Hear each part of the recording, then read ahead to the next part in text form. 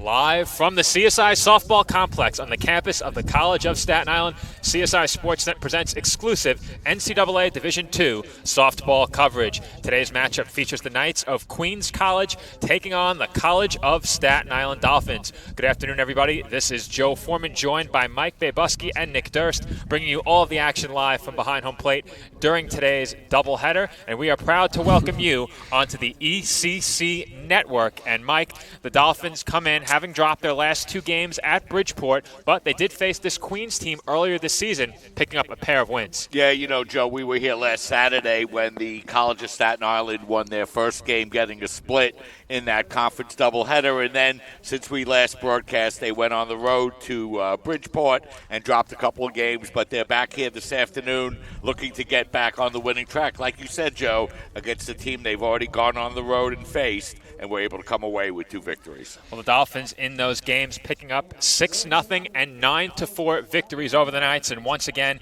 it was a stellar performance in the circle for Emily Corrick during those games. Corrick picked up the win against the Knights in the Dolphins matchup against Queens and was phenomenal in the circle once again for the College of Staten Island. She threw all 7 innings in that game, striking out 10, allowing only 4 base hits. She takes the circle for the College of Staten Island once again in Game 1 of today's doubleheader. Yeah, you know, she's really pitched very well, Joe, since joining the Dolphins for this 2021 season, coming in with a 2-3 record and a 2.75 ERA. But, you know, Joe, in a lot of ways, she's really pitched a lot better than the record would indicate. And she's only allowed 29 hits in 36 innings so far. You know, 11 base on balls is something, or 12, I should say, something that they're going to want to work on a little bit, but a great start to her College of Staten Island career. Absolutely, getting it done not only in the circle, but at the plate as well, hitting at .419, leading this Dolphins team. Samantha McPherson, a returning Dolphin from the team in 2019, right behind her at .355. And it looks like the national anthem is about to be played, so Nick, Mike, and I will step aside and take a break. When we come back, Dolphins and Knights here on the ECC Network.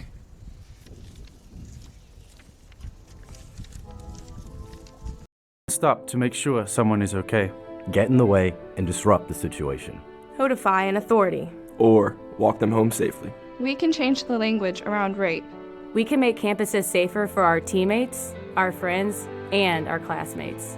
We cannot be bystanders. Taking action isn't always easy, but it's on us to intervene. Because we can. Learn more and take the pledge at itsonus.org.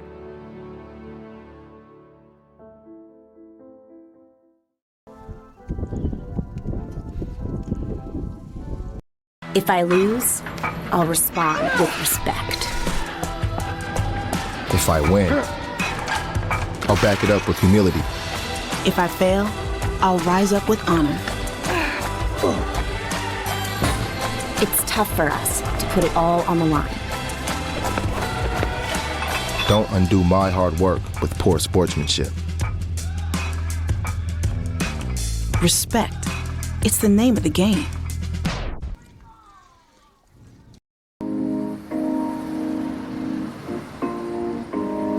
My dad was a soccer coach and bought this little book bag.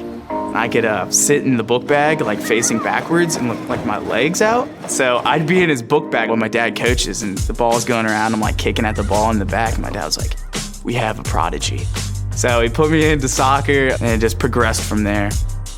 The catalyst was the opportunity to play soccer at a Division II school. On my team, I thrive to work as hard as I can. I mean, whatever you do on the field, there's a positive correlation to whatever else you do, be it personal relationships, homework, the way you carry yourself. I've changed since I got to King University. It's really helped me to develop as a leader. I think it's honestly the best thing that's ever happened.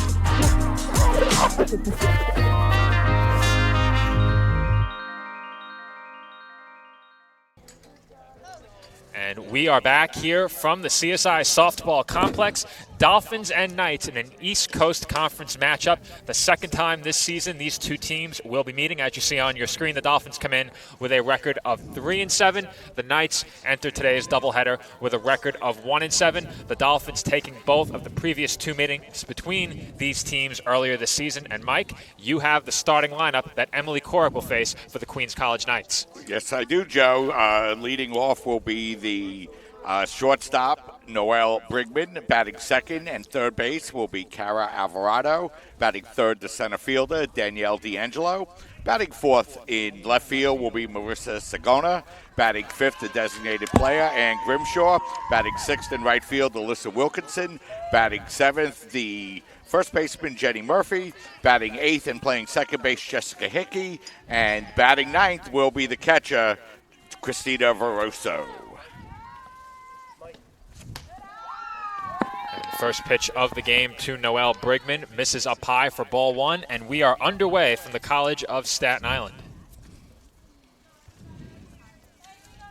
Here comes the 1-0 pitch from Emily Corrick, and that's inside for ball two. We mentioned what a strong season she has had during the pregame. Corrick for the Dolphins comes in with a record of 2-3, an ERA of 2.14. She's appeared in 6 games, 5 of those starts, and in 36 innings has allowed 29 base hits, 17 runs, 11 of those earned. She has walked 12 and struck out 48. As right now, the infield umpire is having a word with Corrick in the circle, as it looks as if he was examining the alignment of the mound and the pitching lines, and having a word with Corrick now about her motion as well. And we'll see what comes of this as Corrick takes a look back towards her dugout. And the action will resume with a 2-0 count on Noelle Brigman. And the 2-0 from Corrick misses down and in for ball three, so it's an early 3-ball count for Corrick. Taking you around the infield for the Dolphins this afternoon, Joe. Alexander Montella at first base, Gorit Comihendo at second. And that's in for a called strike one. Elizabeth Moore will be at shortstop. Samantha McPherson will be at third base. Victoria Whalen will be in right field. Claudia Picaro will be in center field. And Jessica Carrion will be around in left. That is in for a called strike two, running the count full. So we open the game with a full count. Here comes the payoff pitch from Corrick. And that misses downstairs for ball four, putting Brigman on with a leadoff walk. Yeah, so Corrick walks our 13th batter of the season, a leadoff walk, and, you know, not certainly the way that she wanted to start this afternoon, Joe. Absolutely not, and for Corrick, walks have been few and far between. As I mentioned, only 12 on the season thus far, make it 13, as Sierra Alvarado will be the batter. Brigman 4-5 for stolen bases on the year, Joe. Dolphins would be wise to pay close attention to her as that one is bunted to the right of the circle. Throw on over to first is in time for the first out of the inning, and Brigman will advance to second. So the sacrifice will be successful, Joe, 3-4, and the Queens College team a quick runner in scoring position here in the top of the first. Early threat for the Knights, and that will bring Danielle D'Angelo to the plate.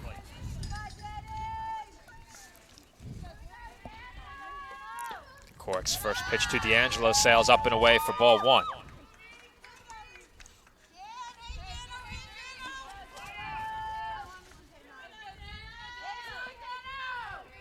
One to know the count, and the pitch from Corrick is on its way. That's on the inside corner for a called strike. Nice pitch that time by Corrick, working on the inside of the plate. Did a good job tying up Alvarado on that pitch. Here comes the 1-1. And that's fouled away, running the count to 1-2 strikes. Knights coming in batting .265 as a team, yet to hit a home run, and just 18 RBIs through their first 8 games.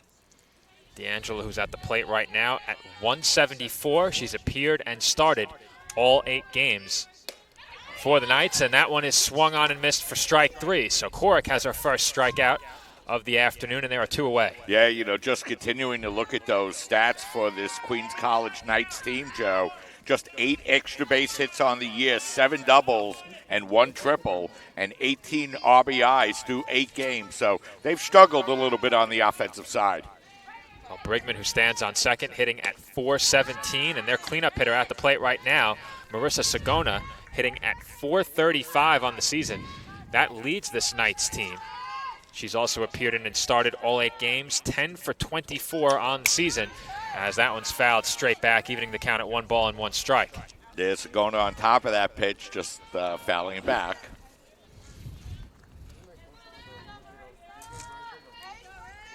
One ball and 1 strike, the count on Sagona, looking to chase home Brigman from second, and that one's fouled over the visitors' dugout for strike 2. Sagona with 5 runs batted in on the season. That also leads this Knights team. Chance to add 1 more right here. 1-2 is the count. And the pitch from Cork is outside for ball 2. Yeah, that one just off the plate outside, so count evens at 2. 2 balls, 2 strikes, and 2 outs in the top half of the first inning. And that misses up and away for ball 3. Cork has thrown 16 pitches, 8 of those out of the strike zone so far. Looking to avoid issuing her second walk. Here's the payoff pitch.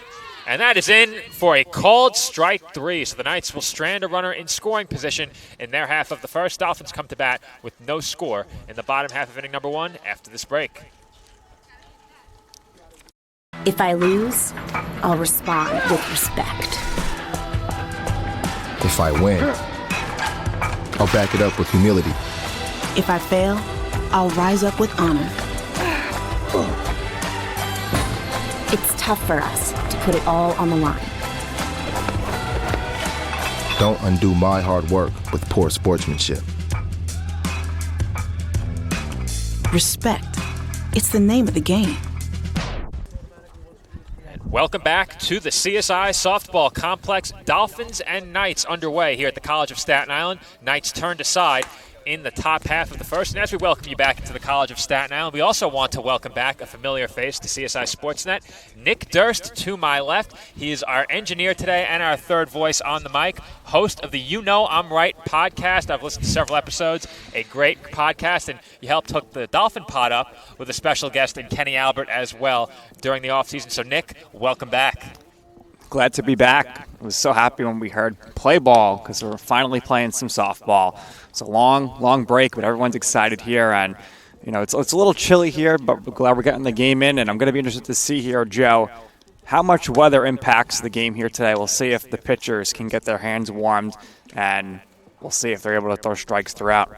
Well, for our sake, I am hoping the temperature rises a bit, but as we get set to begin the bottom half of the first inning, Mike has the starting lineup for the College of Staten Island. Mike? Thanks a lot, Joe. For the Dolphins, it'll be Emily Corrick leading off, and from the Hill today, Elizabeth Morse batting second, playing shortstop, Samantha McPherson at third.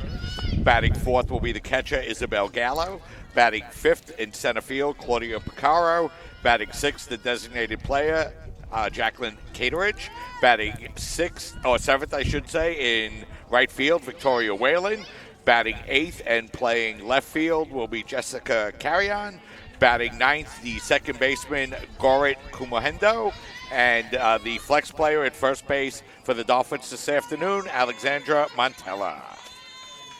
Thank you, Mike, as you wrap up that lineup just in time for Emily Corrick's first plate appearance of the game.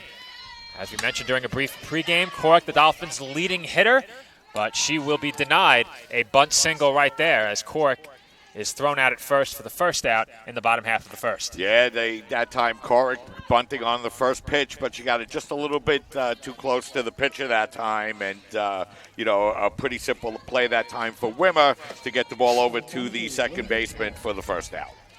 That will bring up Elizabeth Moore. Seems like the Dolphins have really settled into their regular lineup here. We've seen Corrick at the top of that Dolphins lineup and Moore typically batting second, as Eric Kraut has tinkered with his batting order throughout the season. 1-0 the count on Moore, and she pops one up on the infield. And Brigman will make the catch over at short, and they are quickly 2 away. And looking at the Knights defensively, Joe, it'll be Jenny Murphy at first base, Jessica Haley at second, Noelle Brigman at shortstop, and Sierra Alvarado around at third. Marissa Sagona will be in left field, Danielle D'Angelo in center field, and Alyssa Wilkinson will be around in right. Samantha McPherson will be the batter, and that's taken on the inside corner for a called strike one. And Christina Veroso behind the plate for the Knights here this afternoon, Joe.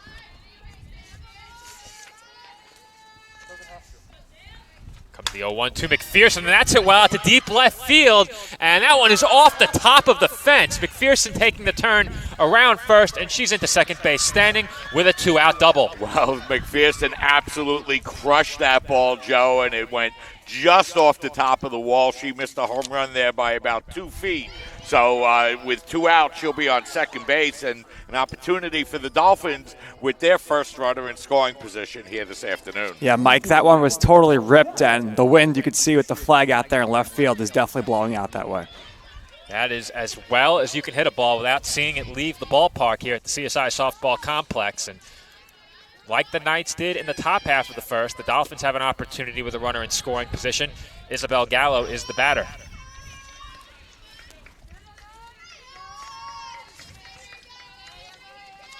Gallo quickly ahead in the count, 1-0. She comes in hitting at 167 on the season in 30 plate appearances. And she takes a called strike. Gallo looking for her 4th run batted in on the season. Has a chance to drive home McPherson, who stands over at second. And Gallo hits one on the ground to short. Another chance for Brigman. And she throws out Gallo for the 3rd out of the inning. So the Dolphins strand a runner in scoring position in their half of the first. Through 1 from the CSI Softball Complex. No score between the Dolphins and Knights.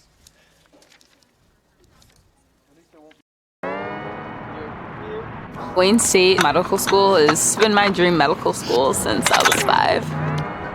Athletics are important, but so is service. So is research, so is becoming a better person, and we expect you to do well athletically, but don't forget the reason you're here, which is to give back to your community and to get good grades.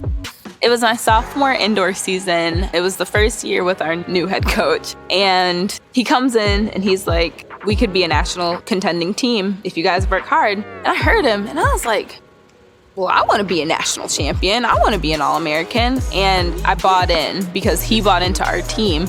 And I qualified to go to indoor nationals. I decided I wanted it, so I went and grabbed it.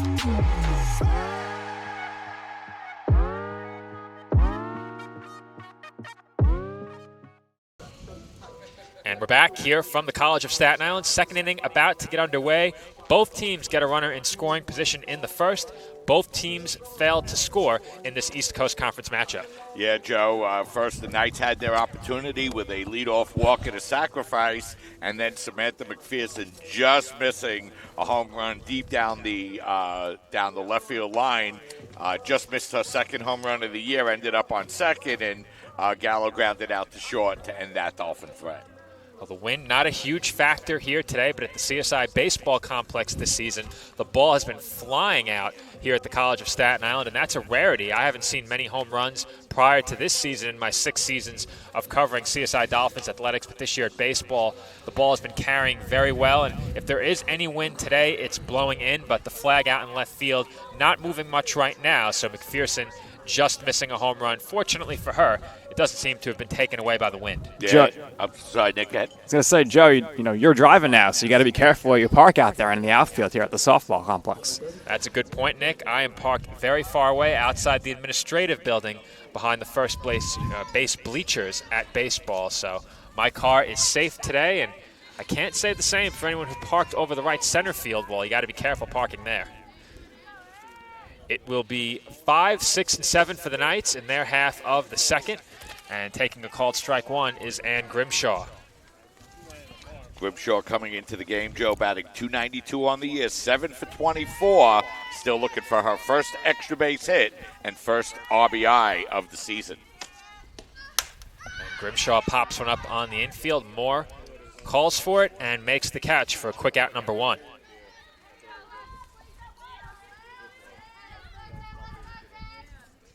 One away now, and that will bring up Alyssa Wilkinson, Queens right fielder. Comes in hitting at .227 and 22 at bats. And that's on the outside corner for a called strike 1.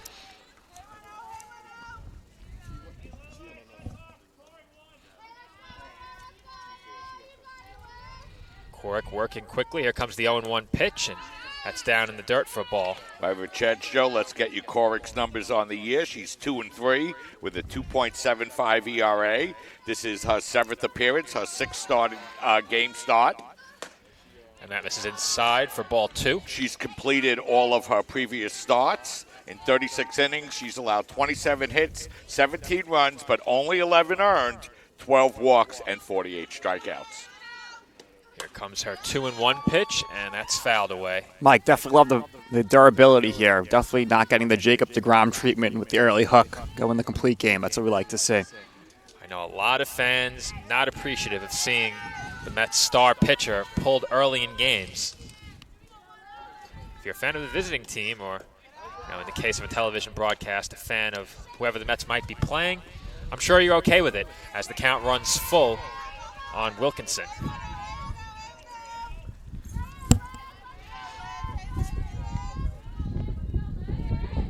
Here comes the 3-2 pitch, and that is swung on and missed. Wilkinson got a piece, but Gallo holds on, and Corrick has another strikeout. Yeah, and Joe, you can't emphasize what a good play that is by Gallo. Those foul balls are very difficult to catch, and it's the difference between getting it out and allowing, the player to continue the at-bat. So nice play that time by Gallo.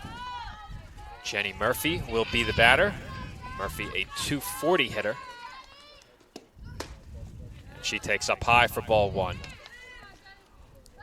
Only 2 players in this Queens lineup hitting over 300. I mentioned those in the first inning, Brigman and Sagona. Grimshaw close at 292. No other night hitting above the 240 mark as that swung on and missed for strike 1. Yeah, that time Corrick taking a little bit off that one. Well, I mentioned it briefly during the pregame, but the Knights struggled mightily against Corrick the first time they saw her earlier this season. Corrick picking up the win and the shutout over Queens. First time these two teams met. 2 balls and 1 strike the count. And that swung on and missed for strike 2.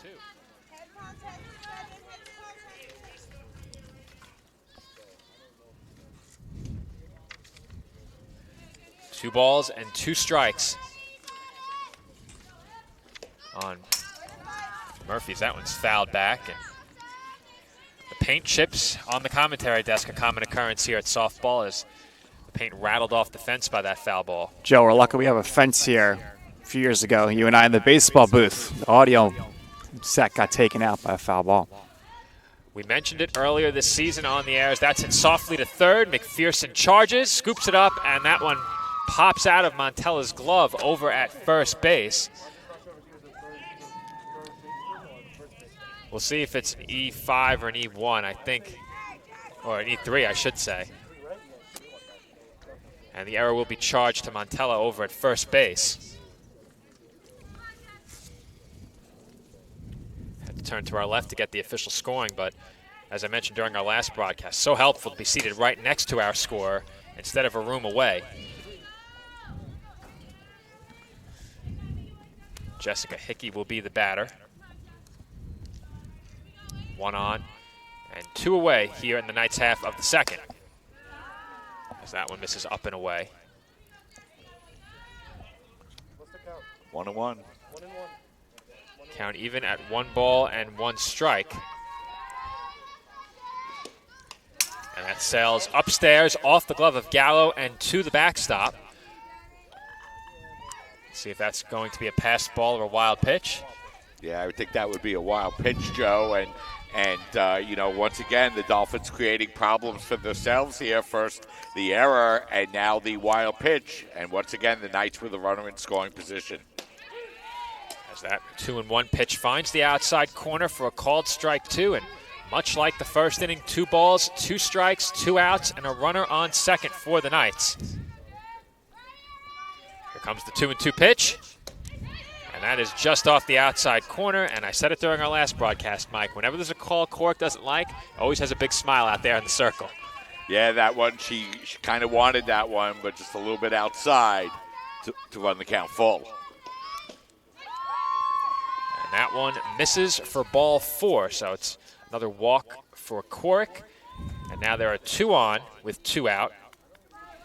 And it will be Christina Varuso, the batter, for Queens College. Varuso comes in hitting at 188 on the season, a left-handed hitter. Batting out of the number 9 spot in the Queens batting order. And the first pitch she sees is in the dirt for ball 1. Yeah, and one of the things you notice about Cork this afternoon, Joe, a little bit off the plate, a little bit more wild than she was in her last start here at the CSI softball complex. Her last start here at home, the offense really got to Cork late in the game. But the Dolphins were able to hold on against Mercy College in that one, and Cork picked up the win, scoring the winning run, as that's popped up right in front of Gallo, and she makes the basket catch for the 3rd out of the inning. So the Knights strand a pair, and we remain scoreless heading into the bottom half of the 2nd inning. More NCAA Division II softball when we come back.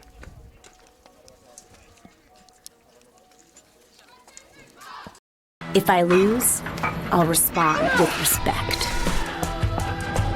If I win, I'll back it up with humility. If I fail, I'll rise up with honor. It's tough for us to put it all on the line.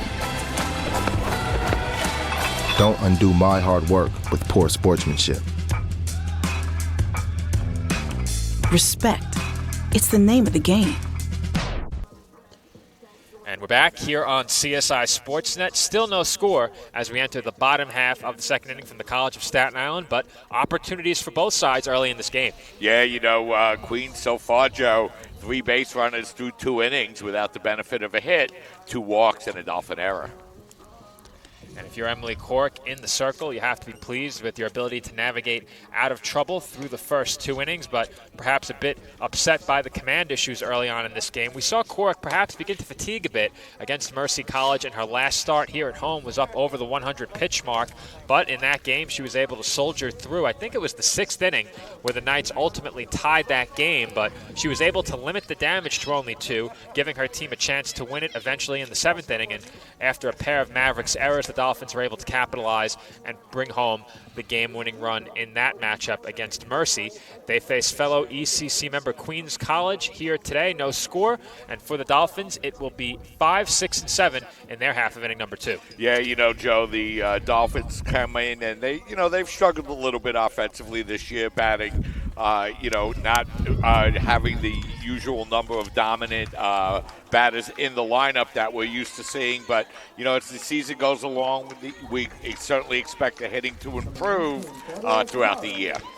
No doubt about that, as we've seen improvement from the Dolphins over their first couple of doubleheaders here at the CSI Softball Complex. It was a very slow start against DeUville, a much better start against Mercy, and Claudia Porcaro has the 2nd inning off to a good start right here, as she will pick up a leadoff triple that rolled down into the right field corner. And for the Dolphins, they have their leadoff batter on to open up the 2nd. Yeah, that's a good start to the inning for the Dolphins. Porcaro came in batting just .233 on the year, picks up her 3rd extra base hit of the year as she drills a double down the right field line. And, nice hustle that time by Porcaro, Joe, as well, as she was running right out of the box, and that effort out of the box enabled her to get to 3rd base. No doubt about that, Mike, as she immediately was busting down the first base line. She had triple on her mind from the moment she contacted that softball, and that will give Jacqueline Cateridge an opportunity to drive in a run. Cateridge comes in hitting at .276, good for 3rd on this Dolphins team, in search of her 2nd run batted in this season. A golden opportunity to pick that up right here.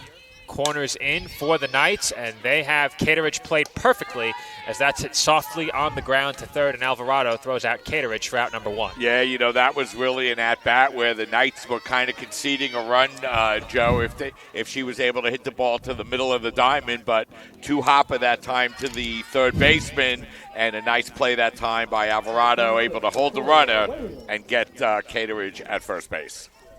That will bring Victoria Whalen to the plate. Whalen comes in hitting at 130, 3 for 23 on the season. One of those 3, a home run against this Queens College team, and Whalen takes a called strike 1.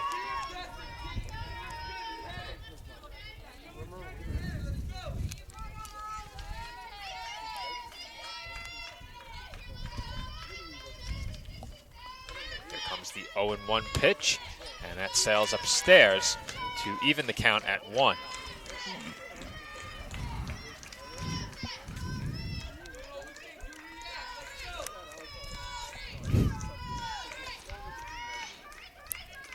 The 1-1 from Wimmer. And that's chopped foul, so Wimmer now 1 strike away from picking up a huge second out. Let's get you Emma Wimmer's stats on the year. She's 1-3 on the year, a 5.73 ERA. This is her 6th appearance, her 5th start. She also completed her first 4 games. Comes the 1-2 pitch. That's swung on and missed by Whalen. Throw to first by Varuso. Completes the strikeout. And once again, forced to hold at third is Porcaro. 2 away now. And Jessica Carrion will be the batter. In 25 2/3 innings, she's allowed 43 hits, 25 runs, 21 earned, walked 10, struck out 11. Opponents batting .355 off of Wimmer on this season. So Wimmer picks up huge first 2 outs in this inning after a leadoff triple by Porcaro. Now has a chance to escape the second unscathed as they will appeal over to third, and Carrion was able to hold the swing for ball 1. Carrion hitting at only 148 on the season, 4 of 27. As the bottom half of this Dolphins batting order has really struggled in terms of the batting averages. Yeah, Dolphins coming into today's game, Joe, batting just .230 as a team. And, of course, for those of you that have followed CSI softball throughout the year, usually a much stronger hitting team than they showed so far this year in their first play in Division II as a provisional member. And that's hit right back to the circle. Wimmer plays it off a single hop and throws out Carrion for the final out of the inning. Dolphins get Claudia Porcaro over to third to lead off the inning, but they strand her there. No score heading into the third inning when we come back from this break.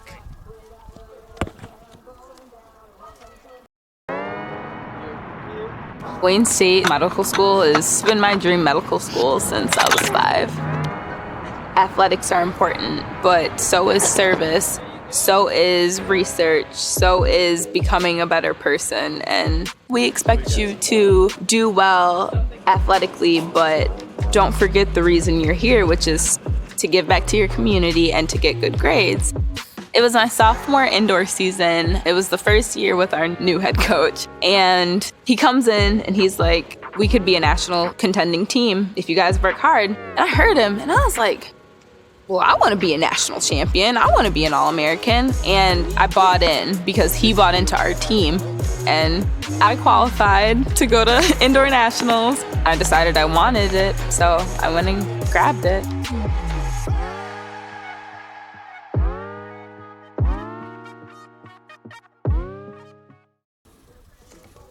Top half of the third inning about to get underway here from the CSI softball complex. No score between the Dolphins and Knights. Yet another opportunity for the College of Staten Island in their half of the second. Dolphins fail to capitalize. Yeah, Joe, a leadoff triple by Porcaro down the right field line, but Cateridge bounced out to third. Whalen struck out, and then Carrion bounced back to the mound, and the Dolphins threaten once again, but do not score.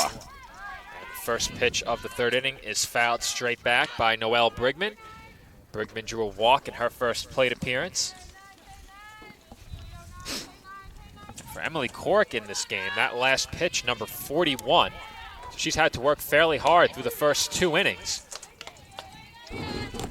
Yeah, that's a lot of pitches, Joe, through the first 2 innings for Cork. 0-2 the count on Brigman here. And she could not hold the swing as protesting coming from third base coaching box, and I will presume to no avail. Yeah, I think the point of the head coach Amy Delmore on that particular play, Joe, is that why not check down with the other umpire? But looked like a pretty good offer at the pitch to me, Joe. So pretty close. Tough to tell from here, Mike, as I try not to umpire from behind the plate. Sometimes we just can't help ourselves as the first pitch misses to Alvarado for ball one. And yes, Sal, we certainly do try. Sal Caruso, our official statistician to my left, chiming in as the 1-0 pitch is in for a called strike one.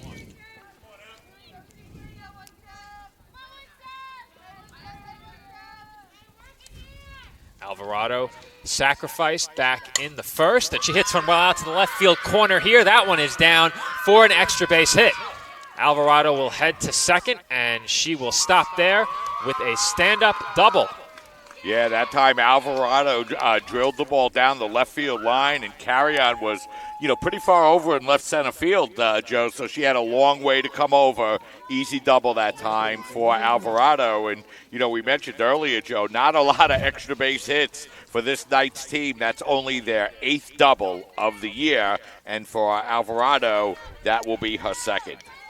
And I think we just saw the debut of our instant replay for the season, though. I think we did have one perhaps in the previous inning, but I got to look at it right there as you see Alvarado whip that ball into the left field corner. And that pitch misses down and away for a ball to Danielle D'Angelo.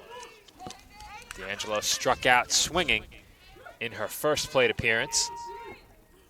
Yet another opportunity for Queens with a runner in scoring position. They've put a runner on second base in each of the first 3 innings. Dolphins getting a runner to second base or further in each of the first 2 innings. 2-0 the count on D'Angelo, and she was way behind that fastball as she swings and misses for strike one. Yeah, Joe, both teams have had a runner in scoring position in every half inning. No runs on the board as of yet. It's been an entertaining start to this one as that skips in for ball 3. And Cork just hasn't had the command early in this game. And you mentioned it, Nick, a bit cold outside today. And we're hoping the temperature rises. Doesn't feel like that's the case right now. Gallo's doing a good job back there, blocking a lot of balls in the dirt. She certainly has, as the Dolphins have needed it. Nearly was able to snag one that was ruled a wild pitch by Cork. It sailed upstairs. Gallo nearly brought it down earlier in this game. Count now full once again. 3 balls and 2 strikes on Danielle D'Angelo, the number 3 place hitter for the Knights, and she takes inside for ball 4. So I think that's Cork's 3rd walk, if I'm not mistaken, Mike, and there are 2 on once again. Yeah, it is a 3rd walk, Joe, and her pitch count is really building up here early in the game. You had mentioned it before the inning had started. Now she's up to 52 pitches and in another jam with 2 runners on and 1 out. That will bring up the cleanup hitter, Marissa Sagona, with an opportunity to give her team the lead. And the Knights have had many such opportunities early in this game with only a single base hit, that coming with 1 out in this inning off the bat of Sierra Alvarado. Comes the 0-1, and that sails up and away. Yeah, and one of the differences in Cork this afternoon, Joe, is when she's missing the plate, it's not really that close, so players aren't even tempted to swing. And that's hit through the right side for a base hit. Alvarado's being waved home. The throw from Whalen up the third base line and fielded by Gallo. And the Knights strike first as they pick up their first run of the season against Emily Cork, the first run of today's doubleheader, and they lead the College of Staten Island 1-0. Well, Joe, you know what they say. If you put a lot of base runners on, eventually something bad's going to happen. And that time, a nice piece of hitting by Sagonia. She took the pitch down into in between first and second base, and no hesitation in sending Alvarado home. She was able to score easily and the Knights lead 1-0 with runners on the corners and 1 out. And there's a nice grab there by Gallo behind the plate once again. As Nick mentioned, she's done a great job so far in this game. And that one sailed upstairs for ball 1. Gallo perhaps saving a run, though the backstop very close to home plate here at the CSI Softball Complex. As the 1-0 is downstairs, Dolphins will fake the throw to second, and D'Angelo slides back into third base safely. Yeah, and Joe, we saw that a lot in last weekend's doubleheader, and the Dolphins have to figure out a way to defend that better other than to allow the runner to go to second base every time there's runners at the corners. Well, you and I speculated during our last broadcast if they would find an answer to that issue next time we saw them, and it appears as if nothing has changed as Porcaro can't make the basket catch. And advancing to third is the runner on second. That was Sagona. Standing over at first is Grimshaw, and the second run of the game comes home. We'll see if that is charged in error. I presume it would be.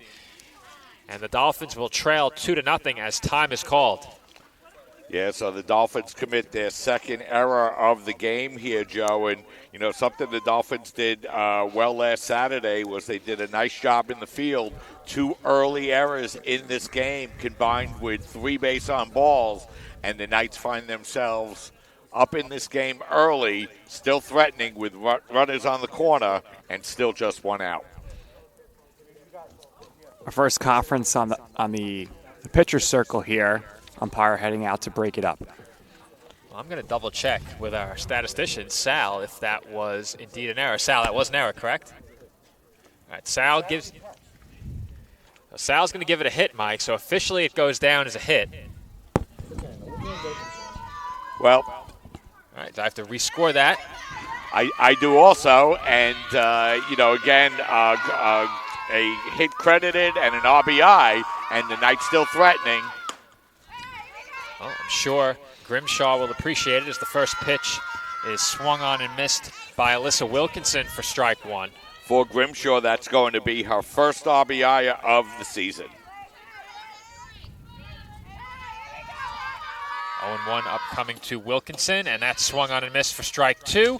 Runner hung up between first and second. Moore looking towards second. Now will come home with it, and that's nicely executed by the Dolphins as they pick up the out at the plate. So, Mike, we were curious if the Dolphins would find an answer to the stolen base with runners on first and third. Right there, they cut down the run trying to score from third. Yeah, that was a nice play by the Dolphins. But, again, if you're going to go and steal second base, go take the base. Again, she kind of got hung up in the middle for really no reason. She could have been on second base. And instead of, having runners on second and third, to try to allow the runner to score, they get thrown out. And now with the strikeout just like that, Queens College's rally is by the boards. So the Knights do pick up a pair in their half of the third inning, helped along by an error charge to CSI. The second run coming home on an RBI single. Dolphins will trail 2-0 when we come back for the bottom half of the third inning. For me, just kind of was the glue that kept my family together, I feel like. I don't know what it was that drew me in, but after I started playing for a while and started seeing some early success as a little kid, to see how much it meant to my parents to see me play the game and try to make a difference was really what fueled me to keep playing and stay competitive. Being a triple major is not necessarily easy, but at the same time it is what you make it. Being a tighter-knit university, I have a lot of classes with the same professors, so they know me pretty well. I think it's that personal relationship that really helped me to thrive as a student. I was able to come here and get my triple major, as well as play a super high level of baseball against some of the best players in the country. There's a lot of options here in Division II with a lot of great ball players and a lot of great people, and they make sure that they give you every opportunity to succeed on and off the field.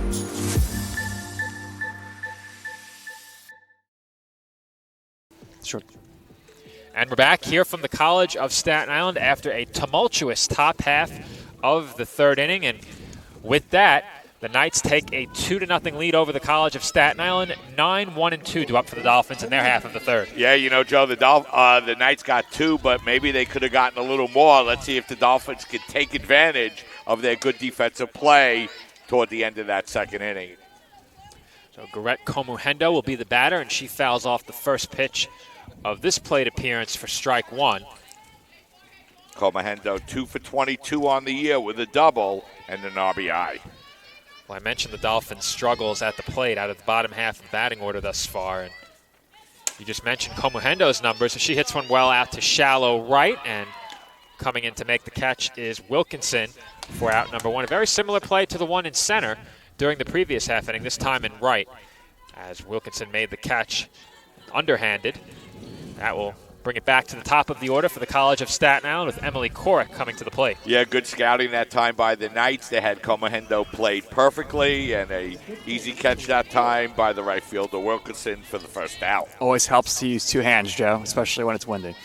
Certainly does, and right there, I don't believe Wilkinson did use two hands. Porcaro attempted to use two hands and was unable to make the catch. So Korek is the batter. She bunted on the first pitch right back to the mound to start the game for the Dolphins. And that one is fouled away, evening the count at 1 ball and 1 strike.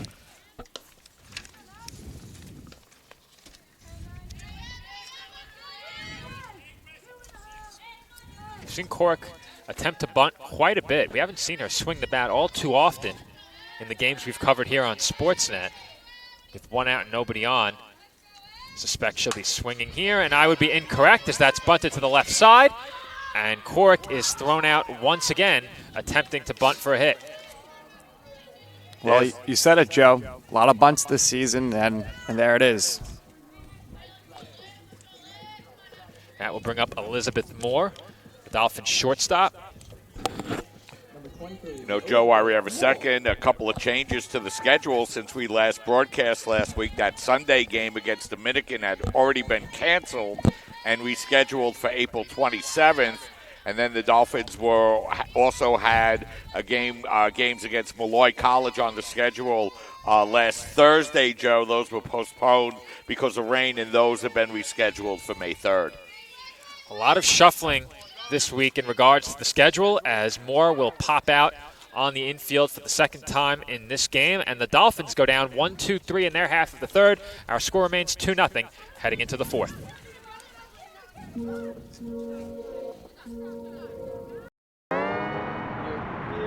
Wayne State Medical School has been my dream medical school since I was 5. Athletics are important, but so is service. So is research, so is becoming a better person. And we expect you to do well athletically, but don't forget the reason you're here, which is to give back to your community and to get good grades. It was my sophomore indoor season. It was the first year with our new head coach. And he comes in and he's like, we could be a national contending team if you guys work hard. And I heard him and I was like, well, I want to be a national champion. I want to be an All-American. And I bought in because he bought into our team. And I qualified to go to indoor nationals. I decided I wanted it, so I went and grabbed it.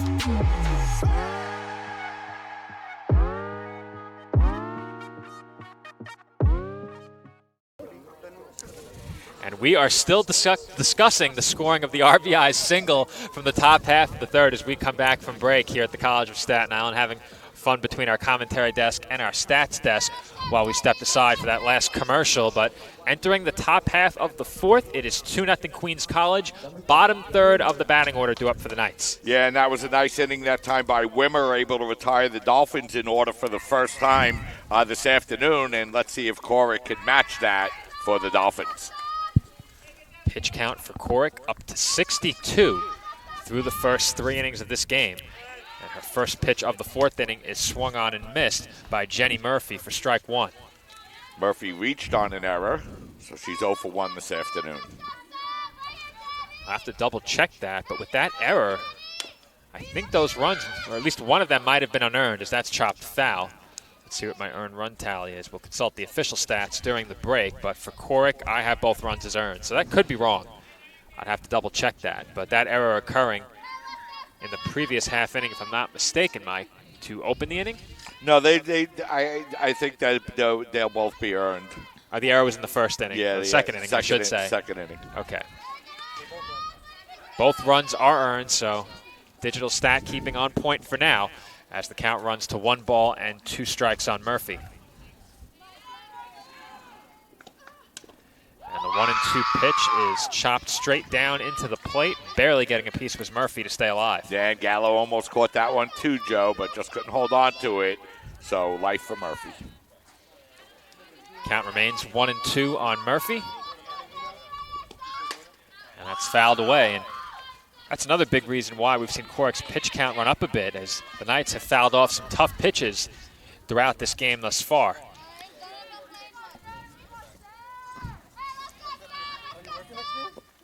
A lot of at-bats into deep counts here as well, Joe. Another 1-2 upcoming, and that is swung on and missed and held on to by Gallo for strike 3. Yeah, Cork has struck out 6 this afternoon, Joe, so she's been able to get the strikeouts so far in this game against the Knights. She's right on pace for those 10 punch-outs she had in her first outing against the Knights earlier this season. Fortunately, right now, she trails in this one on the short end. Her team behind 2-0 as that's hit out into right center field. Another chance for Porcaro, and she makes the catch to retire Jessica Hickey for the second out. Yeah, Hickey hit that ball pretty hard, but the Dolphins had her played correctly as Porcaro was shaded over on the second base side of center field and able to make the play pretty easily for the second out. Christina Varuso will be the batter, and she takes up and away for ball 1. Varuso flew out in her first plate appearance.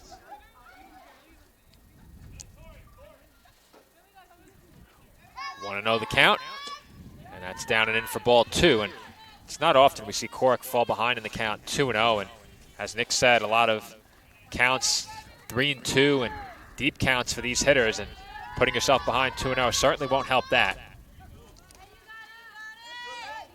I'm not sure if she got a piece of that one or if it hit off Gallo's glove, but either way, it's strike 1.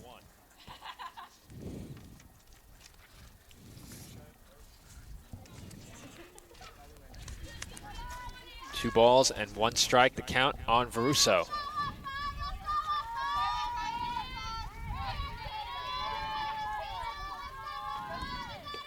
And the pitch from Cork is hit a mile high along the right field line, and Komuhendo goes down but holds on in foul territory. I think the ball was coming down foul. Komuhendo was in fair territory, so it's a good thing for the Dolphins that she held on, and that is the third out of the top half of the 4th. Our score remains 2-0 Queens College, heading into the bottom half of inning number 4 after this break.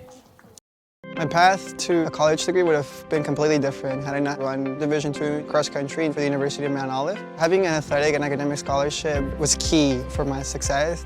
Our coaches were really helpful with balancing out my academics and athletics. I decided to attend graduate school because I wanted to become an athletic director.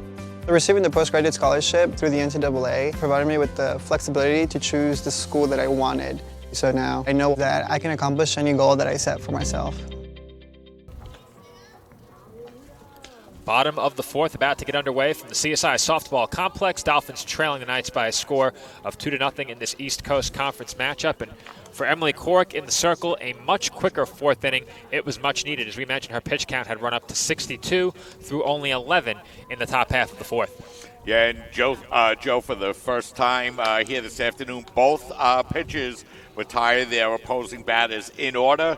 Dolphins just 2 hits through the first 3 innings, a 2-out double by Samantha McPherson, and a leadoff triple by Claudia Porcaro. Other than that, Wim has done a very good job holding the Dolphins in check here this afternoon. She's now retired 6 Dolphins in a row since that leadoff triple by Porcaro to start the 2nd inning.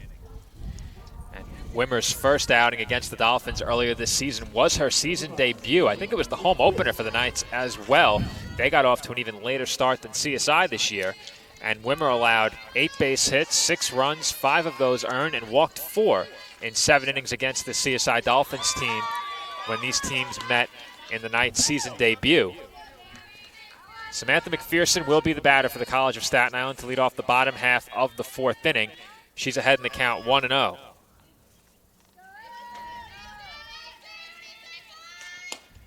1-0 pitch sails up and away for ball 2. Yeah, McPherson with the hardest hit ball of the afternoon for the Dolphins, just missing a home run deep down the left field line for that 2-out double. And the 2-0 to McPherson is in for a called strike 1. Her last appearance against the Knights, or I should say against Wimmer, in the first game of that doubleheader between these two teams. McPherson went 2 of 4 with an RBI, drew a walk, scored a run as well, and she takes ball 3. She was also the guest on this week's episode of the Dolphin Pod, which debuted yesterday at csidolphins.com. You can check that out. In between games, play it on double speed, and you'll get back to us in time for game 2. 3-1 pitches in for a called strike 2, and we have another full count. CSI doing a good job here as of late, getting Wimmer's pitch count up, going deep into counts. 3 balls and 2 strikes, payoff pitch upcoming, and that's hit right back up the middle for a base hit. And McPherson is on for the second time today. Nice bit of hitting that time by McPherson. Full count. She took that ball right back up the middle where it came from for a leadoff single. McPherson with 2 of the 3 Dolphin hits this afternoon. So a great start for the Dolphins' second leading hitter in McPherson. She's on to lead off the Dolphins' half of the 4th, and Isabel Gallo will be the batter. Gallo grounded out in her first plate appearance. Has been busy behind the plate in this game as well. And the first pitch to Gallo is swung on and missed for strike 1.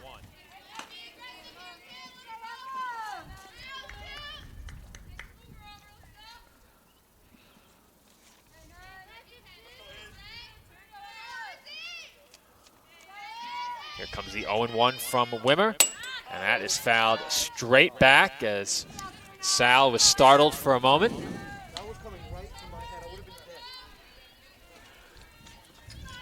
As Nick said, fortunate to have a fence in front of us. And you mentioned, Nick, losing the mixer to a foul ball at baseball. Dave and I spoke about it earlier in the year on our season opening broadcast. As that one's hit out to shallow right field, and that will fall fair and roll toward the fence. Gallo will easily take second. McPherson is being waved home. There will be no play at the plate, and Gallo will keep on running as she takes third. It is an RBI double for Isabel Gallo, who advances to third on the throw, and the Dolphins now trail 2-1. Yeah, Gallo didn't hit that ball very hard, but she put it in absolutely the perfect place, Joe, down the right field line. Queens College took a long time to retrieve that ball and get it into the infield, and Dolphins have cut the Knights' lead in half, still threatening with a runner at third base and nobody out. And the first pitch to Claudia Porcaro misses for ball 1. My point I was making about the mixer is that we're going to try not to talk about that anymore, as it's a classic CSI Sportsnet moment. It reopens some old financial wounds, as these mixers aren't cheap.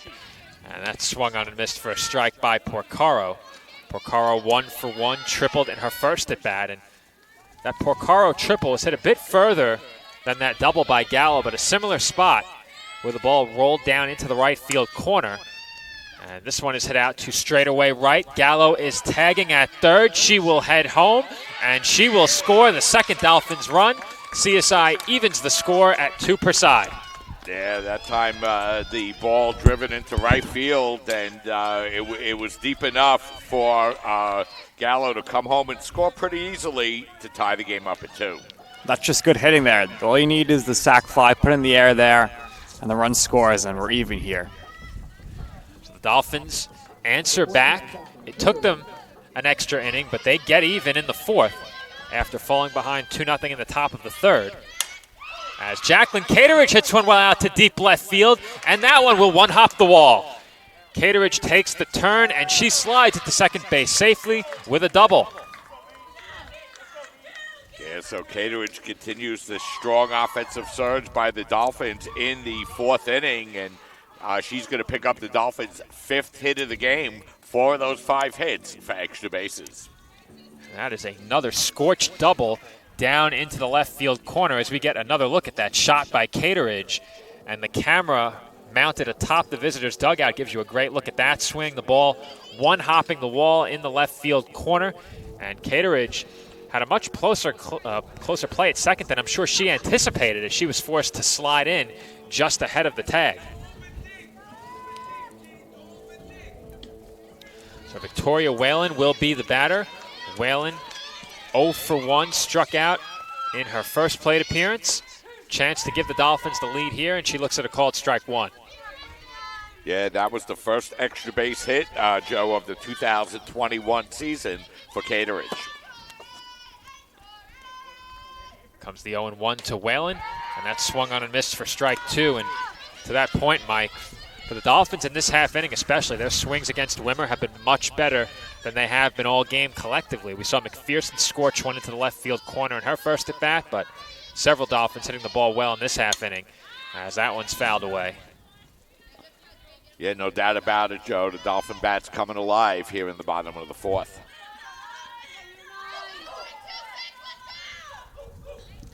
Oh, 2 the count on Whalen. Chance to give the Dolphins the lead if she could drive in Cateridge from second base. And the 2-strike pitch is fouled back once again.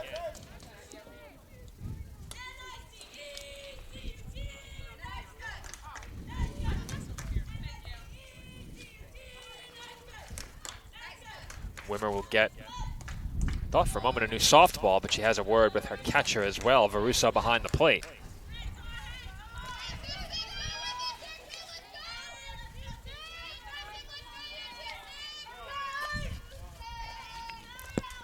Another 2-strike pitch upcoming, and that's down and in.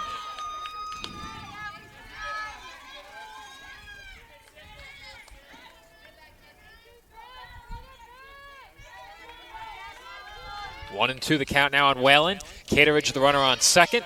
Carry-on deck. And that is popped up in foul territory and off the top of the Queens dugout. So Whalen quickly falling behind in the count, 0-2. Continuing to fight off pitches. She will see at least one more. Yeah, she's doing a good job in this at-bat, Joe, really making Wimmer work as the Dolphins with that go-ahead run down at second base with still just one out. And Whalen is hit by the pitch. So Whalen, after falling behind 0-2, fouled off 3 pitches, took one out of the zone, and reaches first via the hit by pitch. And that will bring up Jessica Carry-On with 2 on base. Nice job that time by Whalen, Joe, and Victoria not exactly diving out of the way of that pitch. No, not exactly, Mike. As in the Mets home opener earlier this year, Michael Conforto didn't exactly make much of an effort to get out of the way of one and earn the Mets a victory, as attempting to bunt was Carry-On. The tag applied to Cateridge, but the ball pops out of the shortstop's glove as Brigman was there to cover. And unfortunately for the Knights, she could not hold on. Yeah, you know, Joe, we'll wait and see how the official scores that. The Knights coming into today's game having already committed 19 errors. That's going to be their 20th of the year, Joe, and that's a costly one. And, I sometimes wonder about those kind of plays, Joe. You have a couple of runners on with one out. You take the out at first base and get that second out and try to, get the third out on the next batter. Comahendo struggling a little bit at the plate through this 2021 season. Instead, you try to go to third base, and now instead of 2 out and 2 on, you're looking at bases loaded with just 1 out. So a golden opportunity here for the Dolphins as I'll double check with Sal. Sal, is that an E5 or an E6? E5. So an error on the toss to third, if I'm not mistaken, because the shortstop was covering. So E6, all right, that's what I thought. So E6 on the play, as it was the shortstop covering third base on the play. The ball popped out of the glove of the shortstop, Brigman, on the play. So that cost the Knights the out. And with a bases loaded opportunity, it will be Garrett Comahendo. And, Joe, I thought, I really thought that the shortstop might have caught that with her foot on the bag. And since it was a force play at third base, I thought she might have been out on the play. And I think, that's what, Coach Amy Delmore came out to speak about with the umpire, and it looks like they are discussing it between home and third base. Well, if that is the case, Mike, a much better eye than I have, as the runner is ruled safe over at third, much to the delight of the Dolphins dugout. And Dave passing along his input on the official scoring. We've got it, Dave, as we took care of it. So the bases are loaded with Knights, 1 out in the Dolphins' half of the fourth. The score still tied at 2. CSI looking to take the lead, and Gorut Komohendo has the opportunity to put CSI in front right here. And that misses upstairs for ball 1. Queens College bringing the infield in a little bit, Joe. They want to cut down that go-ahead run if they can here in the bottom of the fourth. Komohendo ahead in the count, 1-0. And that one is fouled back off of Varuso behind the plate.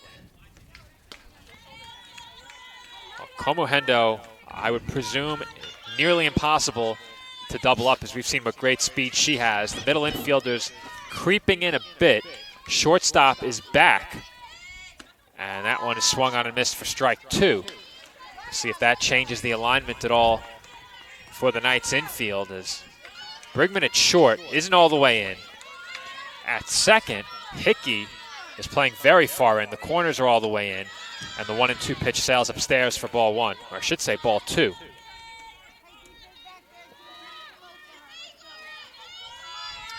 Two balls and 2 strikes, the count on Komohendo.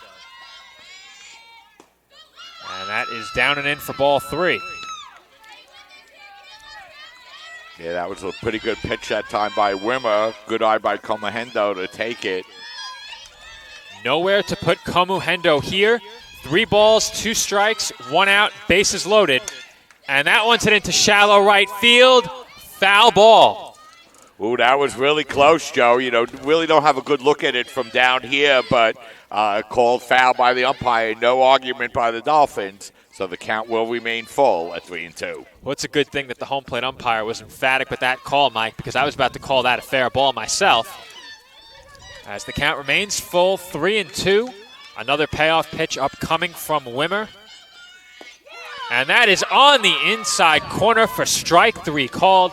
Komohendo goes down looking, and that is a huge second out for Wimmer in the circle. Yeah, that pitch was very close to that last ball call, but that time catching just enough of the corner, Komohendo goes out, strikes out looking for the second out. That will bring up Emily Corrick. Bases remain loaded. 2 out now, and Corrick fouls back the first pitch she sees for strike 1. Corrick has attempted to bunt twice, both with the bases empty. And that one's juggled around there along the third base line. Nicely done by the home plate umpire.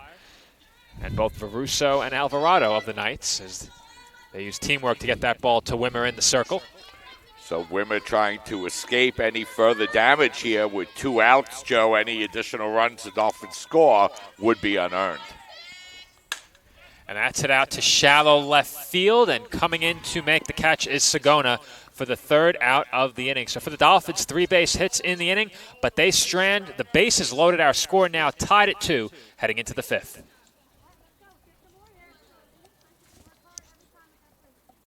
As a student athlete in college, I first got involved with the NCAA at the national level. It was through the Student Athlete Advisory Committee, SAC, gave me an opportunity to advocate on behalf of all student athletes, to affect change and to make an impact. The NCAA is giving the student athlete a platform to voice their concerns and to be able to advocate for what's going to affect their well-being. The policies that are being put in place are speaking towards academics, they're speaking towards well-being, they're speaking towards fairness, creating a culture so that the student athletes have the best experiences possible. That's not working. No, we don't want it. Oh, we're back here on CSI Sportsnet as we were queuing up some replays for you. And I think it just flashed on your screen for a moment. We'll get another look at it as the ball hit by Gorut Komohendo down the right field line. Kicked up what appeared to be some chalk, but Mike and I don't have nearly as good a view as the infield umpire. And here's another look at that play as we're all huddled around the screen right now trying to provide some shade for it.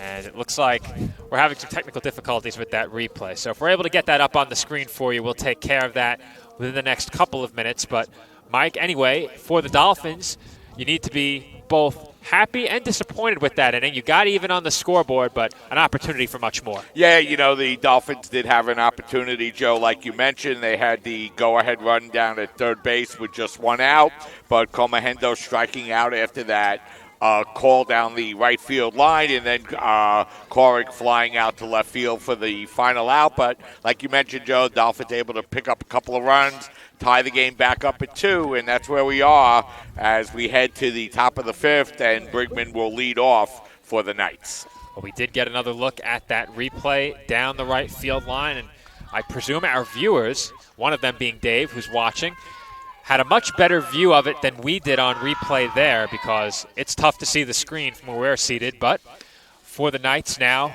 facing a 2-2 score, it will be the top of the order due up. Brigman, Alvarado, and D'Angelo for Queens College in their half of the 5th. And that one skips in for ball 2. So once again, a 2-0 count for Corrick. Corrick retired the side in order in the 4th inning for the first time, now up to 75 pitches on the afternoon. And her 2-0 pitch is off the outside corner for ball 3, and Corrick appearing a bit exasperated in the circle. No smile after that call. And we saw, I'm not sure if you caught it, Mike, but after the play in center field, that was ruled a single on the ball hit to Porcaro. Corrick was visibly upset as she went to back up the throw along the first base line. So that's about as emotional as we've seen her during any game so far this year, as Brigman will have to take a step back toward the batter's box, as she thought she had drawn a walk for the second time, but instead the count is full once again. Yeah, it looked like a pretty good pitch from here, Joe. Here comes a 3-2 pitch from Corrick, and that's off the inside corner for ball 4.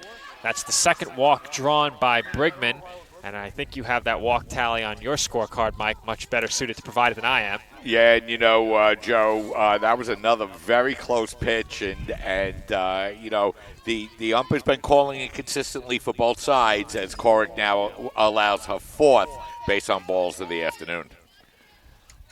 4 walks for Corrick in the game, as her command has come and gone thus far. She puts the leadoff runner on, and that one sails to the backstop off of the fence post. It rebounds up the first baseline, and Montella had to go chase that ball down, as taking second base is Brigman. Ahead in the count, 1-0 is Alvarado. And now if the Knights choose to bunt, they could advance a runner into third with nobody out. Yeah, and Joe, Brigman has now drawn a leadoff walk twice here this afternoon through 5 innings. Joe Gallo's been great today, but she had no chance to stop that one.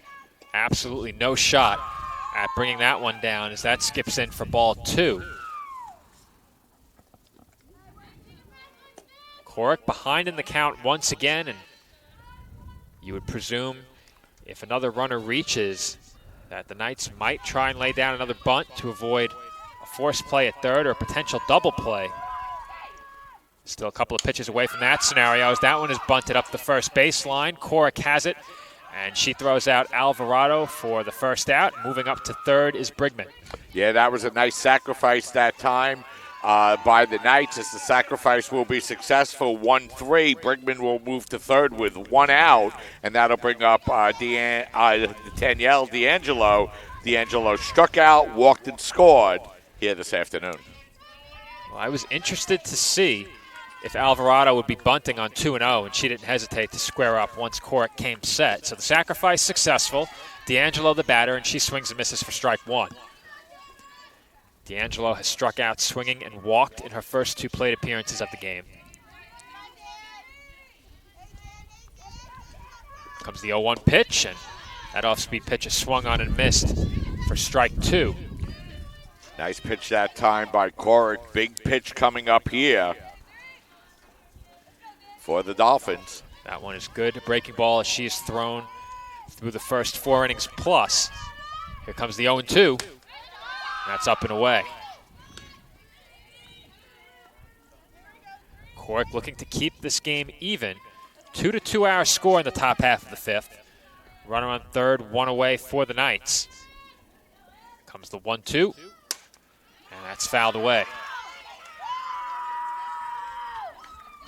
Dolphins were on alert for a potential bunt. Still are over at third as McPherson playing even with the bag, perhaps a step or two closer. Same goes for Montella over at first. But with 2 strikes, a bunt unlikely as that misses outside for ball 2. And D'Angelo working her way back into the count. Now the count even, 2-2. Here comes the 2-2 pitch, and that sails upstairs for ball 3. This next pitch will be number 89 for Emily Korek. She's missed with 39 of the first 88 so far. Looking to avoid walk number 5, and that won't do it as D'Angelo is on. Another full count for Korek in the circle as well, and the 5th walk she's issued. Yeah, you know, she's really struggled with the base on balls this afternoon, Joe. Came into this game with 12 on the year. She's up to 17 walks on the year now. So that will bring up Marissa Sagona. Sagona is 1 for 2, struck out and singled thus far. Joe, let's keep an eye on the stolen base attempt here. I don't think we'll have to be eyeballing it too long, Nick, as the runner was going on that delivery, and both the home plate umpire and I were unaware of where that ball ended up, and you could see him shrugging, looking for some cover. Mike and I don't know where it is, Nick. I don't know if you saw where it went, but that baseball rolled over the backstop, somehow didn't end up in front of us or in the bleachers. So that ball took quite the odd path into foul territory, as that one's fouled back over the bleachers as well, and Korek now ahead on Sagona, 0-2. Yeah, big batter once again here. Getting late in the game, Joe. Tied at 2. And the Knights with the go-ahead run down at third with just 1 out. Big pitch upcoming here from Korek. The 0-2 is taken outside for a ball. Moore will cut off the throw to second, and allowed the stolen base is D'Angelo over at first. D'Angelo coming into the game 0 for 1 in stolen base attempts, Joe, and able to just walk into second base to put 2 runners in scoring position with just 1 out. And the 1-2 is hit on the infield, and Moore is right there to make the catch for a big out number 2. That's a huge out for the Dolphins, Joe, is Korek 1 batter away from getting the Dolphins back in the dugout here in the top of the 5th. That will bring up Ann Grimshaw. I mentioned it earlier in the broadcast. Grimshaw, the 3rd leading hitter on this Knights team. And a big opportunity here to plate a pair. She checks her swing at that first pitch. Did she go? They will appeal to third. Yes, she did. That is strike 1. Grimshaw 1 for 2 on the afternoon. She got her first RBI of the season in the top of the 3rd. And the 0-1 is popped up foul, and Grimshaw is quickly in a 2-strike hole. Big opportunity here for Korek, who's been excellent at limiting the damage in innings that seem like they might have a chance to get out of hand. This inning appeared potentially headed in that direction, and that 0-2 pitch just missed for ball 1. Yeah, since having that go-ahead run down at third with just 1 out, she got ahead 0-2 on both the following 2 hitters. Let's see if she can finish Grimshaw off. And she certainly went around there as all the Dolphins were halfway off the field. Nicely done by Korek as she picks up the strikeout to strand a pair in scoring position for the Knights once again. Our score remains tied at 2 heading into the bottom half of the 5th inning.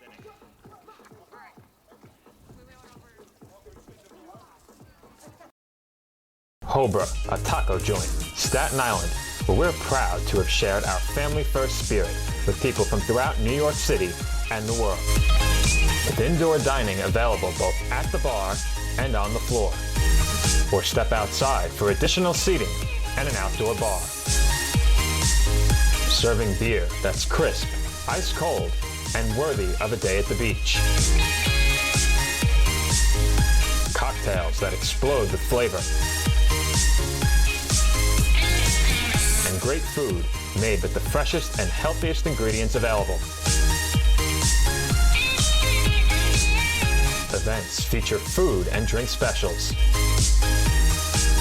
live music, and the best of Staten Island nightlife. Your CSI Student ID saves you 10% on your dining order at Hobra. Visit us at 412 Forest Avenue, Staten Island.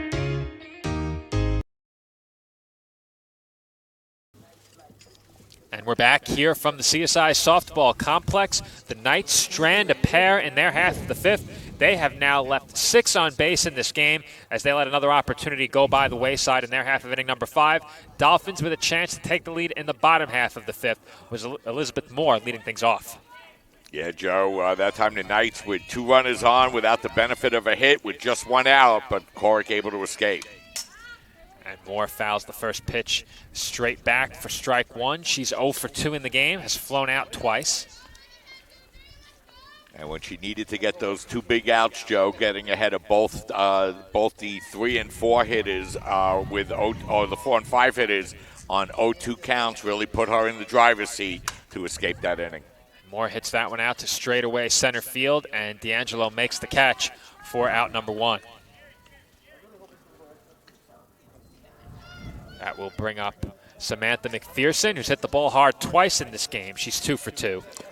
Yeah, she has 2 of the 5 Dolphin hits, Joe, just missing her second home run in the first inning and then singling up the middle in the 4th for her 2 hits here this afternoon. That double early in the game was a rocket off the left field wall, and then that grounder up the middle was hit hard as well, and that one is ripped into left center field for another extra base hit. McPherson heads towards second, and she is in standing with a 1-out double. Yeah, McPherson wasting no time once again, Joe. That's the second time this afternoon she's hit the first pitch she's seen for a double, that one in the left center field gap. So she's nearly hit a home run down the left field line, doubled in left center, and grounded a single up the middle. So she's hit the ball hard all 3 times. She's 3 for 3. Not only has she hit the ball hard, but she's pulled one into the corner along the left field line into the left center field gap with that double and up the middle. So McPherson really distributing her hits around the ballpark as well. And that will give a chance to Isabel Gallo with a runner in scoring position and 1 out. Gallo is 1 for 2. Had perhaps the softest double we've seen this year. She flared one along the right field line. It dropped fair and then rolled to the fence in right field. That fence being the fence that forms the perimeter of the CSI softball complex, not the right field wall. Gallo behind 0-2 here, and she swings for that fastball for strike 3. So Gallo strikes out on 3 pitches for the second out, and that will give Claudia Porcaro an opportunity. Yeah, that time Gallo chased that high fastball, Joe. They look so good, but they're hard to hit, and that time Gallo couldn't catch up with it as she strikes out for the second out. So a big strikeout there for Emma Wimmer in the circle. And now Claudia Porcaro will be the batter. She fouls off the first pitch she sees for strike 1, and Porcaro hit a triple into the right field corner. She's officially 1 for 1, has a sacrifice fly as well. Looking for another RBI right here. And the 0-1 is hit out to left. Settling underneath it is Sagona, and she makes the catch for the 3rd out of the inning. So the Dolphins strand a runner in scoring position. They have now also left 6 on base. We head into the 6th, even at 2.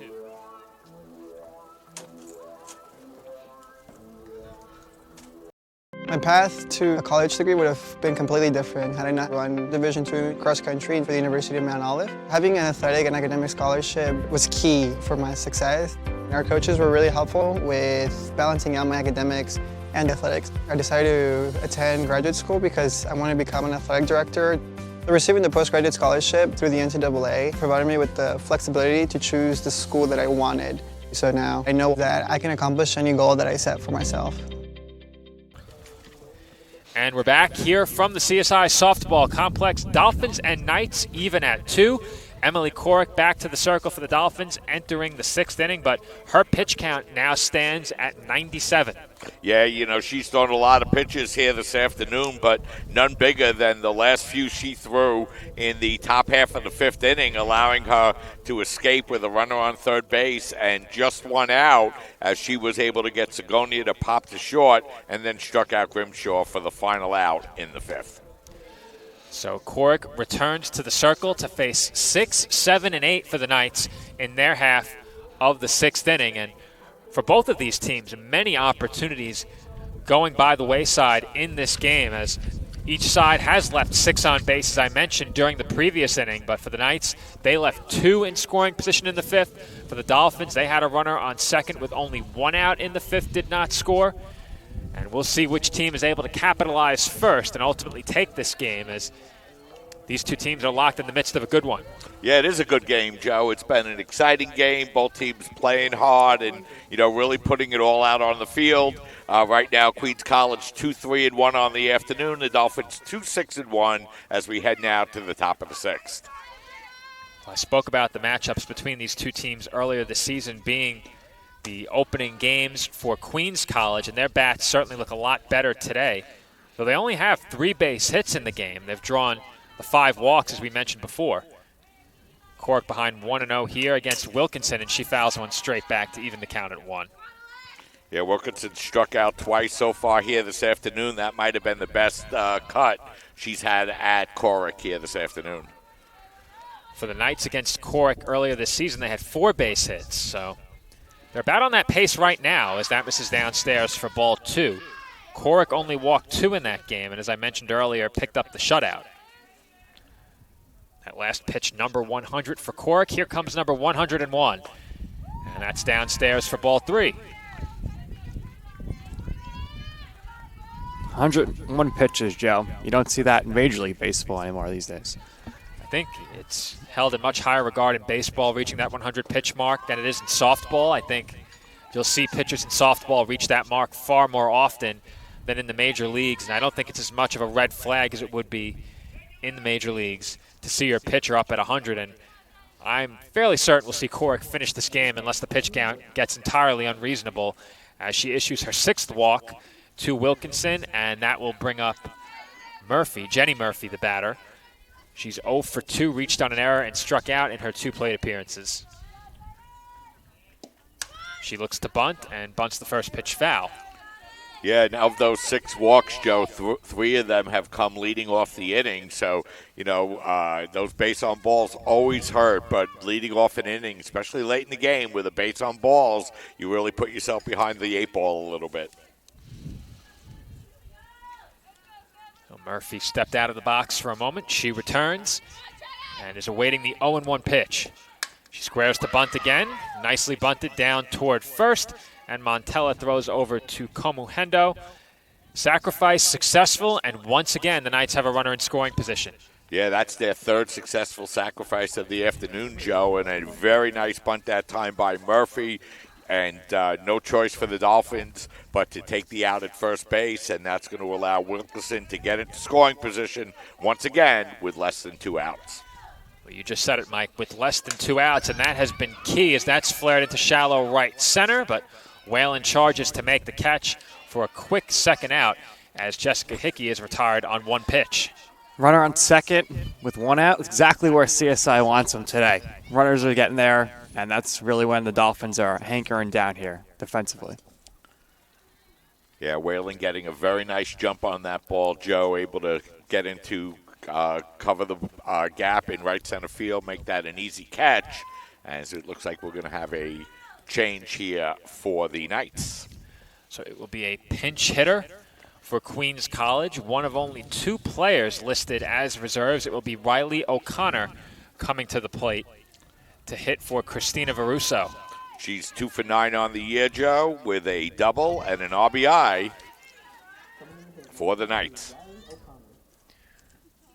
So O'Connor with an opportunity to give her team the lead. Coming in as a pinch hitter off the bench. Score still knotted up at 2. And that is swung on and missed by O'Connor for strike 1. Mentioned it earlier, Joe. Corrick doing a really good job battling all afternoon long and getting herself out of trouble here this afternoon. That one sails high for a ball to even the count at 1, and Corrick has done a tremendous job throwing pitches under pressure, and that's something I talk about a lot here on Sportsnet. How many of those pitches that you've thrown out of the now 108, as number 108 misses, and the Dolphins dugout didn't like it, Mike didn't like it. But as I was saying, how many of the pitches of those 108 now are thrown in high-pressure situations means a lot.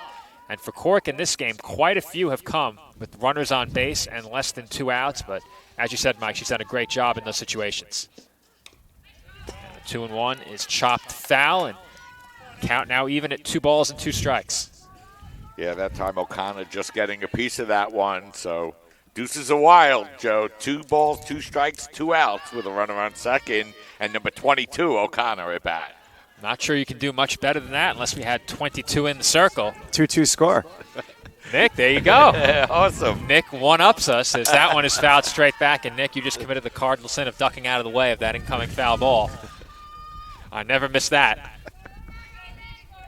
Mike having a good laugh as I did miss a pair of 2s up on the scoreboard. 2-2 our score. And I was going to try and add. And number 22 is batting. I mean, this is just, you can't even make this stuff up. Mike beat you to it already, Nick. He already had O'Connor covered, as it looks like she's having a word with her team's trainer and her head coach. Amy Delmore speaking to her reserve and pinch hitter at the moment, as she appeared to be shaking out the left shoulder. We'll take a practice cut, and we'll see if everyone is satisfied. Yeah, Joe, and, you know, she came in to bat for Varuso, and I'm just wondering, rule-wise, could Varuso just come in and replace her should she be injured? She's going to come back in and catch, most likely, but could she just come right back in and bat for her after being substituted out? That's a good question. And another question I would have is, what would be the situation if they didn't have another reserve, because they have one other player listed on the roster, and you don't know if that player is in uniform or not. That's Ariana Fraccioni, the last player listed on the roster for Queens, but that point is moot as O'Connor steps back into the box and swings through that 2-2 pitch for strike 3. So once again, Corrick strands a runner in scoring position. That's 7 left on base for the Knights. We head into the bottom half of the 6th inning. Our score still even at 2.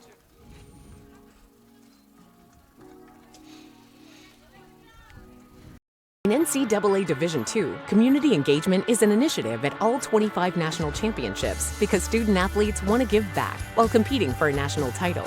Over the course of the year, Division II student-athletes have an opportunity to leave a lasting impression in local communities throughout the country. Whether Division II student-athletes are volunteering at hospitals, schools, after-school care programs, foster homes, or retirement villages, they make a difference in the lives of others. In Division II, we rise to the opportunity and make community engagement ours.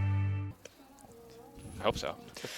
And we're back here on CSI Sports. And as we have a word with Siri during the break, my Apple Watch not listening to me much, but Dolphins coming up to bat in the bottom half of the 6th inning. Score still even at 2 as the Dolphins and Knights are locked in a good one right now. And once again for the Knights in their half of inning number 6, they strand a runner in scoring position. Yeah, you know, they've been threatening all day long. Corrick only retiring the Knights in order in 1 inning, and that was the 4th. And, you know, they threatened once again in their half of the 6th, but they could do no damage as Corrick once again settling down. And when it comes to getting those high leverage outs, she's been able to do it all afternoon. So let's see what the Dolphins could do in their half of the 6th, as it'll be Cateridge, Whalen, and Carry-On, 6, 7, and 8 for the Dolphins here in the bottom of the 6th. Cateridge hit the ball very hard her last time up. One of a couple of Dolphins doubles that were ripped into that left field corner. And that is topped foul into the on-deck circle by Cateridge for strike 1. Cateridge had a huge double in the 4th inning for the Dolphins, drilling the ball deep into left field for her 1 hit here this afternoon, her first extra base hit of the year. And that's hit sharply on the ground, and Fortunately for the Knights, able to knock it down over at second was Hickey, but her throw isn't in time.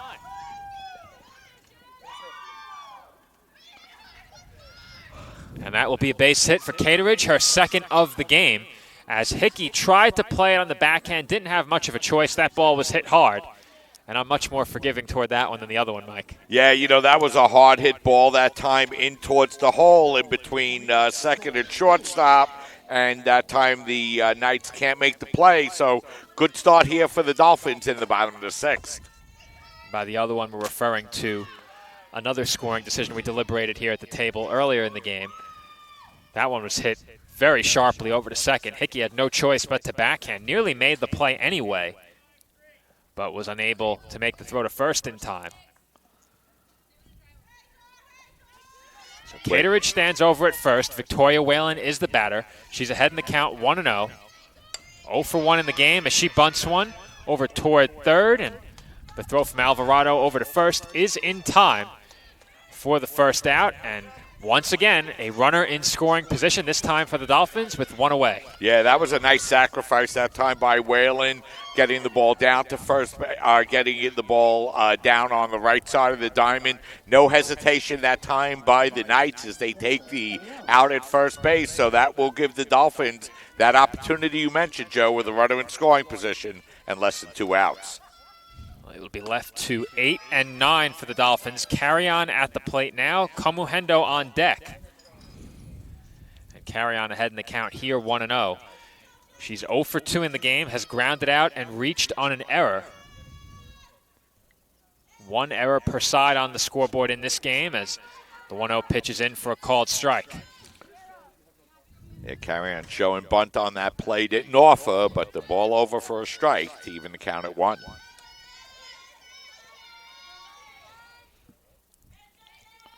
Here comes the 1-1 pitch, and that's bunted foul as Carry On has been looking to bunt from the get-go in this at-bat and is now behind 1-2.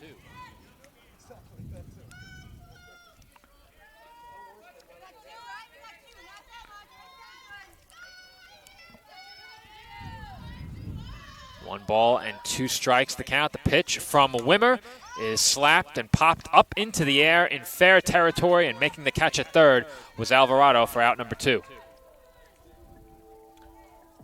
Yeah, Carry On not getting a good cut at that one, just kind of waving at the pitch, Joe, and popping it up to third. An easy play that time for the Knights for the second out, and it'll take a 2-out hit if the Dolphins are going to take the lead.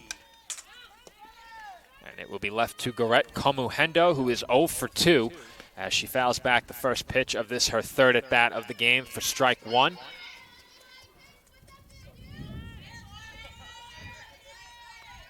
A big out to get for Wimmer right here, with Emily Corrick looming on deck, though Corrick right now hitless in the game. Has attempted a couple of bunts, and those have not been successful, and then flew out with runners on her last time up. Here comes the 1-1 to Kamuhendo, and that misses low for ball 2.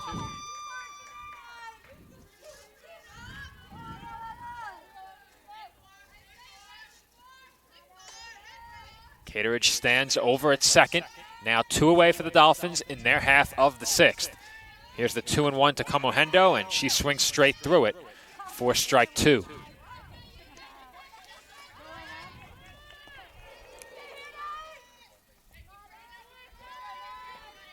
Two balls, 2 strikes, and 2 outs for the Dolphins in their half of the 6th. As Kamuhendo pops that one up foul.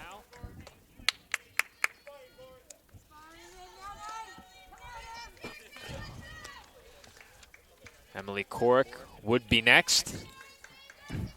Dolphins hoping to see her get an opportunity. Perhaps with the lead here if Kamuhendo can come up with a base hit. Here's the 2-2, and that's high for ball 3. We've seen plenty of full counts in this game. Several for both sides, perhaps that total in favor of the Knights just a bit, as Corrick has been forced to work very hard in the circle. And once again, Kamuhendo goes down looking with a runner in scoring position. So the Dolphins strand a runner over at second. Both teams have now left 7 on base, and heading into the 7th, our score remains tied at 2.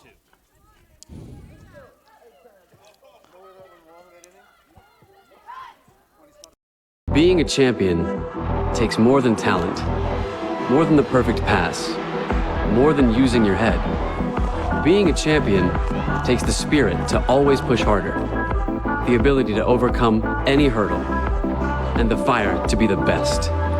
Welcome to Division II, where the pursuit is yours to create. And the question isn't, can you do it? It's, will you? And we're back here from the CSI Softball Complex, 7th inning, about to get underway with the score tied at 2. And it just seems that I'm saying the same thing after the break between every inning. Opportunity after opportunity for each of these teams. Right now, they've only made good to the tune of 2 runs per side, each team stranding a runner at second base during the 6th. Yeah, you know, Joe, it's been a game where the pitchers have retired the opponents in order in just 1/2 inning. The Dolphins went down in order in the 3rd inning, and the Knights went down in order in the 4th inning. But other than that, Joe, every inning teams have gotten runners on base, and most of the time runners in scoring position, but yet we're still tied at 2 heading into the top of the 7th. Well, I mentioned that doubleheader between these two teams earlier in the season several times already. I got a chance to watch that game on and off. Was actually testing out my new scoring app with those games on my television. But in that game, and based on what I saw in that game and looking at what the Knights have done today, the swings have been better for Queens College in this game. The at-bats have been better. But what has really stood out is that Emma Wimmer has done a much better job against this Dolphins team than she did in that first game, where she surrendered 6 runs. And right now she has her team tied in this game, even at 2. Top of the order for the Knights, due up in the 7th, beginning with Noelle Brigman as she looks at a called strike to even the count at 1. Brigman 0 for 1 on the afternoon. She's drawn leadoff walks in the 1st and the 5th and struck out in the 3rd. And that one's hit hard out towards center. Porcaro initially broke in, but she recovers to take a couple of steps back and make the catch for out number 1. You know, Joe, I'm pretty sure that's the hardest hit ball that the Knights have had the entire afternoon. Bad luck that time for Brigman, as Porcaro right there to make the catch for the first out. Well, off the bat, I thought that was trouble, and Porcaro was able to make the catch, but I initially thought that ball would be well over her head.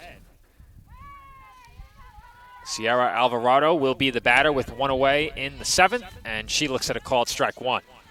Yeah, Alvarado probably had the biggest hit of the afternoon, or one of the big hits for the Knights, as she had that 1-out double and came around to score the Knights' first run of the afternoon. As right here, she pops one up just beyond the infield, and that ball will belong to Carry On out and left as she charges in to make the catch for out number 2.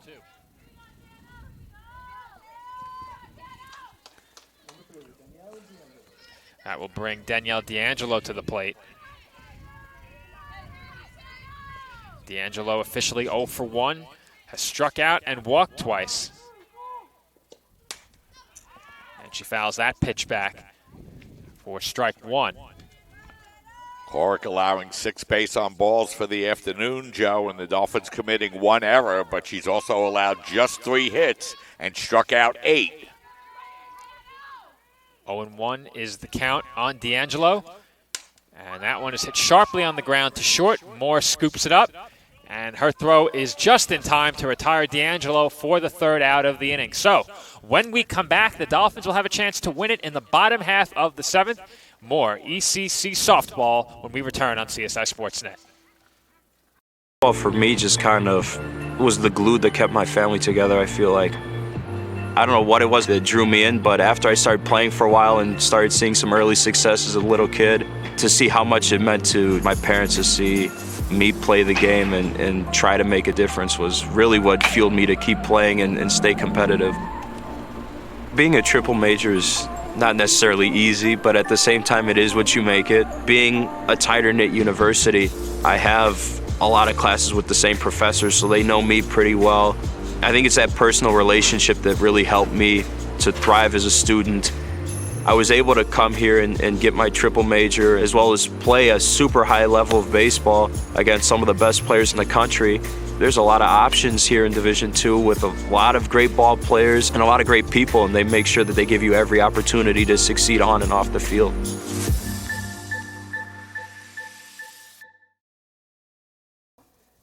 And we're back here on CSI Sportsnet. And Mike, the Dolphins find themselves in a very familiar position. The last game we covered to open up a doubleheader against the Mavericks saw the Dolphins even at 2 heading into the bottom half of the 7th inning with the top of the order due up. So Emily Korek, Dolphins' first place hitter, will lead things off to begin the bottom half of the 7th. Yeah, and Joe, if you're a Dolphin fan, you're hoping for the same result. Korek coming in 0 for 3 on the afternoon. She came in batting .419 when the afternoon started, Joe, but she's been out attempting to bunt twice and then flew out to left field with the go-ahead run in scoring position in the 4th.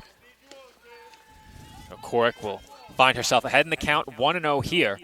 And if she does have to return to the circle, she will do so having thrown 118 pitches in this game. I'm sure the Dolphins would like to bring this game to a close right here as that one is hit toward the opposite field. Foul territory, and Sagona nearly made a great sliding catch. Yeah, Sagona was kind of shaded a little bit toward the left field line, but not far enough to get over and make that catch in left field. So the count evens at 1 at Korek, and she'll have another opportunity here against the Knights. Well, that was almost a great sliding catch by Sagona out and left. Ball ultimately hit off of her glove. As the count is even on Korek at 1 ball and 1 strike, she lays down a bunt, and that ball completely died on the infield dirt. And Korek, on the 3rd try, is on with a bunt single. And I'm not sure I have to ask the question, Mike. Do we see another bunt here? Well, I think that you have a pretty good chance to more 0 for 3 on the afternoon against Wimmer. Korek with a lot of speed down at first base. And, you know, You just wonder if Korek, who's 3 for 4 on stolen bases, they might want to see if they can get her down to second before bunting, but no, bunt showed. And the throw to first is in time to retire Moore. Sacrifice successful, winning run in scoring position, 1 out. And Samantha McPherson, who has crushed the ball 3 times, comes to bat. And I think if you're the Knights, there's a good chance you walk McPherson. I wouldn't even be thinking about it, Joe. She's by far hit the ball harder than anybody all afternoon long for the Dolphins, and you have the open base at first base anyway. Why even go at her? She's hit 2 of the first pitches she's seen for long doubles, but it looks like they're going to pitch to her, Joe. And I agree with you, Mike. I wouldn't think about it. I'm not sure if Nick has any input on that, but we'll see what happens. Well, nice job by Hickey there because the throw was not great. She came over to cover first. It was in foul territory. Made the catch there because Rudder could have easily advanced to third here. And it looks like we're going to have a meeting here between the pitcher, catcher, and the coach. And I think this is our first conference of the game after we saw quite a few of them in our last doubleheader between the Dolphins and Mavericks. But you're right, Nick. That throw to first nearly pulled Hickey into the first base line and took her off the bag and did a great job to keep her foot anchored to first base and make the play. I would expect they were discussing here if they should put McPherson on. I think you're right. We'll see if they decided to do so ahead in the count 0-1. And I was shocked she got a strike. Looks like she's going to have an opportunity to swing the bat here, Joe.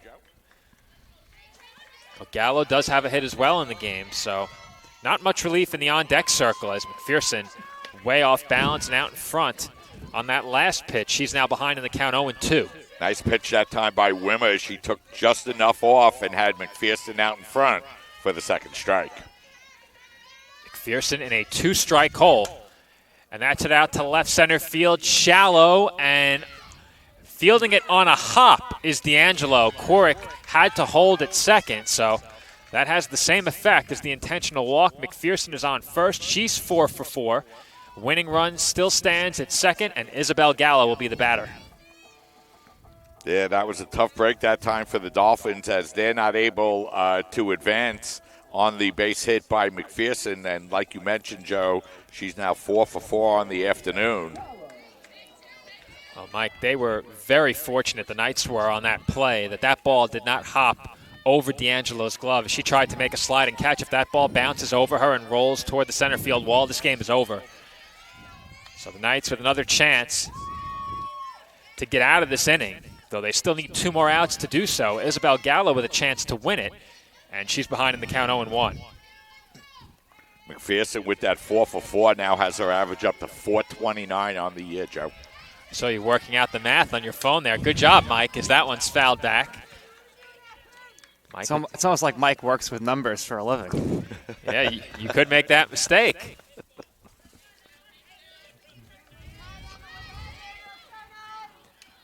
Another 0-2 count, this time on Gallo.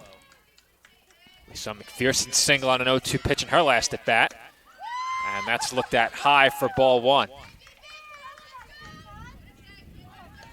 Of course, I know that wouldn't be a mistake to make. Mike indeed does work with numbers for a living here at the College of Staten Island.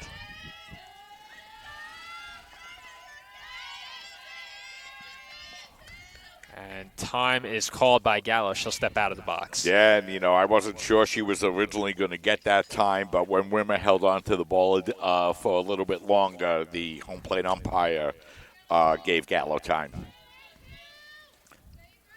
1-2 is the count on Gallo. And that one is fouled back. Right now, I have Wimmer's pitch count at approximately 80. I missed the first inning worth of pitches before I substituted. Oh, Sal's got it. Thank you, Sal.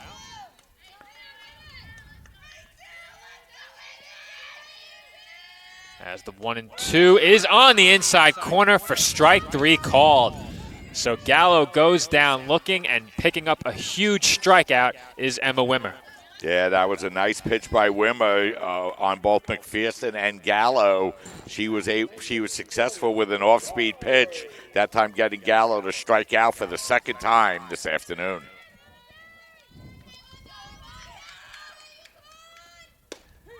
That's pitch number 90 from Emma Wimmer. It's in for a called strike 1 to Claudia Porcaro. Porcaro 1 for 2 with a triple, a sacrifice fly, and a fly out. Another RBI here would be the game winner, as the 0-1 misses down and away. Dolphins with 9 hits in the game. They will need at least 1 more to win it here in the 7th. Porcaro with the sacrifice fly that tied up the game in the 4th. Here comes the 1-1, and that misses inside for ball 2. Jacqueline Cateridge would be next if Porcaro prolongs this game. And of course, if Cateridge gets a chance, she would hit with the bases loaded. 2-1 the count on Porcaro, and that's hit the other way, foul. 2 balls, 2 strikes, 2 outs, 2 on, 2-2 our score here in the bottom half of the 7th. Claudia Porcaro looking to bring this game to an end right here.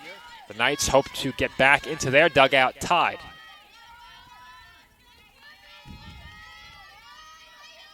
Here comes the 2-2 pitch. That sails high for ball 3.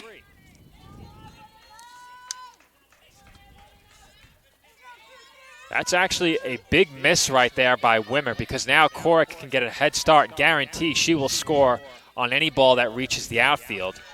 Not sure that was much in doubt anyway. Here comes the payoff pitch, and that's fouled away once again.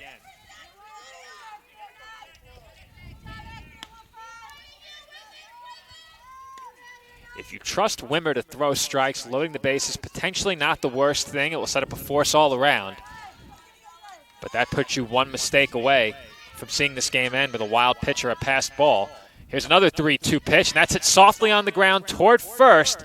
And Hickey gets there to cover just in time as she receives the toss from Murphy for the final out of the inning. We are headed to extras here at the CSI Softball Complex. Dolphins and Knights tied at 2.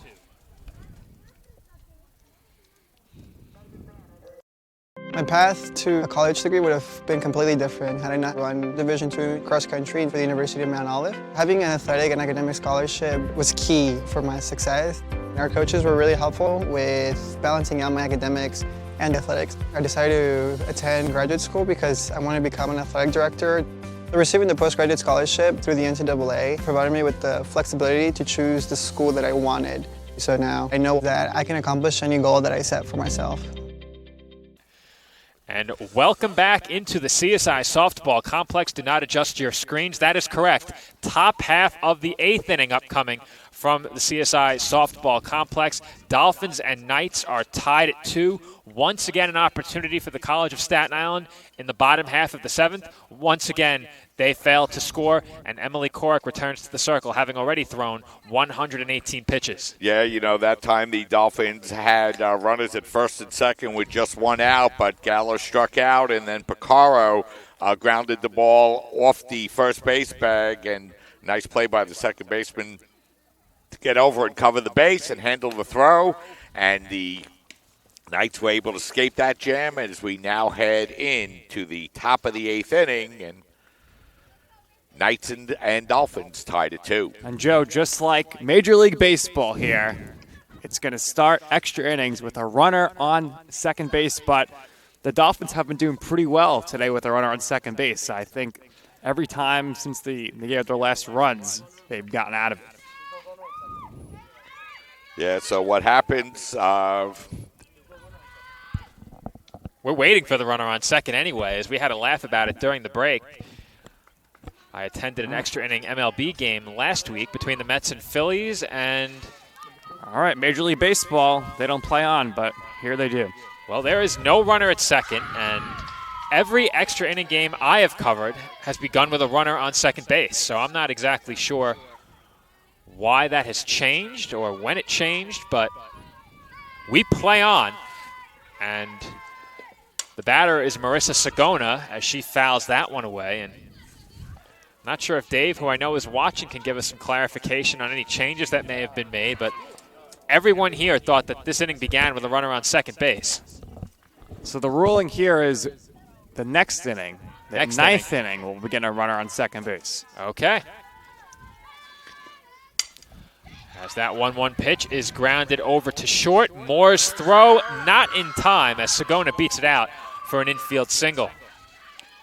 Yeah, that time Sagona just grounded the ball slowly towards short, and Moore got over and made the play on it, but Sagona with good speed able to make it down to first base for the leadoff single, as we're going to have our conference on the mound here for the Dolphins.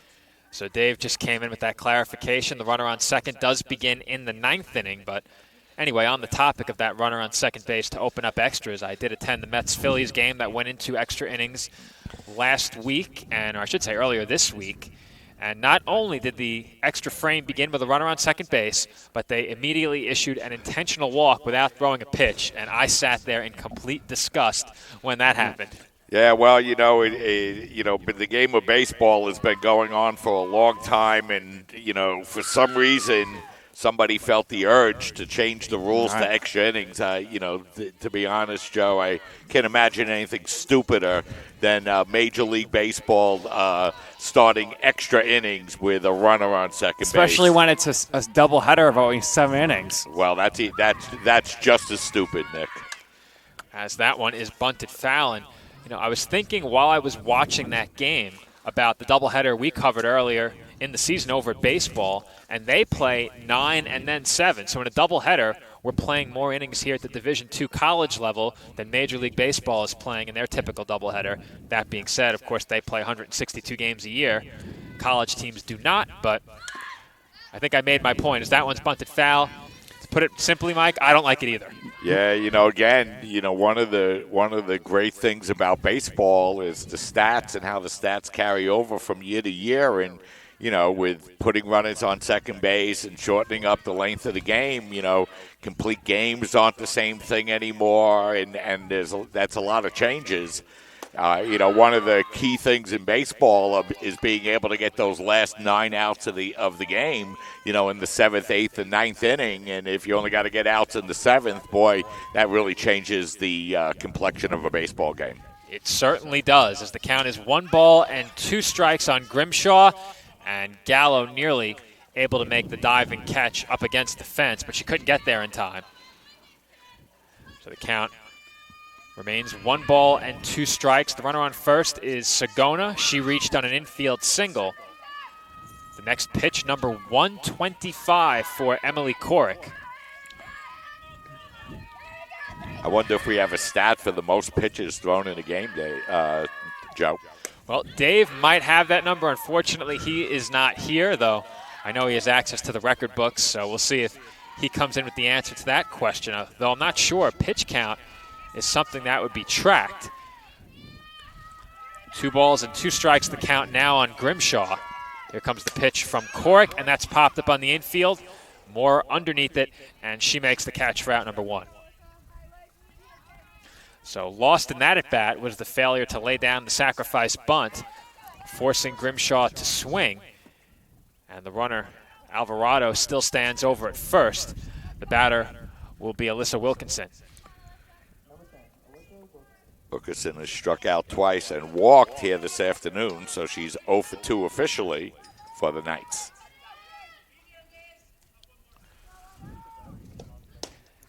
And that pitch misses downstairs to Wilkinson for ball 1.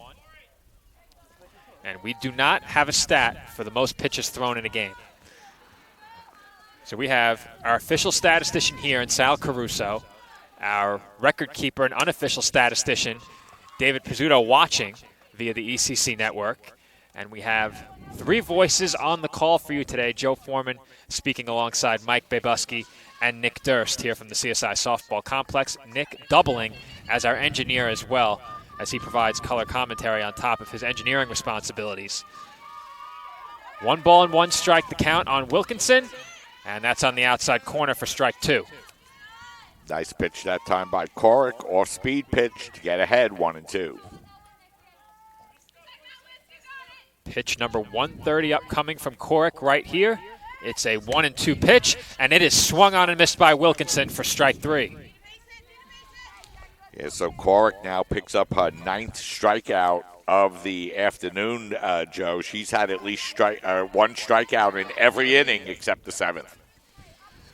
Really just the one hiccup for Korick in the 3rd. Her command has come and gone throughout this game, but that hasn't been enough for the Knights to get them on the scoreboard more than once in that inning, as that one is hit down the right field line, and that might get them back up on the scoreboard as the runner Alvarado is being waved home, and no throw to the plate, as standing at 3rd with an RBI triple is Jenny Murphy, and the Knights are back out in front 3-2.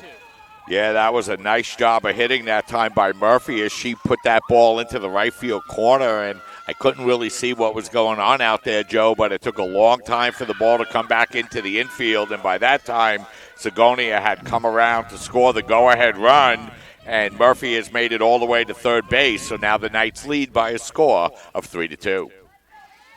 Well, I anticipated at least a throw-in coming toward home plate, maybe a throw that would be cut off with a play at 3rd, but as you said, Mike, that ball did take an awfully long time to come in. It never came, and the Knights are now in front by a run with a chance to make it 2, as it will be Jessica Hickey, the batter. She's quickly ahead in the count, 2-0. Hickey did a great job last inning in the field with her defensive plays. There's a good chance here to get an insurance run. And she rips one down the left field line. That one will roll all the way to the wall. And Nick, she does just that as Hickey plates the 4th Knights run of the game with a 2-out RBI double. And Queens College now leads 4-2. Yeah, and, Korick must be up over 140 pitches already. And, you could see the Knights, even toward the bottom of the order, getting a little bit better swings on her as that ball was laced into the left field corner by Hickey as she drives in a run with her first hit of the afternoon to open the Knight lead to 2. That last pitch for Korick, number 135 on the game. And it misses for ball 1. as it will be Christina Varuso, who came back in behind the plate during the previous half inning. We forgot to mention that, as she was pinch hit for in the 7th and then came back on to catch in the bottom half of that same inning. So count even here at 1 ball and 1 strike. Make it 0-2 as the scoreboard had the incorrect count. 0-2 the count on Varuso. Interesting, Varuso wearing a wristband, Joe, on her wrist that she's referring to during the at-bat. And she is retired on 3 pitches to bring the top half of the 8th inning to a close. But for the Dolphins, they will come to bat in the bottom half, trailing by 2 runs. And when we return, it will be 6, 7, and 8 for the College of Staten Island due-up in the bottom half of the 8th. As a student athlete in college, I first got involved with the NCAA at the national level. It was through the Student Athlete Advisory Committee, SAC, gave me an opportunity to advocate on behalf of all student athletes, to affect change and to make an impact. The NCAA is giving the student athlete a platform to voice their concerns and to be able to advocate for what's going to affect their well-being. The policies that are being put in place are speaking towards academics, they're speaking towards well-being, they're speaking towards fairness, creating a culture so that the student athletes have the best experiences possible. And we are back from the College of Staten Island, and the Queens College Knights jumped out to a 2-run lead in the top half of the 8th. The bats came alive for Queens. I believe they doubled their hit total in that last inning, Mike. I think they had 3 entering the 8th. They pick up 3 base hits in the top half of inning number 8, and that propels them to a 2-run lead over the College of Staten Island. As I mentioned, heading into the break, it will be 6, 7, and 8.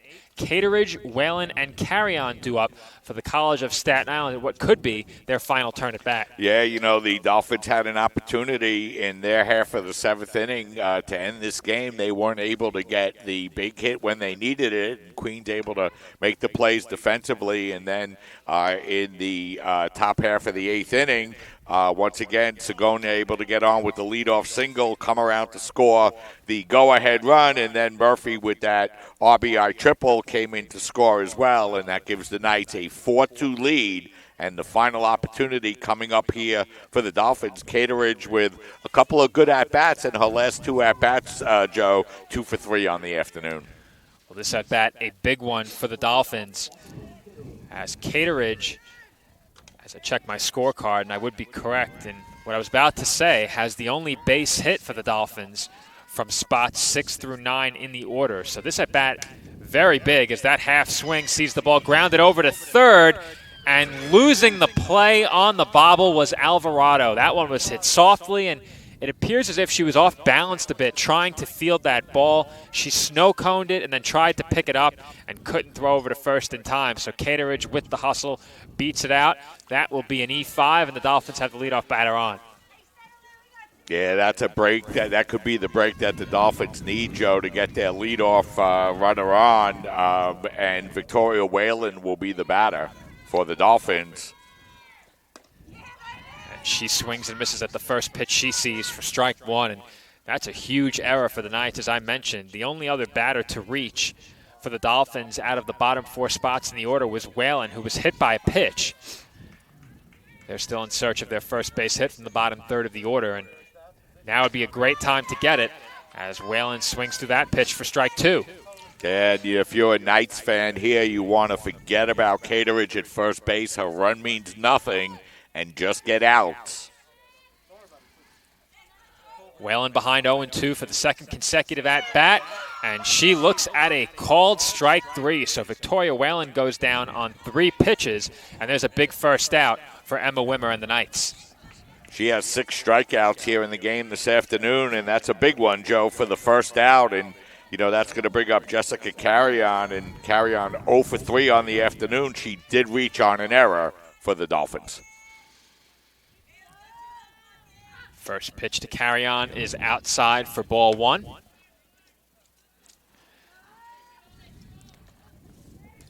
Carry-On grounded out, reached on an error, and flew out, as you mentioned, 0 for 3 in the game. And the 1-0 pitch is bunted foul. And we've seen Carry-On look to bunt more than once in this game already, clearly doing so for a base hit.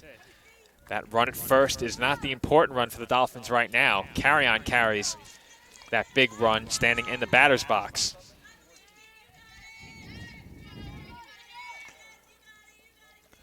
1-1 the count, and Carry-On swings over that pitch for strike 2. Yeah, you know, we mentioned earlier, Joe, the Dolphins batting just .230 as a team and struggling a little bit down in the bottom of the order, but they're going to need help from the bottom of the order if they're going to stay in this one. And Carry-On fouls that one back to stay in the at-bat.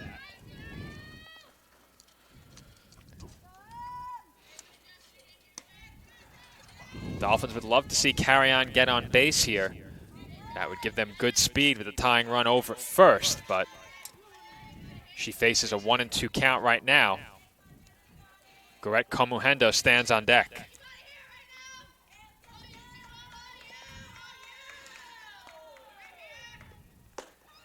And that one is just outside for ball 2. Yeah, that was a pitch that the Knights wanted, but it looked a little bit outside from here to even the count up at 2. 2 balls and 2 strikes the count. Caterage still stands over at first. Carry-On the tying run at the plate, and the count is now full. And if you're Wimmer, you want to go right at the Carry-On on this 3-2 pitch. If you're Carry-On, you want to make sure it's over the plate.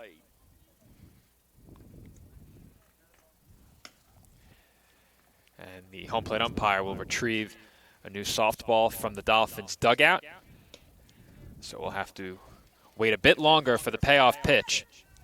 Yeah, Wimmer didn't like the feel of that ball, Joe, and on this big 3-2 pitch, she wanted a ball she was comfortable with. Here comes the payoff pitch from Wimmer, and that is high for ball 4. So Carry-On is on with the tying run, and that will bring Garrett Komuhendo to the plate with 2 on and 1 out in the bottom half of the 8th. Yeah, Joe, and, you know, if you're a Queens College fan, you got to be shaking your head a little bit. You're facing the bottom of the lineup here for the Dolphins, and first Caterage able to reach base on an error, and then base on balls to Jessica Carry-On, and just like that, the Dolphins have the tying runners on base with 1 out. And the first pitch to Komuhendo is fouled back for strike 1. Garrett is 0 for 3 in the game. She has struck out twice and flew out. Both of those strikeouts coming looking with runners on base. She has, Joe, but she's also had some good swings against Wimmer here this afternoon as well. And she takes upstairs for ball 1 right there, evening the count at 1. Wimmer now over 100 pitches. I think the difference between the official stats and mine was about 15, so this would be number 109, as that misses high for ball 2.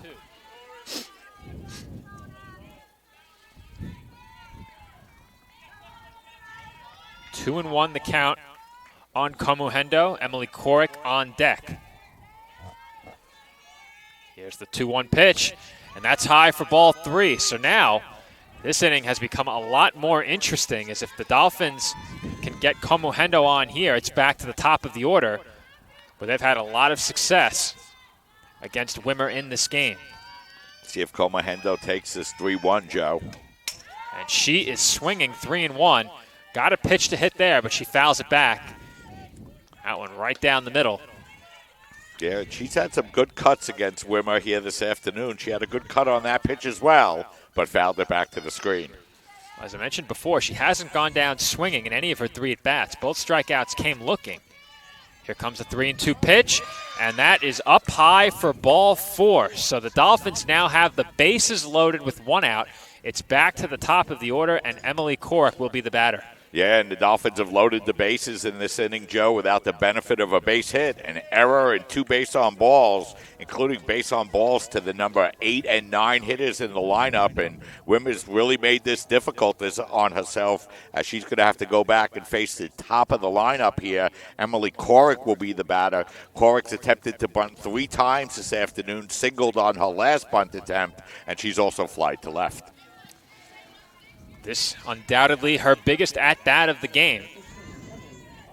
She's on the short end of this result right now. Would be the losing pitcher if this score stands, but could make herself a big winner right here, as that one is popped up on the infield, and that would have been an infield fly anyway.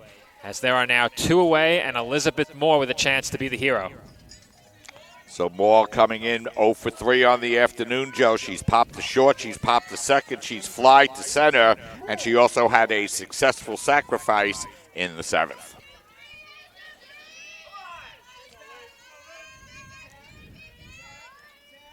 Dolphins down to their final out as Moore hits one out to straightaway right field, but that is straight into the glove of Alyssa Wilkinson. Moore gave it a great shot there out toward right field, but that will bring this game to a close. A tough result for the Dolphins as they load the bases in the bottom half of the 8th with a chance to win it, but come up just short and drop game 1 of today's ECC doubleheader 4-2. Yeah, that time Elizabeth Moore hit the ball as hard as the Dolphins have in the last couple of innings, but unfortunately, if you're a CSI Dolphin fan, that was right at the right fielder, and the Dolphins able to threaten in their half of the 8th inning, load the bases, but that's as much as they could do as they drop game number 1 by a final score of 4-2. So for the Dolphins, a bit of a disappointing outcome in that game, and the way it ended has to sting just a little bit as Moore hit that ball very well out to right field. Certainly gave them a chance to win it if that ball had fallen in, but for the Dolphins, they come up just short in game 1 of today's doubleheader. Emily Corrick, the losing pitcher for the College of Staten Island, another tough luck loss for her. For Queens College, they pick up their 2nd win of the season and improve to 2-7 overall, their first victory over this Dolphins team this season in a CUNY rivalry between these two schools.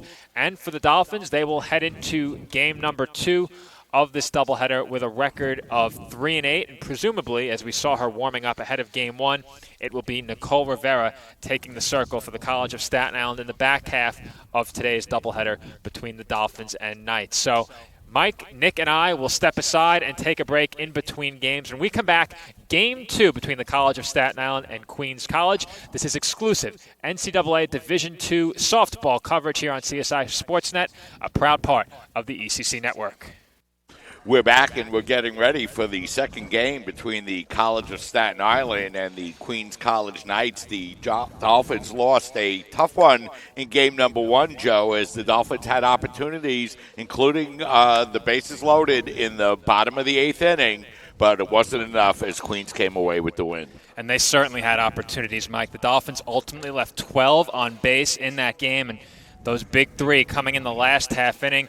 Elizabeth Moore with a shot out to straightaway right field. I know off the bat you thought that might be a game winner for the Dolphins, but for the College of Staten Island, a very disappointing finish to a game that was thoroughly entertaining. And Nick, that was your first look at CSI softball this year. What were your first impressions? You know, early on it was tough to warm up, and unfortunately they couldn't capitalize. McPherson was an absolute monster today at the plate, hitting a bunch of shots. Too many runners left in scoring position, but let's not understate here Jessica Hickey's defense. Her performance in the field there for Queens was tremendous and bailed her team out of some tough situations defensively. Well, we saw Emily Corrick get the start in the circle for the College of Staten Island through 137 pitches in that game, and once again a tough luck loser.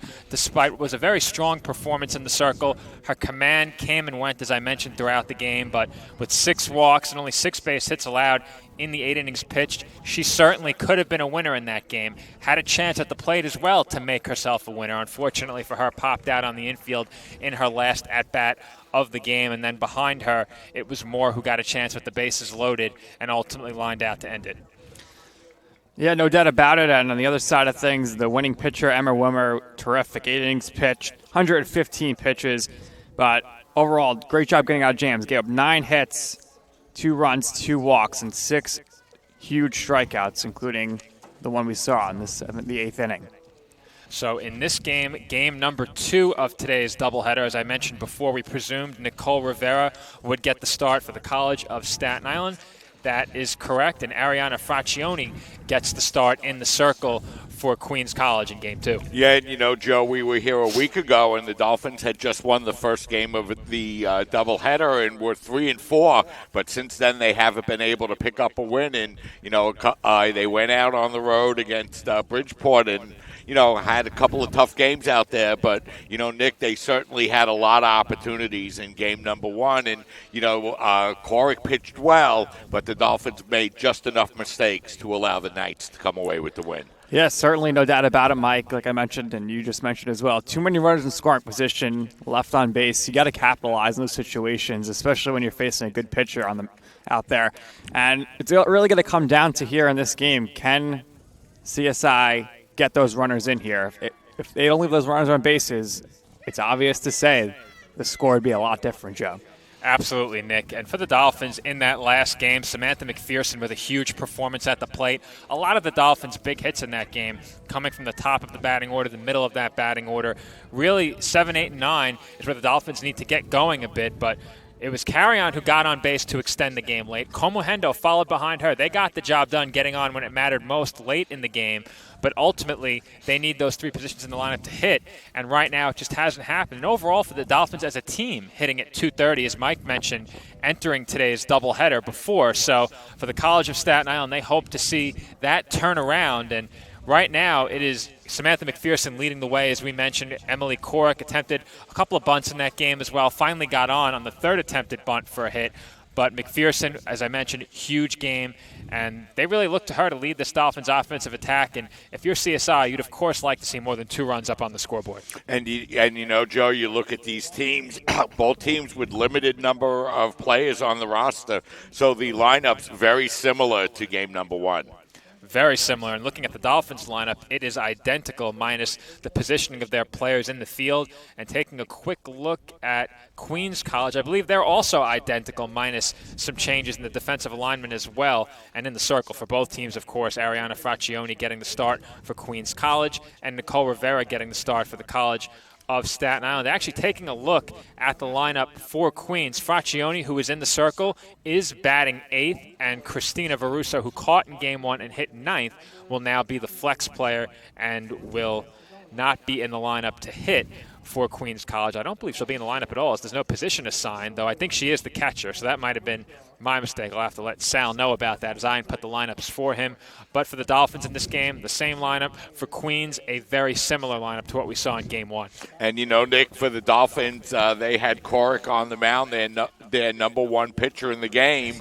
And, they were looking for a win in that opening game. Now they're going to look to Nicole Rivera in game number 2 to try to salvage the split with the Knights here this afternoon. Yeah, Emily did a good job gunning out a lot of jams, ran into some trouble there in the 8th inning, and Mike, it's a tough pill to swallow when you're losing extra innings, but at least we can say they did play real softball there. We didn't have to worry about the international rule there, because that always stings a little when you're losing because the runner starts on second base. And, you look at the Dolphins defensively here, Nick, in game number 2, the identical defensive lineup with the exception of Nicole Rivera on the mound and Corrick going from the mound over to first base. Absolutely, and Gallo did a great job behind the plate in game 1, blocked a lot of balls, and certainly could have saved the Dolphins quite a few runs had those balls went to the backstop. And, Joe, the Dolphins now on a 4-game losing streak really need to get back on the winning track here in game number 2. And they certainly hope to get on track against the team that they defeated in both games of the early season doubleheader between these two sides. But if you're the Dolphins, you took on that Queens College Knights team very early in their season. It was their season debut for 2021, so it might not necessarily be the same team that you're playing today that you saw now about 2 weeks ago when the season got underway. I think that doubleheader was played sometime in the first week of April, if I'm not mistaken, between these two sides. So for the College of Staten Island, of course you want to bounce back and pick up a victory in this game, but if you're Queens College now, you have 2 victories under your belt on the season. You picked up your first victory over the College of Staten Island since CSI became an NCAA Division II program, and I know that this rivalry often will be billed as the CUNY rivalry between these two Division II programs, and it's been a very exciting start to that rivalry so far this season. The Dolphins with a pair of victories in the first 2 games, not necessarily that close, a 6-0 victory and a 9-4 win, and then a very entertaining game that we saw go to extra innings in Game 1 today. Looking forward to Game 2. Yeah, absolutely, and it's going to be Noelle Brigman to lead off. She was on base a lot in game number 1. As that first pitch will be taken up high for a ball, 1-0.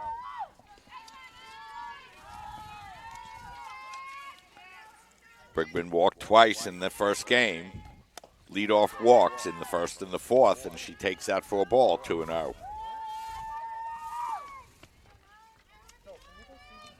Let's get you Nicole Rivera's numbers in a minute. The 2-0 pitch is taken down low for a ball, 3-0. Rivera 0-2 on the year, an 11.05 ERA. This is her fourth appearance, her third start. In 7 1/3 innings, she's allowed 8 hits, 13 runs, 9 earned. Walked 8 and struck out 2 as she gets that over for a strike, 3-1. Rivera winds the 3-1 pitch on the outside corner for a strike, 3-2.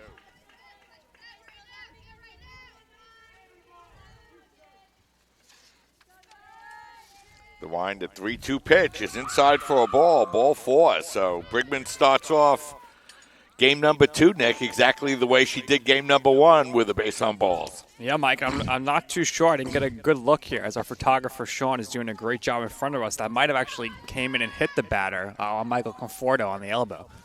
Well, Michael Conforto leaned into the ball, Nick. He stuck his elbow out over the plate and took one off the elbow. Clara Alvarado, the batter, the third baseman, bunts it, and a beautiful play that time defensively by Gallo, able to make the catch really from her knees lunging over. What a great defensive play. Another great defensive play in the field for Queens College. They were very solid out in the field during game 1, and that was a big reason why they ultimately came out on top. The plays that were close and somewhat difficult plays the Knights were able to make in that first game, and it paid off with the victory. And that'll bring up the center fielder, Danielle D'Angelo. First pitch by Rivera, taken down low for a ball, 1-0. And, you know, we've had limited pregame shows this afternoon, guys, but, you know, we haven't mentioned once as that pitch is taken, swung on, and drilled down the right field line, and it's going to be a foul ball, and that'll make the count 1-1. What a young Dolphin team we're talking about in 2021. No upperclassmen on the team, all freshmen and sophomores. No doubt a lot of youth on this Dolphins roster, but the experience they do have, players from 2019 really playing a big role on this team as well. Jacqueline Cateridge returning, Claudia Porcaro returning, and Samantha McPherson returning, all key bats in this Dolphins lineup. And then some of the newcomers like Korik, who we saw pitch game 1, and now Rivera pitching game 2, also playing key roles. And lastly, Elizabeth Moore right in the middle of that last inning in game 1. The average hasn't shown it, but she's hit the ball very well so far this season, despite not having a great batting average at this point. As that one's going to be drilled down the right field line once again and foul, and the count evens at 2-2. See a little bit of the sun trying to peek out. We haven't had much of it this afternoon, but a little bit of it here. That pitch is up high for a ball, 3-2.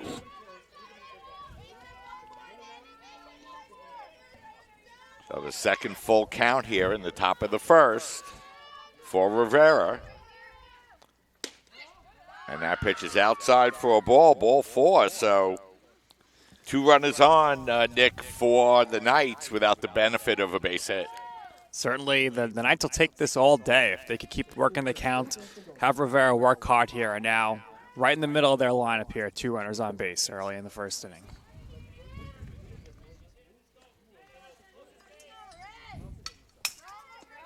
Rivera now with 10 walks through 7 2/3 innings on the year. She's been around the plate and gets ahead in the count now, 0-1. That's Marissa Segonia, the batter. And that pitch is foul back to the screen, 0-2. Well, we have a quick break, Mike. I'll provide the starting lineup for Queens College that we didn't provide at the top of the broadcast. Leading off was Noelle Brigman, batting behind her. Sierra Alvarado batting third. Danielle D'Angelo in the cleanup spot. Marissa Segona batting fifth. And Grimshaw batting sixth. Designated hitter Jessica Hickey batting seventh. Jenny Murphy batting eighth. Ariana Fraccioni. And batting ninth, Alyssa Wilkinson. Catching and serving as the flex player is Christina Varuso. 1-2 the count. The pitch is swung on, popped up in the air. As Coamundo there to make the catch for the second out. Well, once again, a pair of runners on early in the game for Queens, and there was no shortage of base runners for either team in game one. As we've said it time and time again, how many opportunities each side had. A bit surprising that only 6 total runs were scored. As that first pitch is taken for a strike. As Ann Grimshaw, the batter. Grimshaw, the designated player. As that one is swung on and drilled up the middle, that's going to be in for a base hit. Rounding third is Brigman, and the play at the plate, and she's safe. So that ball was grounded right back up the middle, and Brigman came around third and dove into the plate, and she was able to score, and Knights take a 1-0 lead. Well, Brigman looked a bit shaken up for a moment as she left quite a ditch in the right-hand hitter's batter's box. There's a nice chunk of dirt missing, but Jessica Hickey will step right into that divot in the batter's box here with 2 in scoring position. As that ball is drilled into left field, that's going to be a base hit. Cutting the ball off in left field is going to be carry on, but not before 2 runs score. And just like that, the Knights lead by a score of 3-0. 2 different games with back-to-back big RBIs here for Hickey. Got the insurance run last game, and here drives in 2. Another line drive ripped into left field. Yeah, that was a well-hit ball that time, and now it'll be the first baseman, Jenny Murphy. As that first pitch is outside for a ball, 1-0.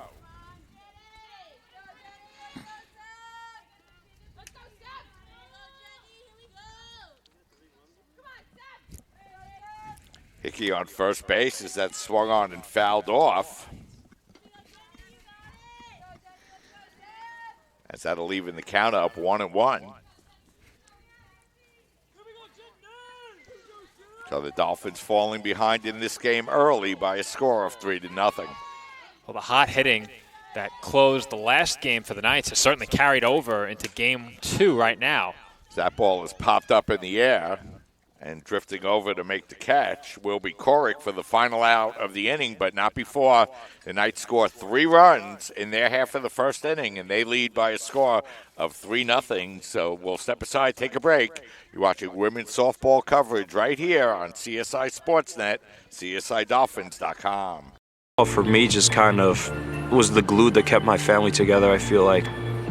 I don't know what it was that drew me in, but after I started playing for a while and started seeing some early success as a little kid, to see how much it meant to my parents to see me play the game and try to make a difference was really what fueled me to keep playing and stay competitive.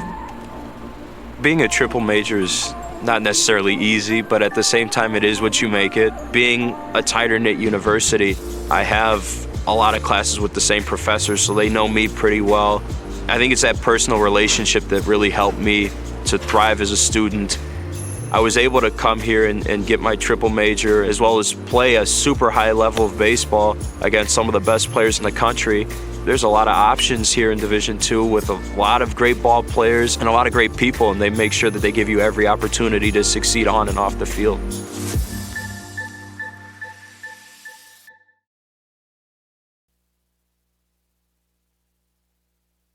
You can stop to make sure someone is okay. Get in the way and disrupt the situation. Notify an authority. Or walk them home safely. We can change the language around rape. We can make campuses safer for our teammates, our friends, and our classmates. We cannot be bystanders. Taking action isn't always easy, but it's on us to intervene. Because we can. Learn more and take the pledge at itsonus.org.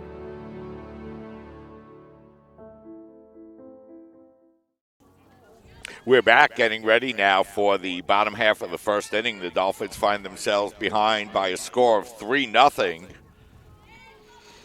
And they're going to bring out the following lineup here in game number 2. It'll be Emily Korick leading off. Elizabeth Moore batting second and playing shortstop. As that first pitch is taken outside for a ball, 1-0.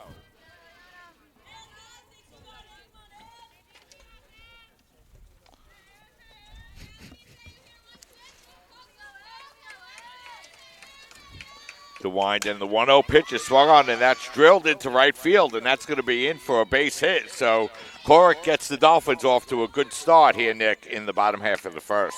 Absolutely. That's what you want to do. That's what you want to see from your table setter, ripping that ball right into right field for a leadoff single. So Elizabeth Moore, the shortstop, will bat second. We didn't get to see Corrick swing the bat much in game one either. That's as well as she's hit a ball all day. Ripped that one through the right side, giving Moore a chance for the runner on. As that first pitch will be taken for a ball. And Moore heading the count now, 1-0.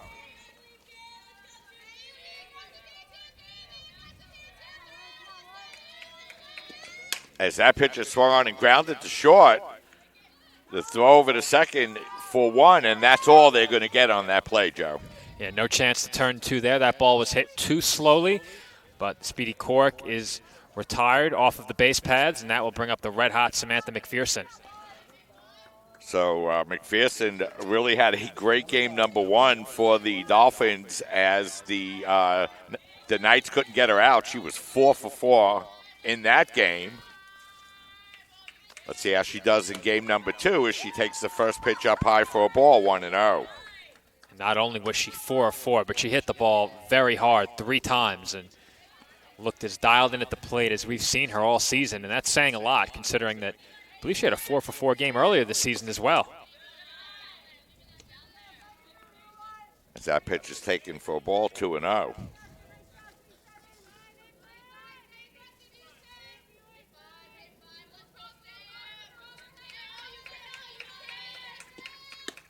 As that pitch is taken just outside for a ball, 3-0.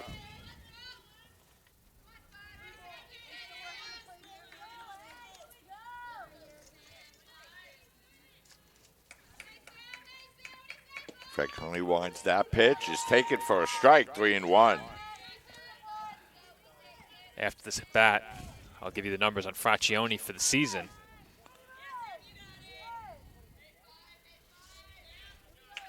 Fraccioni winds that pitch, is swung on, grounded into the hole, and playing the ball at shortstop is going to be Brigman, but no play, as that'll be a base hit. And just like that, Joe, the Dolphins have a couple of base runners on. Well, the Dolphins seeing the benefits of a softly hit ground ball right there. No play to either first or second for the sliding Brigman, who kept it on the infield. But as I promised, very quickly, the numbers for Ariana Fraccioni on the season. This is now her 5th appearance, all starts. She's 0-4 with a 5.87 ERA in 22 2/3. She's allowed 32 hits and 26 runs. As Gallo drives that ball into the gap, that's going to be in for a base hit. Rounding third and scoring easily will be Corrick. McPherson will stop at second. Gallo will hold it first. And the Dolphins are on the board, and they trail by a score, 3-1. Good job there, Mike. First pitch hitting. Saw a pitch she liked, drives it into left center field, and the Dolphins are on the board. Gallo with another shot. Had a double down the right field line in the last game, but that one was hit on a fly and very gently along that right field line. It then rolled up against the fence. Right here she comes through and gets the Dolphins 1/3 of the way back. Yeah, so she picks up her 5th RBI of the year. And Claudia Porcaro, the batter, and she falls behind 0-1. The pitch up high for a ball, 1-1. Porcaro, another Dolphin who hit the ball very hard in game one. Sent one into the right field corner that went for a triple. Another extra base hit right here could tie the game. The wind and the pitch is grounded hard but foul down the third base line. Porcaro behind in the count now, 1-2. She missed that extra base hit by just a couple of feet right there as that one traveled just outside the third base bag.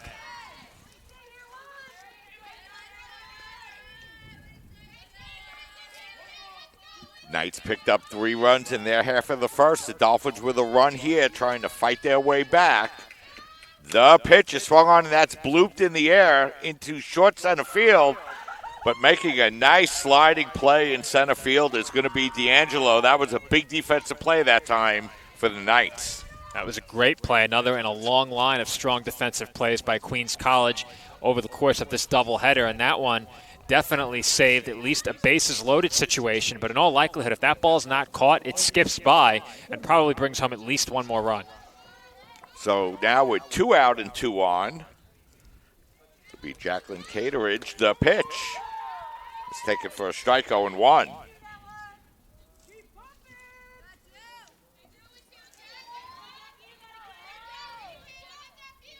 Cateridge had 2 hits in that first game. The pitch. Outside, 1-1. Cateridge also had very loud double in game 1. Hit a rope into the left field corner. Dolphins pulled the ball very well in that first game. That pitch is swung on, and that's blooped towards second. But there to make the catch for the Knights will be Haley, and just like that, or Hickey, I should say, that'll retire the side. So the Dolphins score a run, 3-1 after 1. We'll step aside, take a break, and we'll be right back. In NCAA Division II, community engagement is an initiative at all 25 national championships because student athletes want to give back while competing for a national title. Over the course of the year, Division II student athletes have an opportunity to leave a lasting impression in local communities throughout the country. Whether Division II student athletes are volunteering at hospitals, schools, after-school care programs, foster homes, or retirement villages, they make a difference in the lives of others. In Division II, we rise to the opportunity and make community engagement ours. If I lose, I'll respond with respect. If I win, I'll back it up with humility. If I fail, I'll rise up with honor. It's tough for us to put it all on the line. Don't undo my hard work with poor sportsmanship. Respect. It's the name of the game. We're back getting ready now for the top half of the second inning as Nicole Rivera will come out for her second inning of work as the Dolphins trail by a score of 3-1. Well, opportunities once again for both sides to open up this game, and 4 runs up on the scoreboard, already matching the total we saw through the first 7 last game. The two teams knotted up at 2. It took extra innings to decide our first game of the day. The Knights winning that one 4-2. That's the first pitch. Will be taken for a strike, 0-1.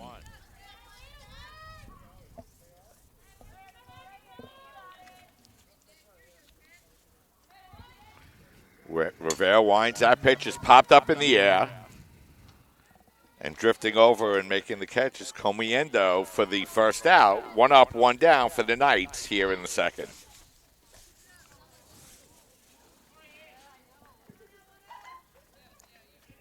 Rivera's had some difficult first innings in her starts so far this year and has really settled down after that. The first inning in this game was no different, but a quick first out to open up the second, definitely what she needed. So that'll bring up Alyssa Wilkinson, and she takes the first pitch for a ball, 1-0.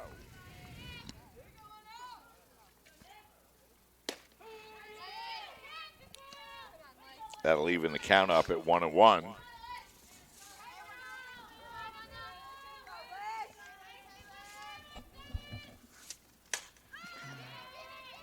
That pitch is popped up in the air and drifting back and making the catch for the Dolphins is the shortstop Elizabeth Moore for the second out. Very unorthodox play there by Moore, who got turned around by that ball, reached out with just the glove hand, didn't secure it with 2, but fortunately for her, able to stay with it and make the catch. So 2 up, 2 down. As that pitch is lined off the glove and into left field for a base hit. So Brigman on base once again for the Knights as she lines a single into left field. Rivera denied the 1-2-3 inning with that base hit. Things haven't come easily for her, especially early in starts. She seems to find a rhythm later in games, at least based upon the first outing of hers we covered earlier this season. Command also something she needs to rein in as the walks have hurt her.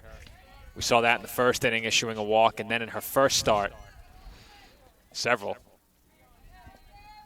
So Cara Alvarado, the batter, As that ball's grounded right back to the mound, played by Rivera. She'll go over to first base for the final out of the inning. So Knight's able to get a runner on, but that's all the damage they could do in the second inning. No runs, one left. We've played 1.5 innings of play. Dolphins trail by a score 3-1. We'll step aside, take a break, and we'll be right back. My dad was a soccer coach and bought this little book bag. I could sit in the book bag like facing backwards and with like my legs out. So I'd be in his book bag when my dad coaches and the ball's going around. I'm like kicking at the ball in the back. And my dad was like, "We have a prodigy." So he put me into soccer and it just progressed from there. The catalyst was the opportunity to play soccer at a Division II school. On my team, I thrive to work as hard as I can. I mean, whatever you do on the field, there's a positive correlation to whatever else you do, be it personal relationships, homework, the way you carry yourself. I've changed since I got to King University. It's really helped me to develop as a leader. I think it's honestly the best thing that's ever happened.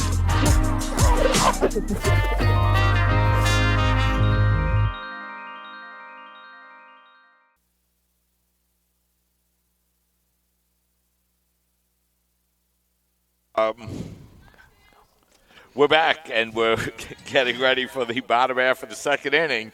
Dolphins find themselves down by a score of 3-1. Well, Mike and I were sorting out some scoring as I try to catch up. We got a bit of a late start on the pregame, so I didn't get my starting lineups in until the game was underway, but I'm just about caught up now as Victoria Whalen leads things off for the Dolphins in the bottom of the second. And she swings and misses for a strike, 0-1.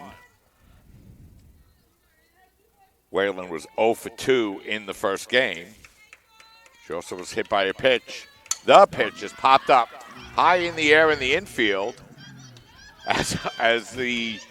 That's a fair ball, Mike. That is absolutely a fair ball as the players collide, and that's going to allow Victoria Whalen to go into second base on a two-base error, and it'll be interesting, Joe, to see who gets the error on that play. Well, Mike, your reaction, I would presume, is the reaction of many of our viewers watching at home, as you couldn't mask it, but you could just see that coming as the two players converged on the infield. The pitcher, Fraccioni, and her first baseman, Murphy, colliding on the play and allowing Whalen to take second.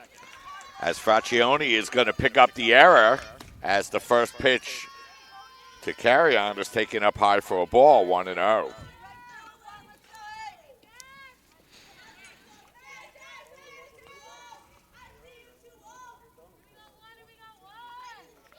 The wind and Fraccioni's pitch is taken outside for a ball, 2-0. And that's how quickly, Nick, you could work yourself into trouble without the benefit of a hit. As that pitch is outside for a ball, 3-0. Right now, Sean Bunt here on 3 straight pitches and all 3 outside of the zone. 3-0 count. Dolphins looking to give up and out, and Knights don't want to take it. The wind and that pitch is taken for a strike, 3-1.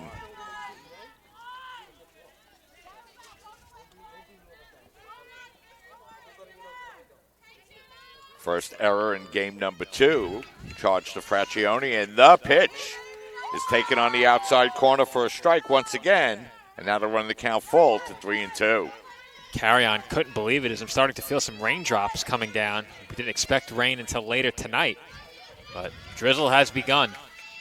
The wind to 3-2 as Carrion swings at that one and fouls it off over the Dolphin dugout. And the count is full at 3-2. Anything more than a passing drizzle and the operation shuts down immediately, so we need to hope for what has been a cold but clear day so far to hold. As Carrion swings and fouls that one down the third baseline, and the count holds at 3-2. We have all of our equipment here out in the open, including Joe's phone, which we use as our pregame camera here for the first time. We hope all of you at home enjoyed that. The 3-2 pitch, once again, is taken just high for a ball, ball 4. So without the benefit of a hit, Dolphins have 2 on and nobody out. And we're going to go back.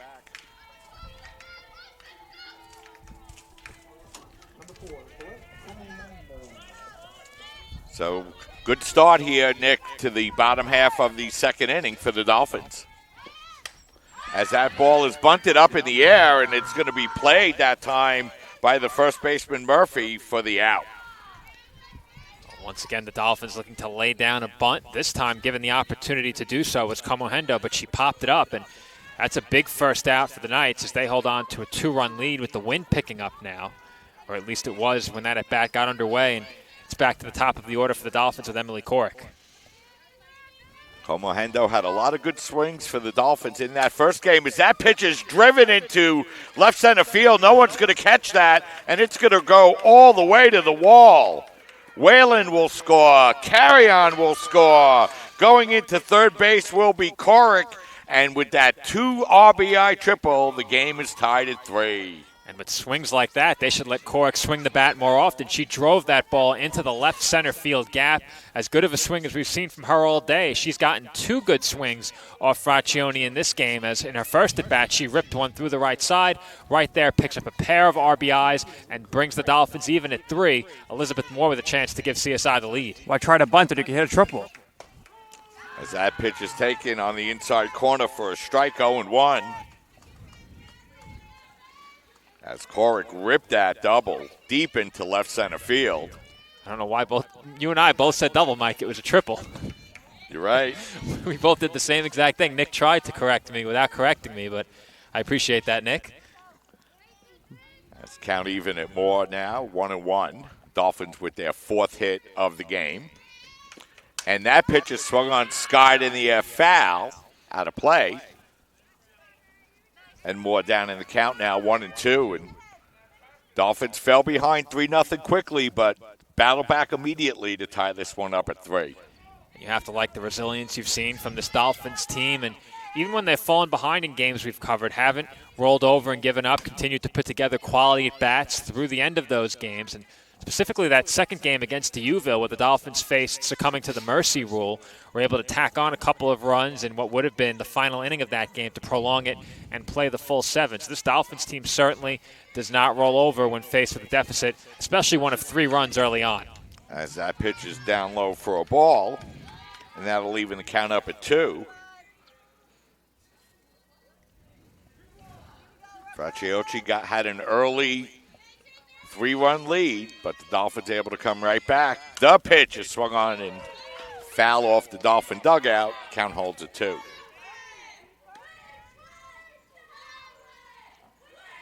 I say it time and time again here on Sportsnet, but picking up those runs from with less than 2 outs from third base, critical. And if Moore can allow the Dolphins to do that, they have the lead. As that ball is drilled into left field, and that's going to be in for a base hit, and the Dolphins have that 4-3 lead. Dolphins hitting the ball very hard off Fraccioni in this game, and they've gotten some great swings, especially in this half inning. Now 3 runs in the frame, and they're up 1 now. Our score 4-3. Mike, Dolphins doing a good job here capitalizing when they have runners on base, something we did not see in the first game. Yeah, you're right, Nick, is they're able to take advantage of an error to start the inning, a 2-base error, and then Carrion able to draw that base on balls on a 3-2 pitch. And, you know, Joe, when you let those first 2 base runners get on without the benefit of a base hit, it often leads to trouble. Well, we saw what could happen when you allow runners onto base without surrendering a base hit in Game 1. Corrick with the 6 walks, as we mentioned, when that game wrapped up. And that ultimately, along with an error, helped the Knights along to a couple of runs in that game before they finally broke through with 3 hits in the 8th inning. But Dolphins swinging the bats very well, as have the Knights early in this game. So we appear to have another good one on hand. The wind and the pitch. McPherson drills that one just foul down the left field line. Very close. Very close. And that'll even the count up at 1-1. McPherson has been on base every time all afternoon, Joe. Well, we're getting a replay on that right now. I thought for sure it was fair. Eric Kraut thought it was fair. The Dolphins bench thought it was fair. And unfortunately, it's tough to see with the camera angle we have switching at the precise moment the ball crossed past third base. We're trying to get a better look, but either way, a big call in this half inning for the Knights now is that will force Moore to hold it first and give McPherson another chance. The wind, the pitch is taken on the inside corner for a strike, and that'll even the count up at 2-2.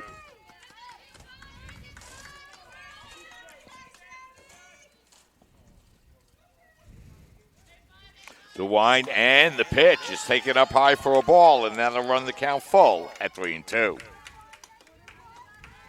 Whether she's putting the ball in play or working a full count, McPherson has been a nearly impossible out today.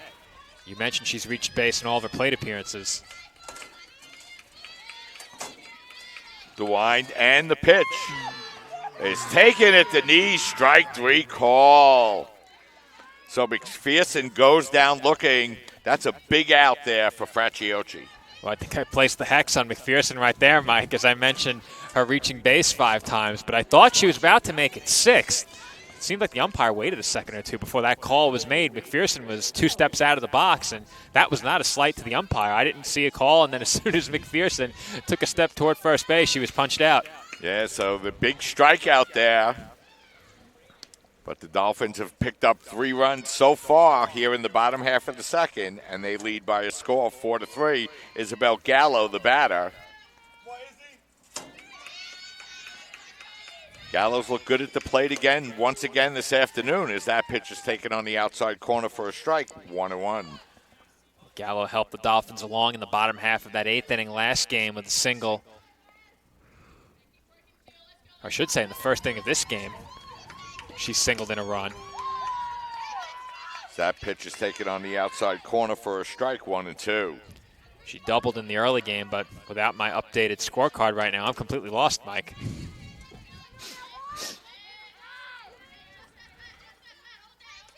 The wind and the pitch, and that's drilled right back up the middle into center field, and that's going to be in there for a base hit. Dolphins continue to hit the ball hard here in game number 2. I'm not sure the Knights have anywhere else to turn. I took a look at the pitching numbers on the season for Queens College. Got started on Fraccioni's numbers before, and they don't have another pitcher who has logged any innings this year. So Wimmer and Fraccioni, the only 2 arms for this Knights team. And for the Dolphins, they have Jacqueline Cateridge and have already used Corrick and Rivera. As that pitch is taken for a strike, as Claudio Picaro, the batter, she falls behind 0-1. She popped to center in the first. And, you know, that's the thing about both of these teams, very limited options for their managers. Yeah, we spoke about the Dolphins having a very young roster, and we spoke about it during our previous broadcast as well, a very small roster on top of it, as each side, I think, has 11 or 12 players only. And, of course, COVID-19 pandemic having an impact on that with players opting out. As that pitch is up high for a ball now, 1-2. Also, a lot of the time, softball rosters just aren't that big, and that's certainly the case for both of these sides.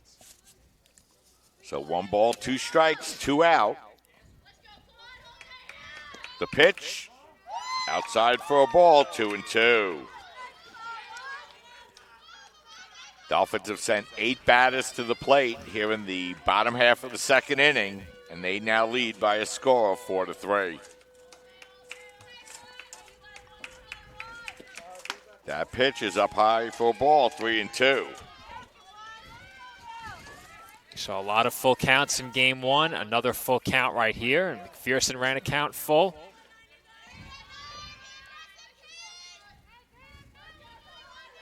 Fracciocchi looking in for the sign. And the pitch is up high for a ball, ball 4, so now the Dolphins have the bases loaded.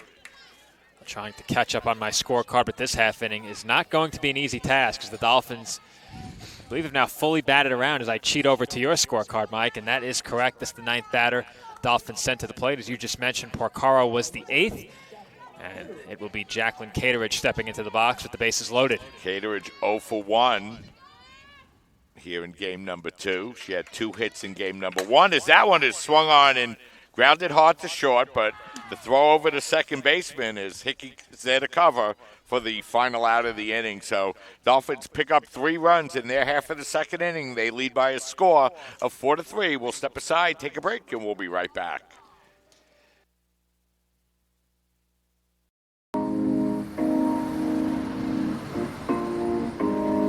My dad was a soccer coach and bought this little book bag. I could sit in the book bag like facing backwards and look like my legs out. So I'd be in his book bag when my dad coaches and the ball's going around. I'm like kicking at the ball in the back and my dad was like, "We have a prodigy." So he put me into soccer and it just progressed from there. The catalyst was the opportunity to play soccer at a Division II school. On my team, I thrive to work as hard as I can. I mean, whatever you do on the field, there's a positive correlation to whatever else you do, be it personal relationships, homework, the way you carry yourself. I've changed since I got to King University. It's really helped me to develop as a leader. I think it's honestly the best thing that's ever happened.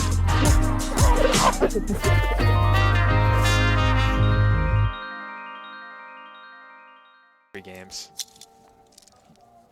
We're back getting ready now for the top half of the third inning, and a lot of offense here in game number 2 for the Dolphins as they pick up a run in the bottom half of the first inning to make it a 3-1 game, and then able to put up a 3 spot in the bottom half of the second. So a lot of offense so far, Nick, in game number 2 for this Dolphin team. It's been key. Runners in scoring position, as you mentioned, they got a gift. They got the first 2 runners on that inning without getting a hit, and they capitalized. And if you continue to do that, you're going to score runs. It's been great swings. Sorry, Mike. Good. It's been great swings for both teams in this game so far, and we've already seen the run total from Game 1 surpassed. 7 on the scoreboard in this game, only 6 scored in the first game. So the first pitch is going to be taken outside for a ball, 1-0. Danielle D'Angelo, the batter. D'Angelo walked in the first and came around to score. The pitch popped up and drifted down the right field line, and coming over will be the right fielder Whalen to make the catch for the first out. Good job there by Whalen to use 2 hands as that ball was tailing into foul territory. Once we broke in between games, Nick, you mentioned Keith Hernandez always mentions good fundies, and right there the 2-handed grab by Whalen, a good example of that. Marissa Segonia, the batter. Segonia drilling that ball into left center field. No one's going to get that, and coming all the way over is going to be the left fielder to cut that one off and throw that one back in. As Carrion had to come all the way over into left center field to throw that one back in, but that will put the tying run on second base with 1 out. I'm not sure at what point this officially qualifies as a slugfest, but we appear headed in that direction right now. 7 runs already home between the 2 teams, 10 base hits, and another in scoring position for Queens. As Grimshaw ripping that one deep down the left field line, but coming over and making a nice play on the ball for the Dolphins will be Carrion. That ball was hit hard down the left field line. It sure was. We've seen a lot of softballs hit hard down into that left field corner. A couple of home run bids by the Dolphins in Game 1. Some doubles ripped into that corner by both teams in the early game. And now another one hit there, but Carrion able to get over there in time. As Hickey hits a rope into center field, but Picaro is there for the final out of the inning. So the Knights hit the ball hard, but don't score. We played 2.5 innings here at the CSI Softball Complex with the score. Dolphins 4, Knights 3. We'll step aside, take a break, and we'll be right back. Wayne State Medical School has been my dream medical school since I was 5. Athletics are important, but so is service, so is research, so is becoming a better person. And we expect you to do well athletically, but don't forget the reason you're here, which is to give back to your community and to get good grades. It was my sophomore indoor season. It was the first year with our new head coach. And he comes in and he's like, we could be a national contending team if you guys work hard. And I heard him and I was like, well, I want to be a national champion. I want to be an All-American. And I bought in because he bought into our team. And I qualified to go to indoor nationals. I decided I wanted it, so I went and grabbed it.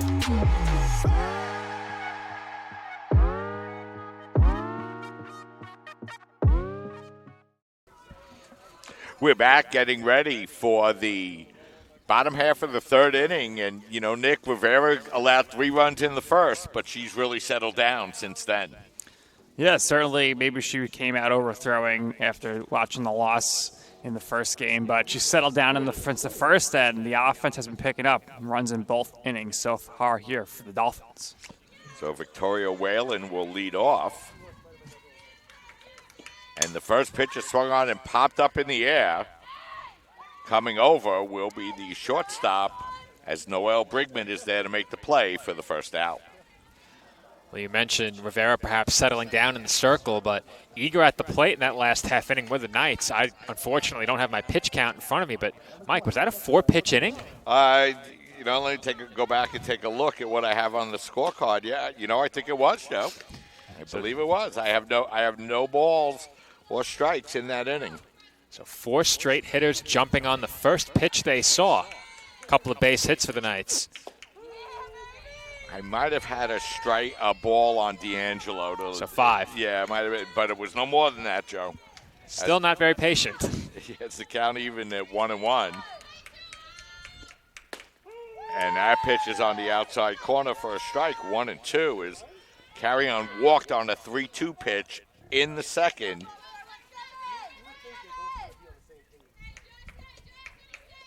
And that pitch is swung on and drifted over towards shortstop. Brigman to throw to first will not be in time as Carrion using her speed to beat out the hit.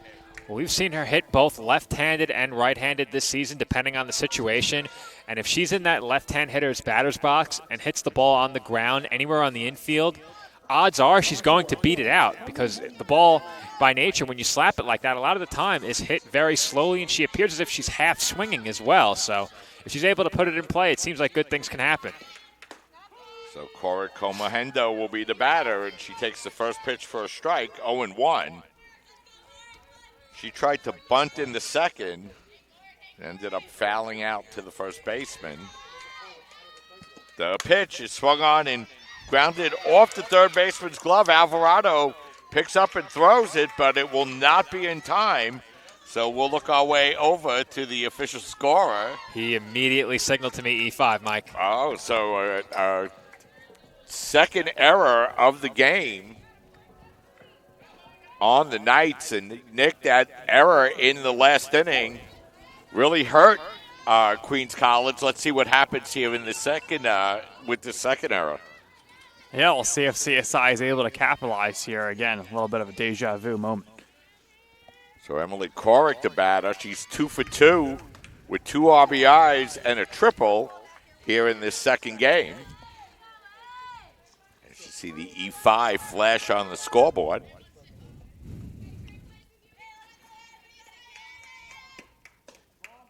And that ball's going to be outside. And Corrick ahead in the count now, 2-0. Well, if you recall, in Game 1 in the 8th, Alvarado made an error over at third that allowed the Dolphins the chance to get back to the top of the order with Corrick. Franchione's pitch. Outside for a ball, 3-0. Queens really making things difficult for themselves here in this second game. As that pitch is going to be on the outside corner for a strike, 3-1. When you combine the way the Dolphins have been swinging the bats with free passes and errors, it's not a recipe for success. And if you're the Knights with a 3-run lead in the first inning of this game, you hate to see things play out the way they have. But for the most part, credit goes to the Dolphins the way they've hit the ball in this second game. They've been driving the ball to all fields and have gotten good swings from top to bottom in the lineup. So Frangione working the count full now to 3-2.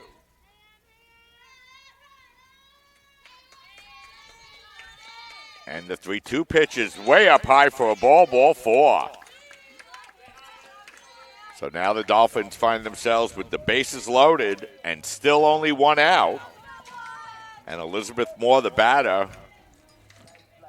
And, Mike, this is where good teams capitalize. They have to cash in here. They had the error. Bases loaded here now with only 1 out. Moore singled in a run in her second at-bat. She's 1 for 2. As that pitch is swung on and lashed the shortstop off the glove of Brigman and into center field. Dolphins are going to get 2 runs across on the play, and they'll have runners on the corners, still only 1 out, and the Dolphins lead by a score of 6-3 as we'll wait for the official scorer. E6, Mike, as my head initially turned to the left and perfectly squared up in front of that ball was Brigman, who might be a bit shaken up, and it appears as if we're headed for a conference in the circle. So even though Brigman looked to be a little off balance there walking toward the circle, that ball was hit very hard, and she took it straight to the body. It was then deflected into the outfield. So Carrion and Komuhendo come around to score. Corrick goes to third. The Dolphins have runners at first and third. So on the E6, Moore will be given an RBI. It's her second RBI of the game. And now the Dolphins lead by a score of 6-3. McPherson now with a chance to break this game wide open. And we mentioned today she's been having several times already. And an extra base hit here puts the Dolphins up 5, and a fly ball increases the lead to 4. McPherson struck out looking in her last at-bat. The only time she's been out today is jogging into second base. Will be Moore with the stolen base, as she's allowed to just advance, as she will have her first stolen base of the year. And the pitch is swung on and blooped in the air toward second base. And Hickey is there to make the catch. So McPherson pops out, not able to advance any runners for the second out. Well, that error becomes all the more costly now, as Knight should be out of the inning, but instead Isabel Gallo gets a chance. She's been swinging the bat well today. So Gallo's been on twice here in this second game with 2 base hits. And the first pitch is up high for a ball, 1-0.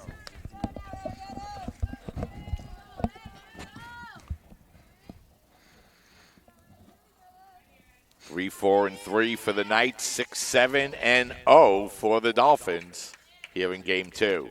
That pitch is swung on, grounded to Brigman at short once again. Her throw over to first base. Nice scoop for the final out of the inning, but not before the Dolphins add 2 more runs. They now lead by a score of 6-3. We'll step aside, take a break. You're watching women's softball coverage right here on CSI Sportsnet on the ECC network, CSIDolphins.com. Well, for me, just kind of was the glue that kept my family together, I feel like. I don't know what it was that drew me in, but after I started playing for a while and started seeing some early success as a little kid, to see how much it meant to my parents to see me play the game and try to make a difference was really what fueled me to keep playing and stay competitive. Being a triple major is not necessarily easy, but at the same time it is what you make it. Being a tighter-knit university, I have a lot of classes with the same professors, so they know me pretty well. I think it's that personal relationship that really helped me to thrive as a student. I was able to come here and get my triple major, as well as play a super high level of baseball against some of the best players in the country. There's a lot of options here in Division II with a lot of great ball players and a lot of great people, and they make sure that they give you every opportunity to succeed on and off the field.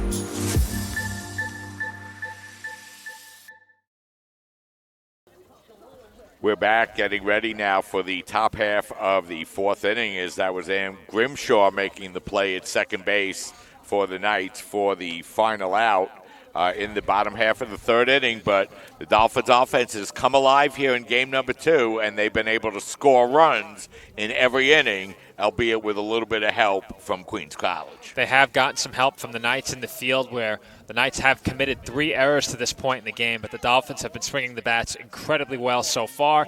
7 base hits, many of them of the line drive variety into the outfield.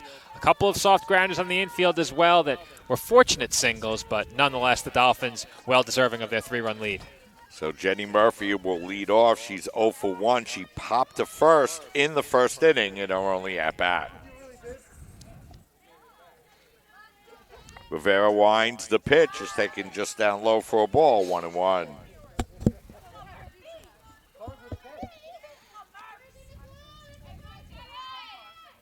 Ariana Franciocchi on deck for the Knights as that pitch is taken outside for a ball, 2-1. Once again, Rivera will work from behind in the count right here. And we mentioned how important it is to keep the leadoff batter off base for both of these teams. The wind and the pitch is a swing and a miss. And that'll even the count up at 2-2. Murphy might have went a little bit outside the strike zone on that one. Sure did, as she shook her head following the swing. 2-2 the count. The pitch swung on, skied up in the air in the infield as McPherson calls off Rivera and makes the catch for the first out. Mike, rough first inning for Rivera, but she's definitely pitching with a lot of confidence now with the lead.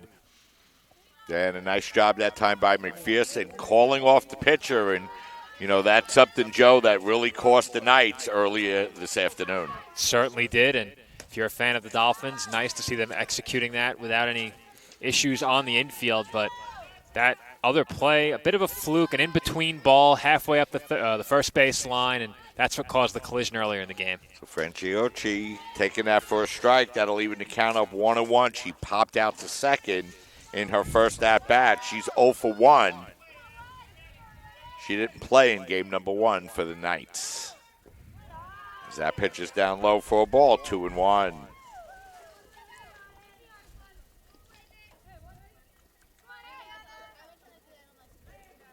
Rivera looking into the sign. The pitch. Swung on, that's drilled into center field, and Picaro will have to play that one on a hop. So a one-out single for the Knights here in the top of the fourth.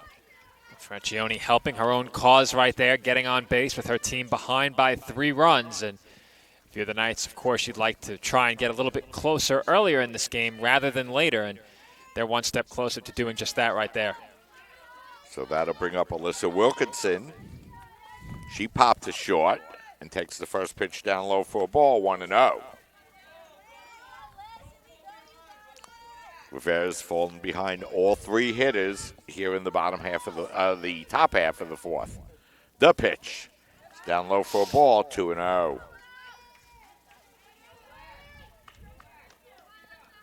Another 2-ball count for Rivera, where putting a runner on would bring the tying run to the plate.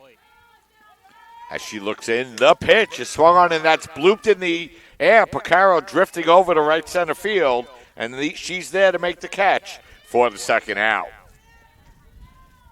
It's a big second out for Nicole Rivera, as that one was hit pretty well, just like the pitch, or I should say the ball in the at-bat before it, which went for a single, but as the wind picks up and perhaps helped that ball into right center, Dolphins are 1 out away from another 0 on the scoreboard.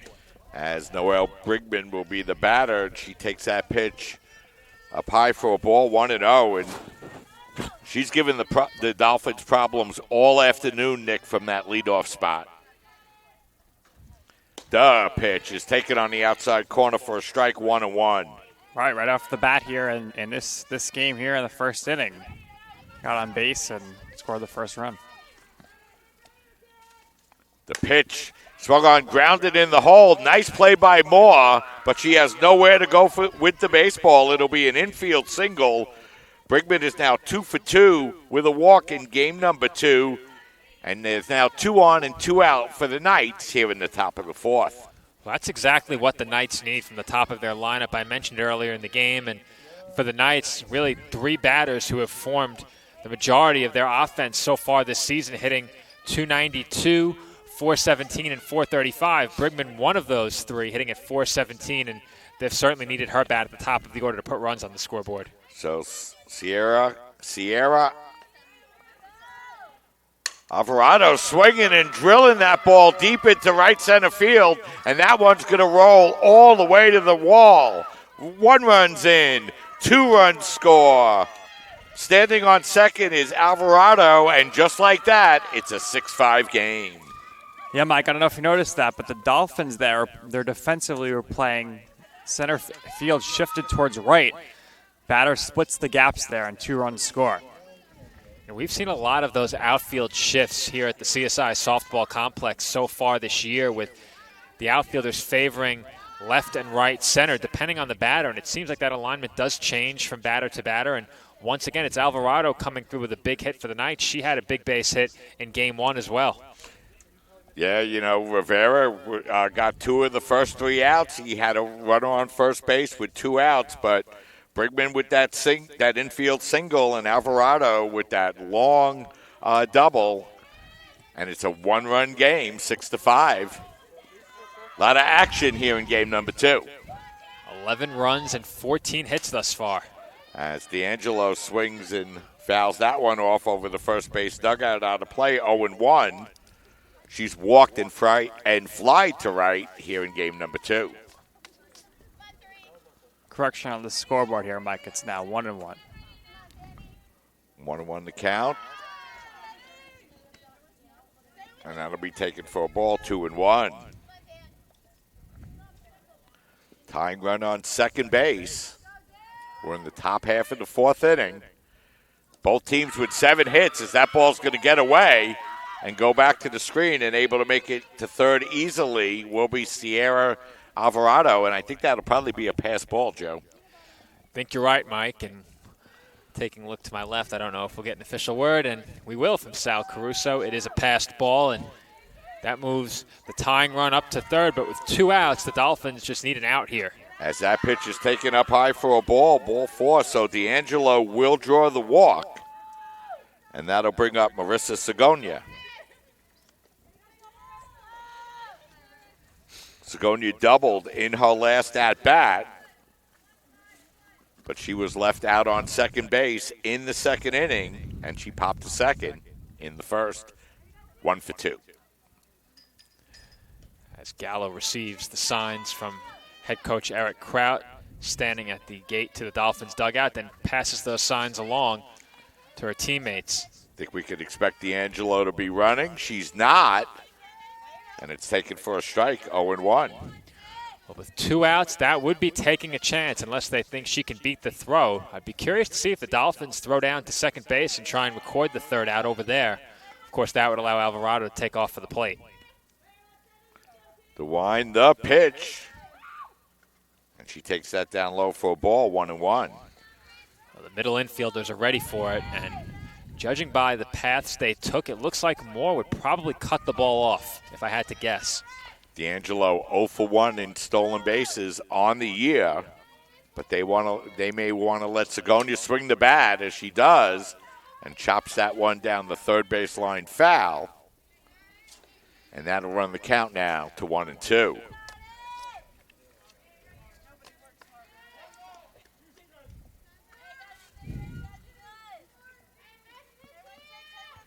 So 1 ball, 2 strikes the count. Rivera looking in the pitch. Swung on, that's going to be drilled into center field, and that's going to be in for a base hit, and that's going to tie the game up at 6 as Alvarado able to come in and score the tying run.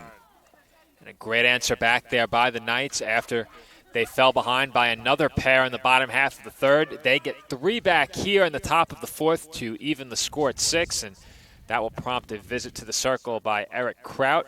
I did mention before the Dolphins have 3 pitchers on their roster, the 3rd of which is Jacqueline Cateridge, and we haven't seen Cateridge here at home since the season opening doubleheader against the Uville.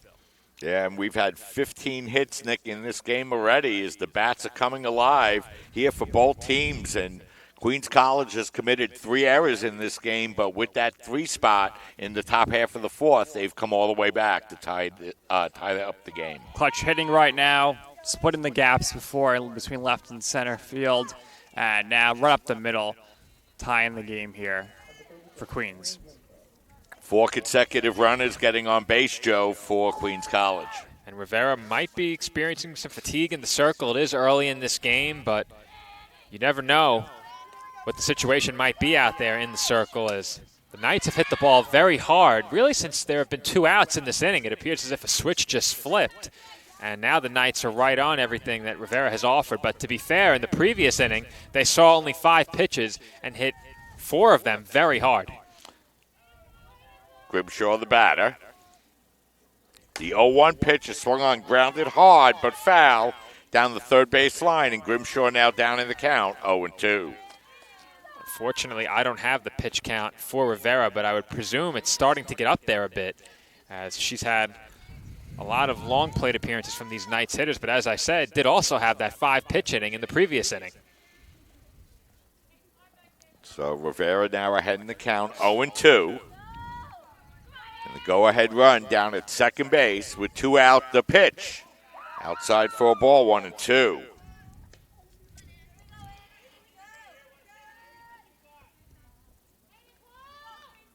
Jessica Hickey, the designated player, on deck. As Rivera winds the pitch, swung on and grounded slowly to third. It's going to be off the glove of McPherson.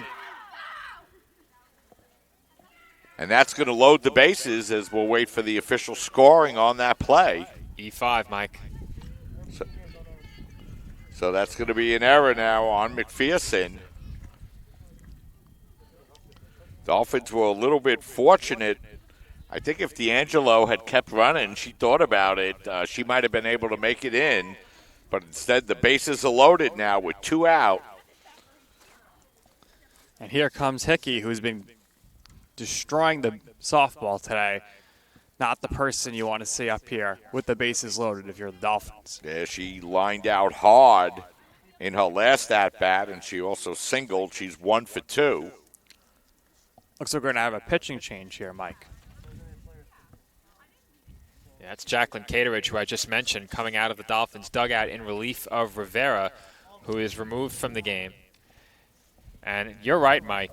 The runner at third likely would have scored if she continued immediately after that ball hit off of McPherson's glove. And my eyes immediately went over to third base once that ball got away because it trickled over towards Moore, who was moving towards the middle of the infield. And there wasn't going to be a play at the plate if D'Angelo had been decisive and headed straight home. Yeah, she thought about it, but ended up holding on as Jacqueline Cateridge comes into the game. Jacqueline 1-2 on the year with a 12.10 ERA. This is her 6th appearance. This will be her 3rd relief appearance. She has pitched 19 in the 3rd innings, allowed 46 hits, 30 runs, 26 earned, walked 6, and struck out 3. And, you know, it's been an interesting game, Nick. The Knights went ahead by 3. Dolphins tied it up. Dolphins went ahead by 3. Knights tied it up, and we're still in the top of the 4th. Something tells me, Mike, we're not done with the scoring here. Well, definitely won't be because this game is not going to end in a tie. But as Joe mentioned earlier, there's a lot of slugging going on here, looking a little bit like Coors Field. Although at Coors Field, there was a blizzard last night, so we'll see how that works. You know, Nick, you mentioned during the break that it was starting to feel like Coors Field out here, and I thought you were referring to the temperature. And thankfully, we're not there yet, but up on the scoreboard, you could certainly mistake this for a game played out at Colorado's home ballpark. The first pitch to Hickey is taken for a strike, 0-1.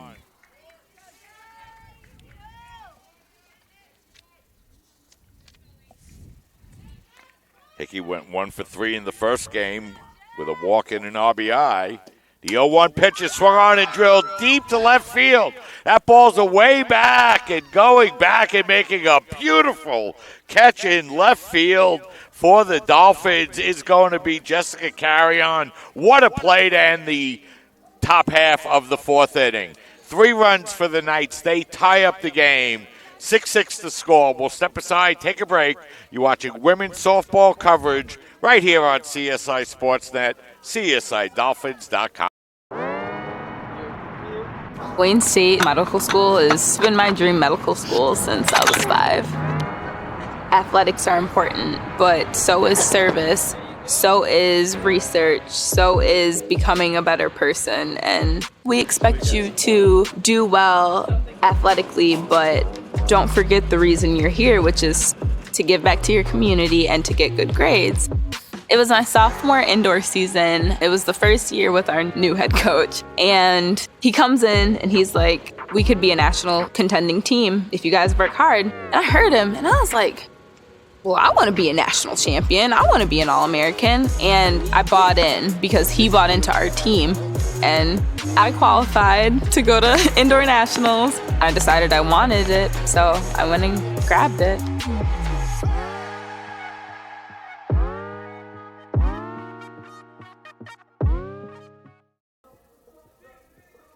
We're back getting ready now for the bottom half of the 4th inning. We're tied at 6, and the only thing that kept this game tied at 6 is a great defensive play by Jessica Carrion. Nick? And, Joe, tell us what you see. Well, that ball was hit deep into the left field corner, and that's not the first time we've said that today, but Carrion immediately getting a great break on the ball, heading out toward the wall with no fear of that left field fence. Fortunately for her, the ball landed short of the fence, but she made an incredible sliding catch to keep this game tied. So a big defensive play there by the Dolphins. Bails out Jacqueline Cateridge, and it's tied at 6 as we head into the bottom half of this 4th inning. As that pitch to Picaro is taken up high for a ball, 2-0. It's been a good one. It's been a pair of good games, really, so far, Joe, here this afternoon. Certainly has. If you're a fan of a pitcher's duel in Game 1, we had a 2-2 score heading into extra innings, a very low-scoring, close game. And if you're a fan of offense, you've gotten exactly what you're looking for in this game. 12 runs and 15 hits entering the bottom half of the 4th. The wind and the pitch as Picaro hits that one to second, and the throw over to first base will be in time as Grimshaw made the play. Wilkerson able to get back to first. 1 up, 1 down for the Dolphins here in the 4th. Moving from circle into the right-hand hitter's batter's box is Jacqueline Cateridge, who only had to throw one pitch to record an out, but it was a loud out, and I should have mentioned about that catch. Not only did it keep this game tied, it saved 3 runs, as the bases certainly would have been cleared had that ball fallen. Cateridge takes the first pitch for a ball, 1-0. 6-8-3 for the Knights, 6-7-1 for the Dolphins here in the 4th. The pitch, swung on, grounded. Brigman at short, the long throw over to first, not in time. As Cateridge able to beat that one out. I think it'll be an infield hit. Yeah, Michael, looked like Alvarado was thinking about cutting that ball off from the third base position, but she's going to let it go through to shortstop, and Brigman able to make the throw in time to first. So that's going to bring up the right fielder, Victoria Whalen. You have to wonder, we've seen Alvarado make a couple of errors over at third. You have to think maybe that factored into her deciding not to try and charge in and aggressively play that ball. Whalen swings and misses for a strike, 0-1.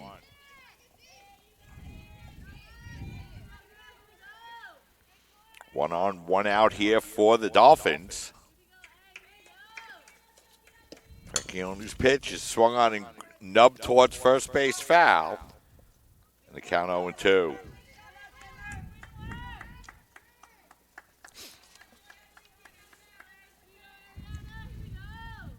No balls, 2 strikes as Whalen falls behind in the count. Carrion on deck. She made that play, that great play in left field that kept this game tied at 6 as that one is swung on and Whalen gets a piece to stay alive, 0-2. Whalen in search of her first base hit of the game. Franciocia on the mound. Both teams have hit the ball well in game number 2, but Whalen swings and misses on that pitch for the second out, and she went outside the strike zone on that one, Joe. Yeah, she did, and with Cateridge over at first base as the go-ahead run, of course you hope to move her over to second with 2 away and give Carrion a chance, as Carrion did single in her last at-bat, though. That was of the infield variety, but it'll be left to Carrion here, who brought the top half of the inning to an emphatic close and hopes to place some emphasis in this at-bat. Down the count, 0-1. The pitch up high for a ball. That'll even the count up at 1-1.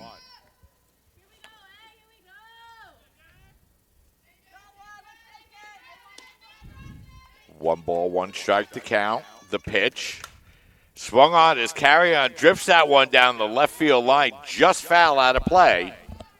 And that'll run the count to 1-2. So Eric Kraut playing umpire over there in the third base coaching box, immediately getting in position to see if that ball landed fair. He had a great look at that ball last game that was hit down the line where the Dolphins didn't get the call. The wind and the pitch as Carrion swings and misses. And unable to play that ball is going to be Vera Russo, and that's going to allow Carrion to reach base on the strikeout, Joe. Well, if we're being technical, Carry-On ran halfway out toward the circle and was clearly out of the baseline. I'm not sure if we're nitpicking like that, Mike, but I couldn't help but notice how far out of the baseline she ran heading to first base. So she will reach base on the strikeout and error. And that's a foul ball by Gorit Komahendo, and she falls behind in the count, 0-1. All three of us flinched on that one. That's the first time I've flinched this season as the ball was hit right at us. Franciochi looking in, the 0-1. Komahendo swings and misses, and she's down in the count now, 0-2.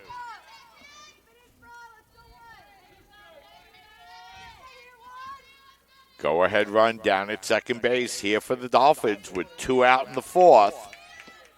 Komahendo down in the count 0-2. She grounds it to second, but Grimshaw is there to make the play for the final out here in the bottom half of the 4th. So the Dolphins threaten but do not score.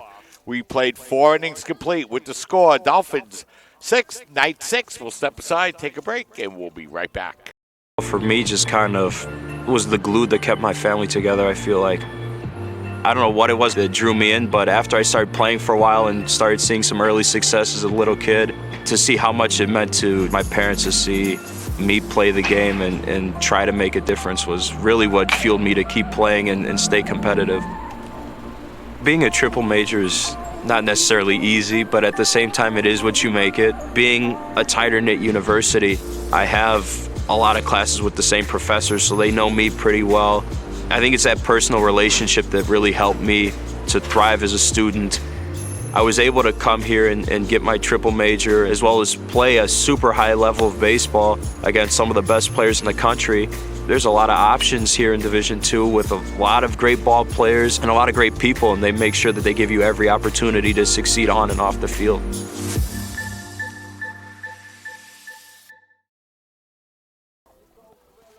We're back getting ready for the top half of the 5th inning. A little bit of a surprise substitution, and I'm going to let Joe Foreman tell you what that substitution is. Well, over at first base, we have a change for the College of Staten Island. Alexandra Montella comes into the game in place of Emily Corrick. And I'm not sure if that means we should expect her to possibly pitch should the Dolphins take the lead, but her pitch count nearing 140 pitches last game, so it would be a bit surprising to see her back in the circle. So Cateridge back on the mound for the Dolphins. That's Jenny Murphy, the batter, and Murphy lashes that one into right center field, and that's going to roll all the way to the wall as Murphy is going to be on second base with a leadoff stand-up double. And so far, Nick, Cateridge has thrown 2 pitches, and both of them have been rocked. Absolutely, and lucky there as well, and bobbled that in right field, but able to pick it up in time to hold the runner to second base here for the Knights. So Jenny Murphy with that leadoff double. And Alyssa Fracciani, Joe, will come up in a position to really help herself. You said it, Mike. She could certainly help her own cause right here. And the runner on second, Murphy, I think she was being waved over to third base by Amy Delmore, but didn't see it soon enough. I think she just presumed that with how hard she hit that ball, she would have to stop at second, but I think she was being waved on to third, and that one extra base could prove to make a big difference. Let's see what Francione could do. The pitch as she squares the bunt and takes that one up high for a ball. 1-1. And Mike Corrick, Emily Corrick, is warming up in the Dolphins bullpen.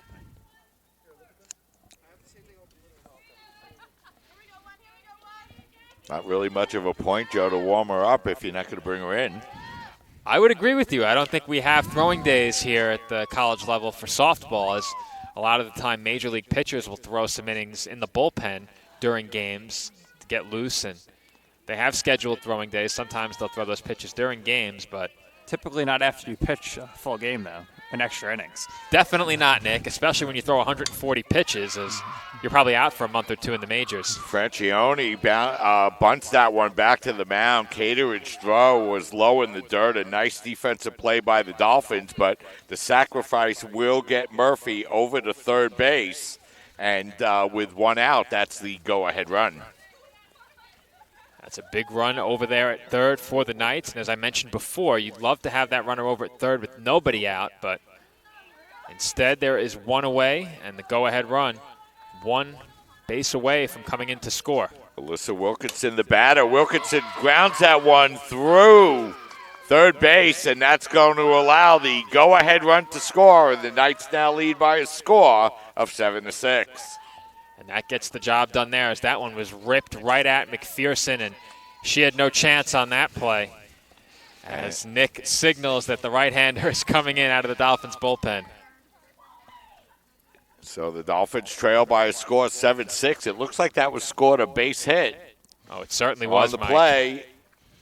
And an RBI for Wilkinson, and the Knights lead 7-6.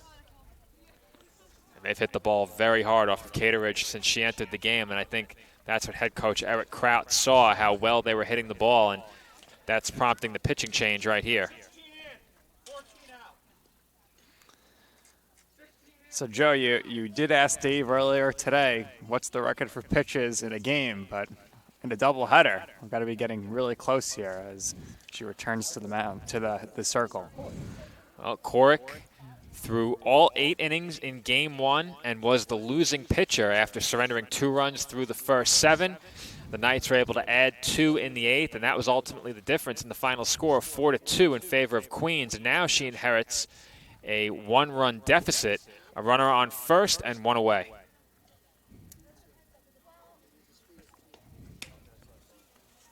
And, just like Wilbur Wood used to throw doubleheaders for the Chicago White Sox, I can remember the days when Danielle Ponsiglione the great Danielle Ponsiglione used to throw doubleheaders for the Dolphins.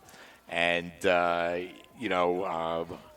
back in the day, it wasn't as uncommon to see pitchers throw both ends of the doubleheader in college softball. You really don't see that nearly as much anymore. Right, and Joe, maybe Major League Baseball could take note of how the pitchers are being handled here today and get back to the basic fundamentals we used to see in at least the 90s when pitchers would go 150 pitches. Well, I've always said ever since I understood what Tommy John surgery was that it always seems like if a pitcher hasn't yet had that surgery, the abundance of caution almost serves no purpose, as no matter how careful these teams seem to be, the pitcher winds up needing that surgery anyway, and then they come back from that surgery and are coddled once again. And, of course, you want to protect those multi-million-dollar arms, but a lot of the time, you don't see that surgery ever having to be repeated. As Brigman hits the first pitch down the left field line, and that's going to be a base hit, and holding at second base on the play is going to be Wilkinson. As Brigman hit that ball hard into the corner for a base hit. I thought Wilkinson might have had an opportunity to go to third base, but she held on at second, so another opportunity here for the Knights. And they are jumping on the first pitch quite often. We saw that against Rivera, then against Cateridge, and even against Coric, who returns to the circle after the Knights got a look at her for 8 innings in Game 1. So Sierra Alvarado, the batter, as she swings through the first pitch and falls behind 0-1. She had a big 2 RBI hit in her last at-bat. As she bunts that one foul, and the count goes to 0-2. If Coric could limit the damage to a single run in this inning, the Dolphins would be very pleased with that, especially the way they've been hitting in this game. Were held scoreless for the first time in this game during the previous half inning. The wind and that pitch is going to be outside for a ball. 1-2 And with another 8 outs to get, the Dolphins have nowhere else to turn in the circle. This is it, unless they return to one of the previous 2 pitchers. As that check swing by Alvarado, and she goes down on strikes for the second out. Big out for the Dolphins and Coric. Undoubtedly a huge out, and one of many strikeouts on the day for Coric. As we mentioned, her strikeout total at the end of Game 1 and her total against the Knights earlier this season. As that ball is driven deep into left field, and that's going to be Another outstanding defensive play by Carrion for the final out of the inning is she saved at least 5 runs here in the last couple of innings. But the Knights pick up a run. They take a 7-6 lead, and we'll step aside and take a break. You're watching women's softball coverage on the ECC network, CSIDolphins.com. Wayne State Medical School has been my dream medical school since I was 5. Athletics are important, but so is service, so is research, so is becoming a better person. And we expect you to do well athletically, but don't forget the reason you're here, which is to give back to your community and to get good grades. It was my sophomore indoor season. It was the first year with our new head coach. And he comes in and he's like, we could be a national contending team if you guys work hard. And I heard him and I was like, well, I want to be a national champion. I want to be an All-American. And I bought in because he bought into our team. And I qualified to go to indoor nationals. I decided I wanted it, so I went and grabbed it.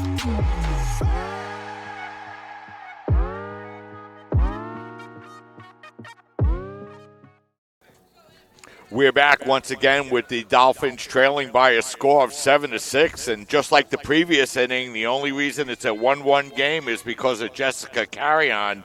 And Joe, take a look at that play in left field by Jessica once again. Well, her play earlier in the game, an incredible sliding catch, was surpassed by that full extension diving catch. This one right up against the base of the left field fence. Didn't have to run quite as far for that ball, but she had to make a full extension dive and grab. And you said it before, Mike, she has saved no fewer than 5 runs. Certainly 3 runs come home to score on the first ball she caught.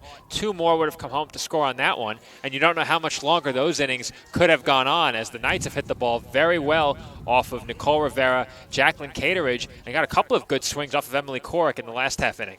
And it will be Corrick to lead off here. No, actually, Montella will lead off. So Montella will move into the 1 spot of the lineup, and she will lead off here in the bottom of the 5th as she takes that for a ball, 1-0. So the price of getting Corrick back into the circle is you lose her bat in the lineup, though she did come in for Cateridge, so she might have switched spots in the order. I'm wondering if she is the flex player. The umpire didn't give us anything different, so we'll have to see. We're going to check the official stats and see what the lineup looks like. Montella ahead in the count 2-0, and that pitch taken on the outside corner at the letters for a strike, 2-1. Well, officially, Cateridge is the designated hitter/pitcher. As that pitch is taken up high for a ball, 3-1. And, Joe, you just take a 1-1 lead in the top of the 5th inning. The last thing you want to do is walk the leadoff batter. No doubt about it. And there's no way Corrick can re-enter at a different spot in the batting order. So she will not hit again in this game, and her day would be done. That's costly for the Dolphins, who lose their leading hitter. Yeah, that would be costly. 3-2 the count on Montella. The pitch is down low for a ball 4. And if you're a Dolphin fan, that's exactly what you're looking for to start off the 5th inning. And if you're the Knights, you don't want to walk a hitter who's had so few plate appearances so far this year, that being Montella, who didn't even have to swing the bat. And she's on to lead off the inning. That will bring up Elizabeth Moore. But for Montella on the season, she's only had 1 official plate appearance, and her second right there results in a leadoff walk. Boy, and it feels like just got about 10 degrees colder. It's getting chilly here, Mike. Here at the CSI Softball Complex. Well, we got a moment here, Joe. Why don't you give the listeners an update on men's baseball? Well, we did receive word earlier today that men's baseball, 11-7 winners in Game 1 of today's doubleheader at Lincoln University, located in Lincoln, Pennsylvania. So Dolphins baseball back in the win column, ending their losing streak, their second victory of the season. As that pitch is blooped over to second base, and it'll be Grimshaw there to make the catch for the first out. You mentioned, Mike, it feels 10 degrees colder. it looks like we've been on the brink of a storm all day long, looking at the sky and dark skies, high winds, a dropping temperature, and that'll make for a very quick cleanup when this game is over. It's almost Samantha McPherson, the batter. McPherson reached base her first 5 times, but she struck out and popped to second in her last 2 at-bats. She's ahead in the count now, 1-0, as that pitch is outside for a ball. And she's ahead in the count now, 2-0. Especially without Corrick's bat in the lineup. This is really the inning where the Dolphins want to make the most of that leadoff base runner. They have McPherson, Gallo, and Porcaro, followed by Cateridge due up. And if you're the Dolphins, again, this is certainly the inning where you want to capitalize. The wind and the pitch to McPherson, and she drills that one into right center field, and that one's going to go all the way to the wall. Holding on at third base will be Montella. Going into second base with an opposite field double will be Samantha McPherson. And just like that, the Dolphins have the tying run at third, the go-ahead run at second base with just 1 out. And it's interesting, Mike, that some of the hardest hit balls in these last couple of games have not been the ones that have driven in runs. Sometimes the ball hit just a bit too hard, as that one was drilled into the gap, as you mentioned, rolled all the way to the wall, but that wasn't enough to score Montella from first, as the Knights did a good job to get there quickly and scoop that ball up. We saw the Dolphins bloop a double into the right field corner. It landed probably about 20 or 30 feet behind first base, but the ball rolls away. That scores a run for CSI in game 1. Unfortunately, that double couldn't score one here, but that does put 2 on, still only 1 out, and the cleanup hitter, Isabel Gallo, is coming to the plate. Yeah, and Gallo swung the bat very well for the Dolphins here this afternoon, and she's going to have an opportunity with 2 runners in scoring position and 1 out here for the Dolphins. Gallo was 1 for 4 in the early game, 2 for 3 with a run batted in this game.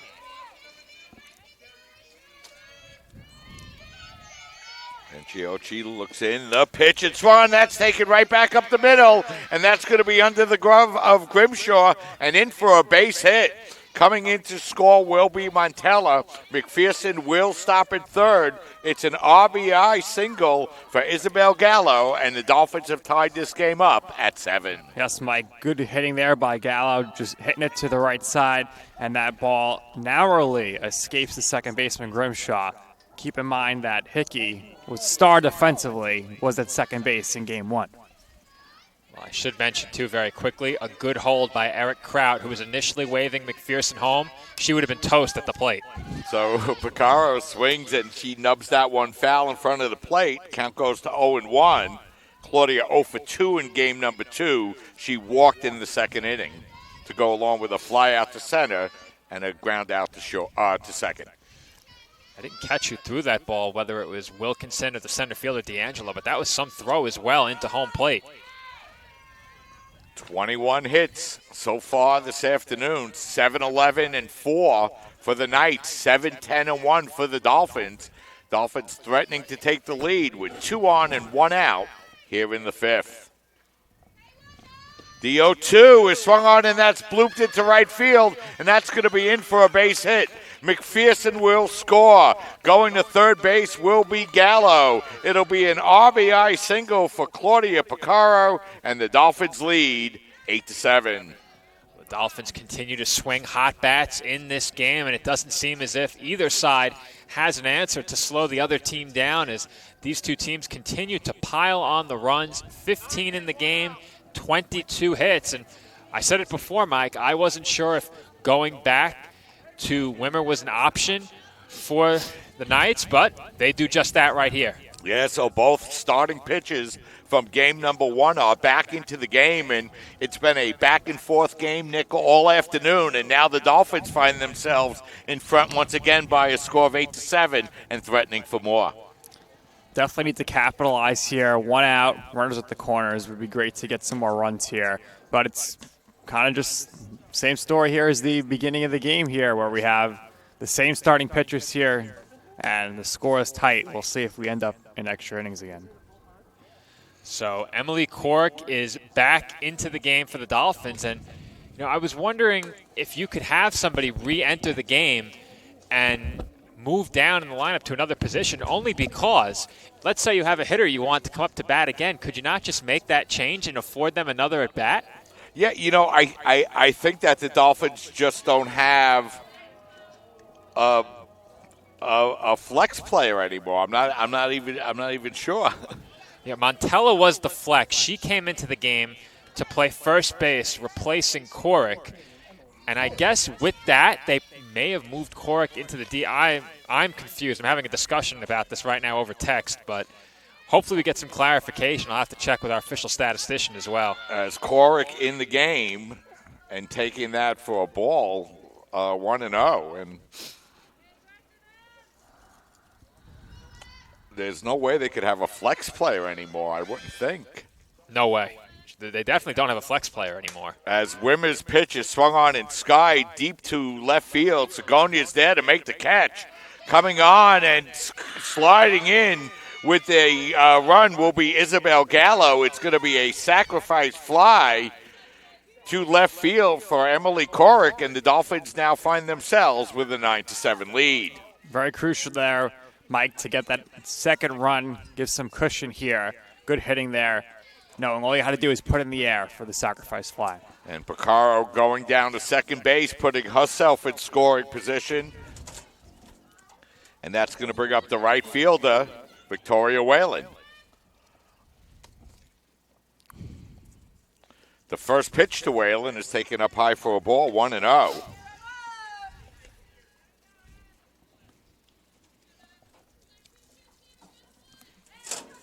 Dolphins looking to extend their 2-run lead. Wimmer looking to keep the Dolphins right where they are as that one is swung on and foul back to the screen, and that'll even the count up at 1-1. So 2 outs here, Mike. Still a runner in scoring position. It would be really nice here if Whalen could drive in the run and the Dolphins could capitalize.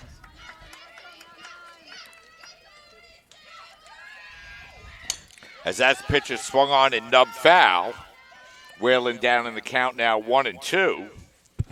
Looking ahead for the Dolphins this Tuesday, they'll play Mercy at Dobbs Ferry at 2:30.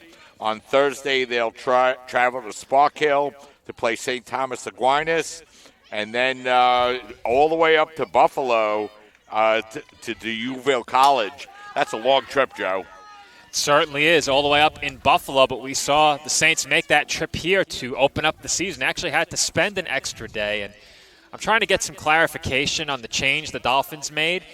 And what I thought is that Corrick remains in the same spot in the order with the flex player coming on to hit for Caterage.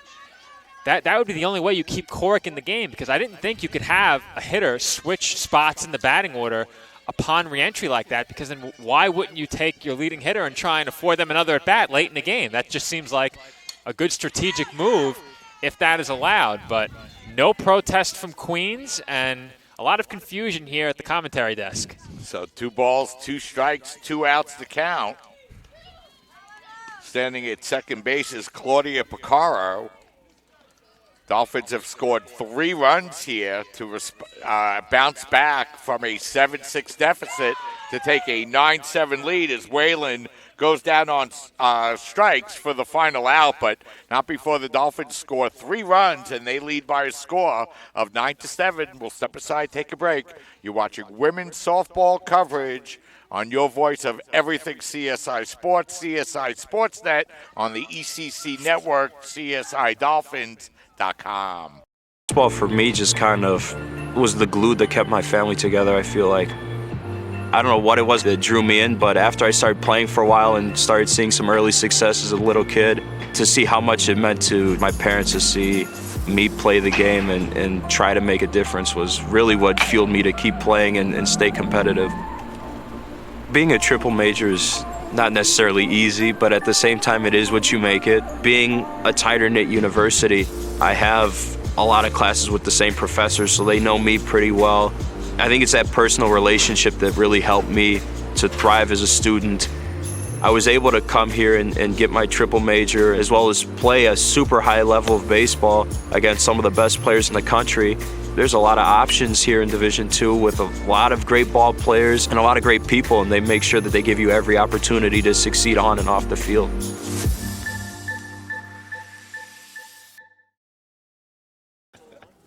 We're back, and we're getting ready now for the top half of the 6th inning. And, Nick, it's been a good back-and-forth game all afternoon. Teams going out in front, teams coming back, fighting their way back, and now the Dolphins find themselves 6 outs away with their number 1 pitcher on the mound. Mike, 22 hits in this one, and we're not done yet. Lots more of offense still to come, perhaps. All right, so I have hopefully another step forward in solving this conundrum we have here. I made a mistake, was looking at the lineup from Game 1. Montella was not the flex player in this game. She wasn't in the field. She was in the field in Game 1, and I had Game 1 stats in front of me, so I was looking at the wrong sheet. I'm getting word here from our stats keeper. He's giving an EJF on this one. Error for Joe Foreman. Oh, absolutely not the first time that's happened, unfortunately, but we're working on it right now. Still to figure out how she switched spots in the order. You can't re-enter and switch spots in the order. So I'm still confused. So the Dolphins find themselves up by 2 runs here, looking to break that losing streak. And, like we mentioned before, good back-and-forth game here in game number 2. No doubt about it. These two teams battling from the start. Queens by 3 after the top half of the first. Queens by 2 after 1. Dolphins then by 1 after the second, and by 3 through 3. Knights tied it up in the 4th, and now it's the Dolphins by 2 through 5. Our score 9-7, 22 hits combined for the two teams. And it'll be Segonia, Grimshaw, and Hickey, 4, 5, and 6, and they've gotten a lot of production there. And I think the umpires and everybody are going over these lineup issues. Unsurprising is that you can't switch spots in the batting order like that. I was so confused. So what do you think the penalty will be if they realize their mistake? Well, now there can't be a penalty. There's nothing that can be done. You missed it, Nick. In our last doubleheader, the Mavericks of Mercy College batted out of order. They did. I caught it. Mike had it as well in his lineup. We were questioning what was going on. And then after the hitter had doubled, a very shrewd move by Eric Kraut as he came out onto the field and alerted the umpire. So that was figured out, and the penalty was the batter is out. Then Mike asked, well, does she bat out of order again? And I said, only if she wants to be ruled out again. So they went back to the original lineup. So we have a delay in the action here. Hopefully we get back to playing real soon here, Mike, because it does not look like this weather is going to hold up much longer. Well, I think that we're confused. I think the umpires are confused. But, again, I think, like you mentioned, all they could do now is straighten out the lineup and make sure that everybody's on the same page. For the future, I don't know that there's any redress for anything that's already happened. I wonder how things are looking in the official stats here, moving people around in the lineup. Okay, so if Corrick re-entered the game, then Montella would have to be out of the game because that's who she would have to re-enter in that spot if I'm not mistaken. So that would mean Montella would have to come out. Then Cateridge would have to come in and play first base, I think. And that's what they're discussing right now. Yeah, but Corrick came out for Montella is at first base. So she's at first base right now. She probably shouldn't be. That may be what the discussion is here between the umpires.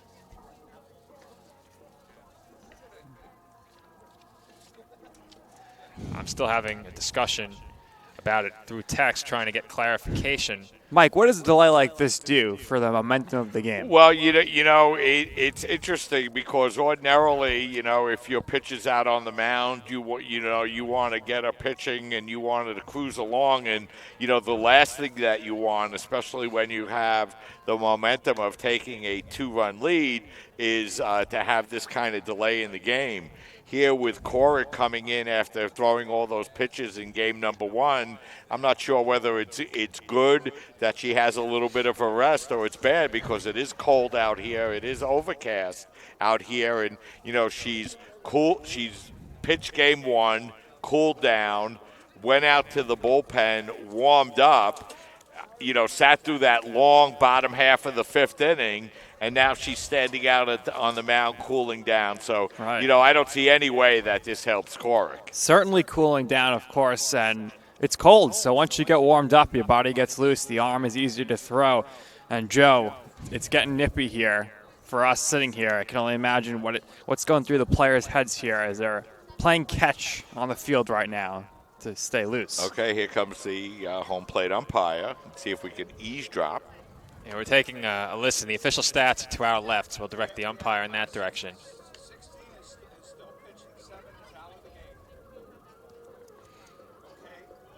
We're listening in. So Coric remains in.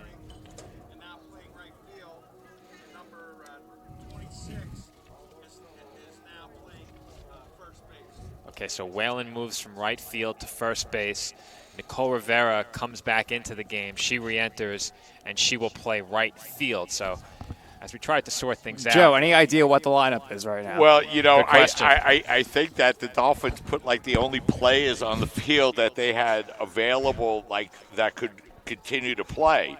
So Whalen has come in, and she'll play first base.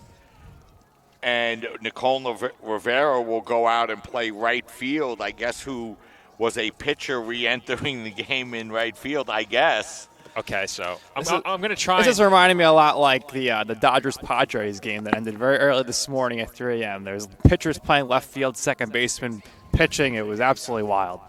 I didn't know there was such a game, and I can only imagine how a game would get to that point with runners on second base to open up each extra frame, but I guess it happened. So I'm going to try and retrace how we got where we just were. So the first Dolphins substitution that we saw in this game was over at first base.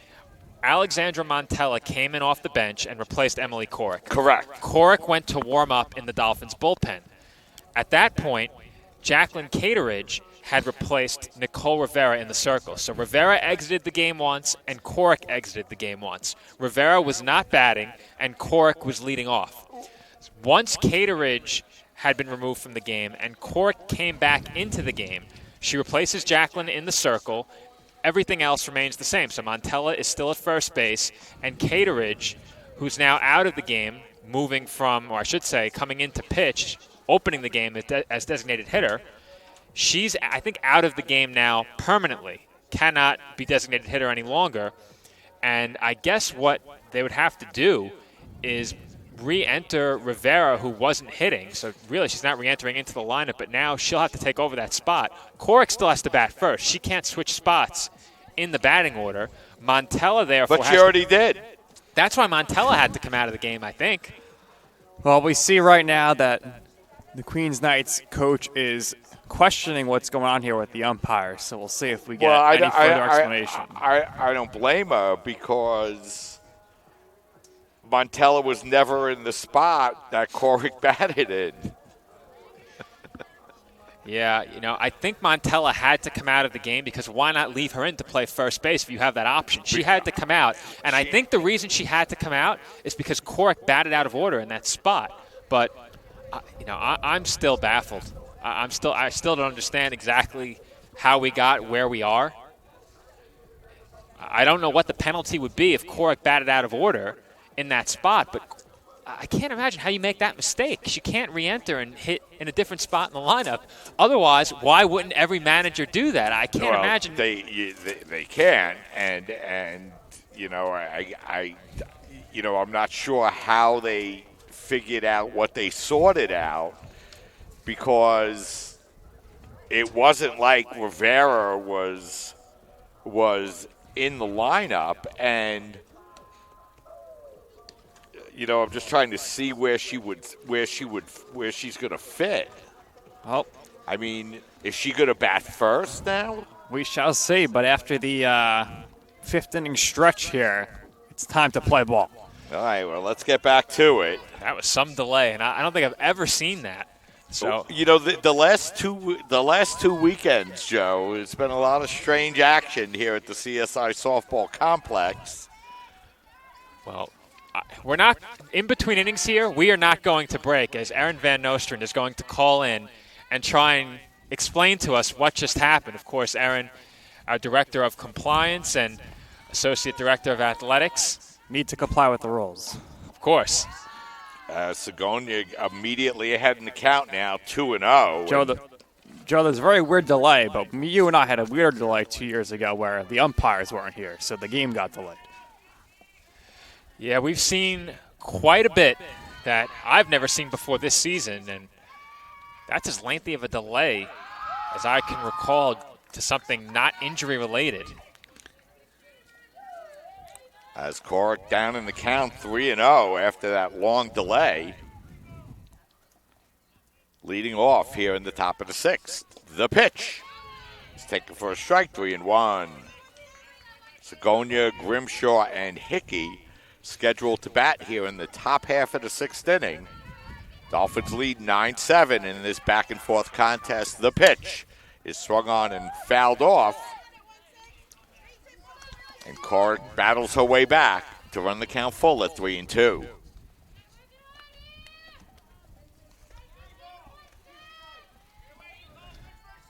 Corrick looking in. The 3-2 pitch is way up high for a ball 4.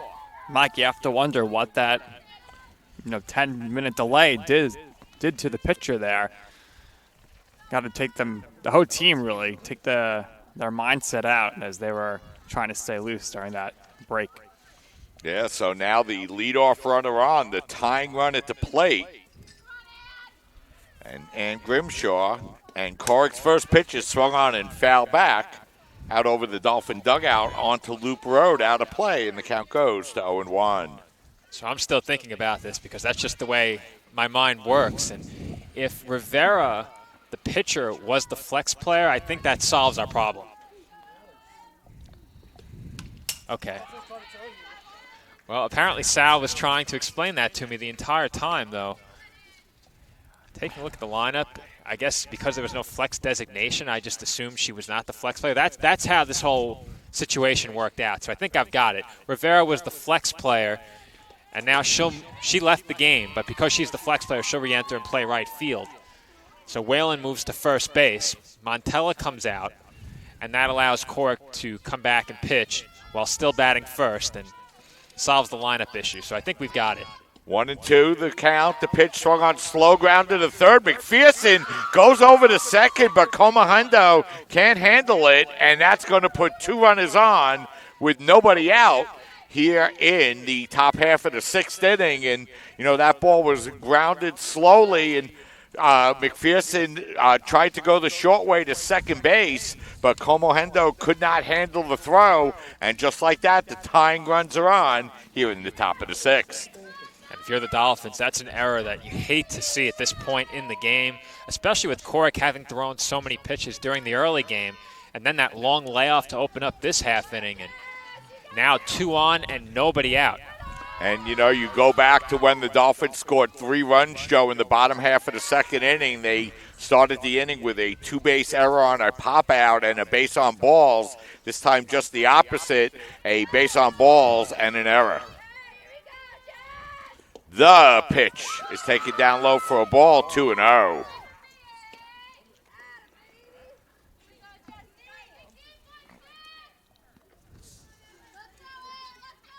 So 2 balls, no strikes, 2 on, nobody out here in the top of the sixth. Corrick's pitch is taken for a strike, 2-1.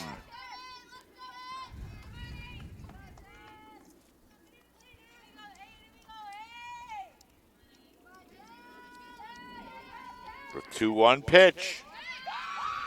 It's taken outside for a ball, 3-1, as Corrick struggled with the strike zone all day long. We saw that in game 1. Very uncharacteristic of her, struggling with her command, but there's a big pitch here, and it finds the inside corner as they throw behind the runner at second. And where this game stands right now, how well the Knights have hit the ball, and how patient they were early in that first game before really turning it on at the plate late. certainly can't afford to see many full counts and struggle with pitch control. The pitch is swung on, drilled to center field, but Picaro is there. She makes the catch, heading over to third base, and just making it in time is going to be Maria Segonia. Grimshaw held it first, so it'll be first and third now with one out. That was a nice throw that time by Picaro. No doubt about it, as it made that play a lot closer than we anticipated. Segonia got a very quick start off of second base to be able to advance to third. As that brings up Jenny Murphy, and she takes the pitch down low for a ball. Murphy doubled, popped to first, and popped to third. She's 1 for 3. The wind and the pitch is sails over the head of Gallo. Coming in to score easily will be Segonia on the wild pitch. Going down to second base will be Grimshaw, and that's going to make it a 9-8 game. And that is certainly not the way you want to see that run come home. You had that 2-run cushion, and it just makes it, I would figure, a lot easier on a pitcher in the circle to pitch with a 2-run cushion as opposed to a 1-run cushion, especially with a runner now in scoring position. As Corrick frustrated with herself as that ball sails upstairs, and that's as demonstrative as we've seen her in the circle so far today. And this has all been done without the benefit of a base hit here in the top half of the 6th inning.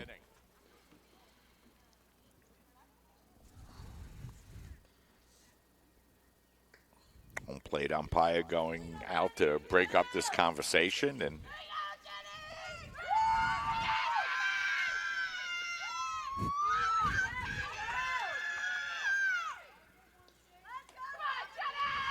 we'll get back to the action now with the 3-0 count. The pitch is taken for a strike, 3-1.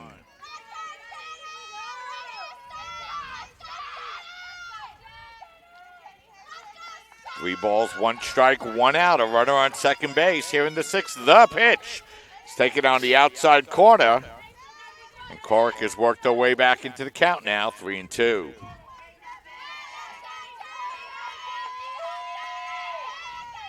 Three-two pitch. It's taken and swung on and grounded to first base. Whalen gets a glove on it, but it's a foul ball, and the count holds at 3-2. Yet another full count, and every pitch crucial at this point in the game for Corrick.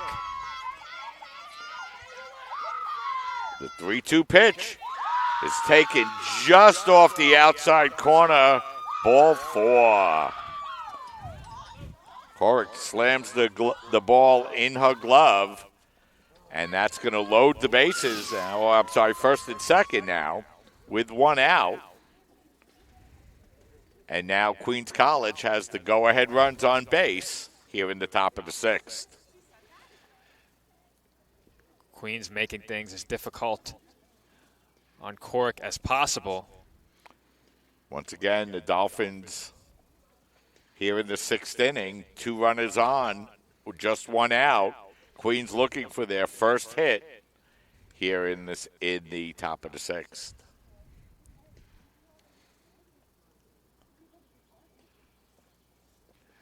When the action resumes, the Knights will have 2 on, still only 1 out. They trail by just a run.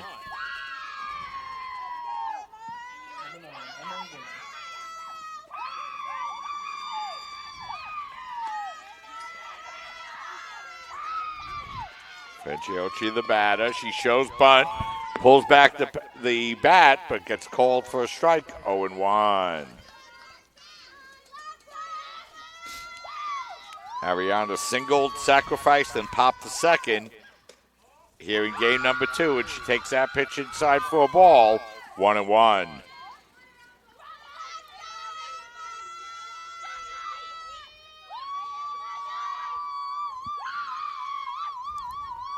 The 1-1 pitch is way up high for a ball, and that'll run the count to 2-1.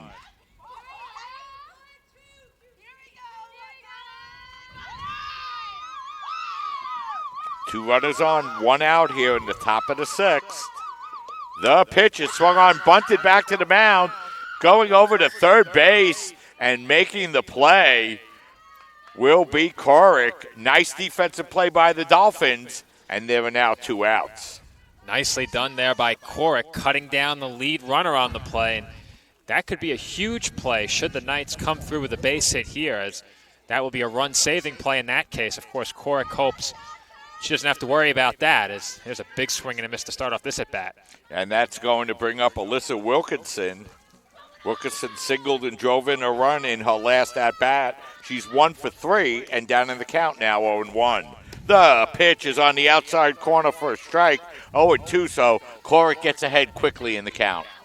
That's exactly what she's looking for here, as she's come out of that mound conference with a purpose. As that ball is swung on and grounded off the glove of Moore into left field, and coming in to score the tying run will be Jenny Murphy. Stopping at second will be Franciocchi. Alyssa Wilkinson with an RBI single, and the game is now tied at 9.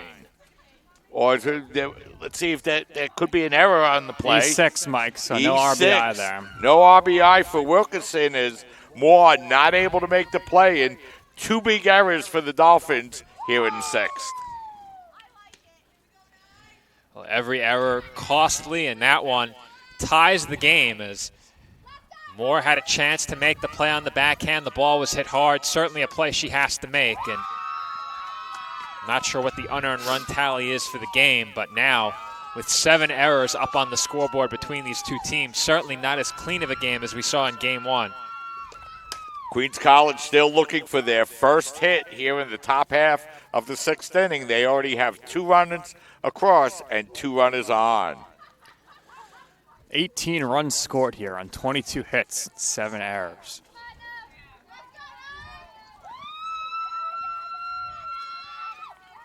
Brigman ahead in the count, 2-1. The pitch. It's taken for a strike, 2-2.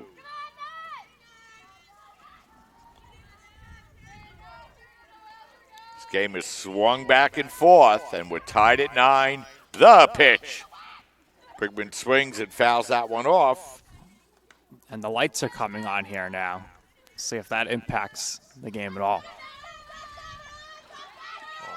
This game is pushing us toward the evening hours very quickly. As Brigman pops that one off, Whalen comes in and makes a nice diving catch in foul territory for the final out, but not before the Knights tie up the game with 2 runs. We're tied at 9. We'll step aside, take a break, and we'll be right back.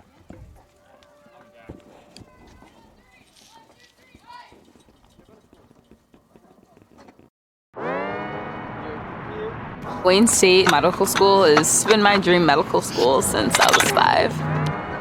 Athletics are important, but so is service, so is research, so is becoming a better person. And we expect you to do well athletically, but don't forget the reason you're here, which is to give back to your community and to get good grades.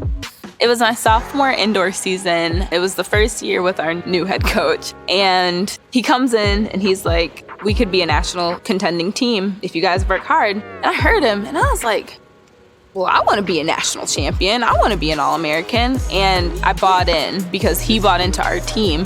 And I qualified to go to indoor nationals. I decided I wanted it, so I went and grabbed it.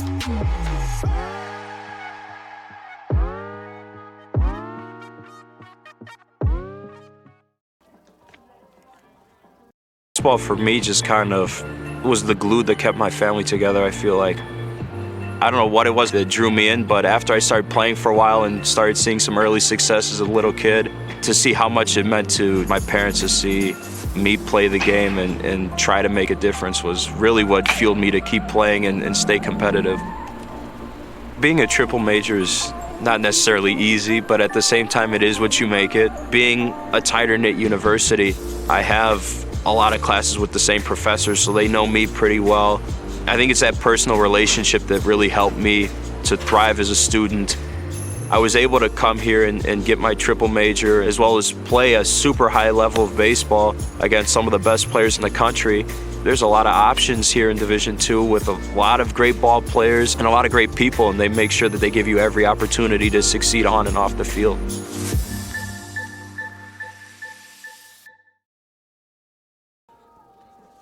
We're back getting ready now for the bottom half of the sixth inning, and it's been a back-and-forth game all afternoon here this afternoon. The Dolphins fell behind in the top half of the first inning by a score of 3-0. Dolphins able to battle back with a run in the first, took a 4-3 lead after 2 innings, added 2 runs on in the bottom half of the third to take a 6-3 lead, and then the Knights bounced right back with 3 runs of their own to tie the game up at 6, scored the go-ahead run in the top half of the fifth to take a 7-6 lead. The Dolphins scored 3 in their half of the fifth to make it 9-7, and then Queens College comes right back with 2 to tie the game up at 9. Good back-and-forth game, Nick, here this afternoon. Certainly, Mike, and it looks like we're going to have another delay here. We had one going into the top of the inning. We have one going to the bottom of the inning here. Umpires looking to get things sorted out here. Looks like we'll have some more lineup changes. The pace of the game was really good. It was going well, quick game. The pitching was getting good. A lot of scoring. It was 9-7, but it was moving quickly. And now we're here, another delay. We thought maybe we got a rain delay earlier, Mike, but Joe Foreman has gone to get his umbrella just in case, but the delay right here is lineup changes. These lineup changes should not be so complicated, Mike. There's 11 players on both teams.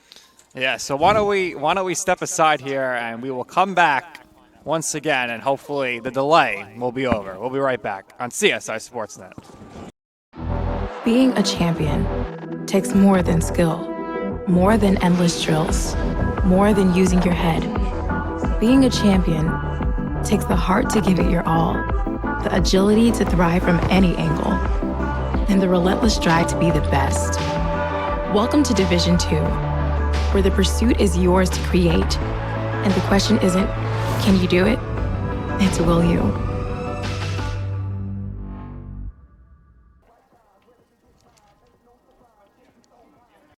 Being a champion takes more than talent, more than the perfect pass, more than using your head. Being a champion takes the spirit to always push harder, the ability to overcome any hurdle, and the fire to be the best. Welcome to Division II, where the pursuit is yours to create, and the question isn't, can you do it? It's, will you?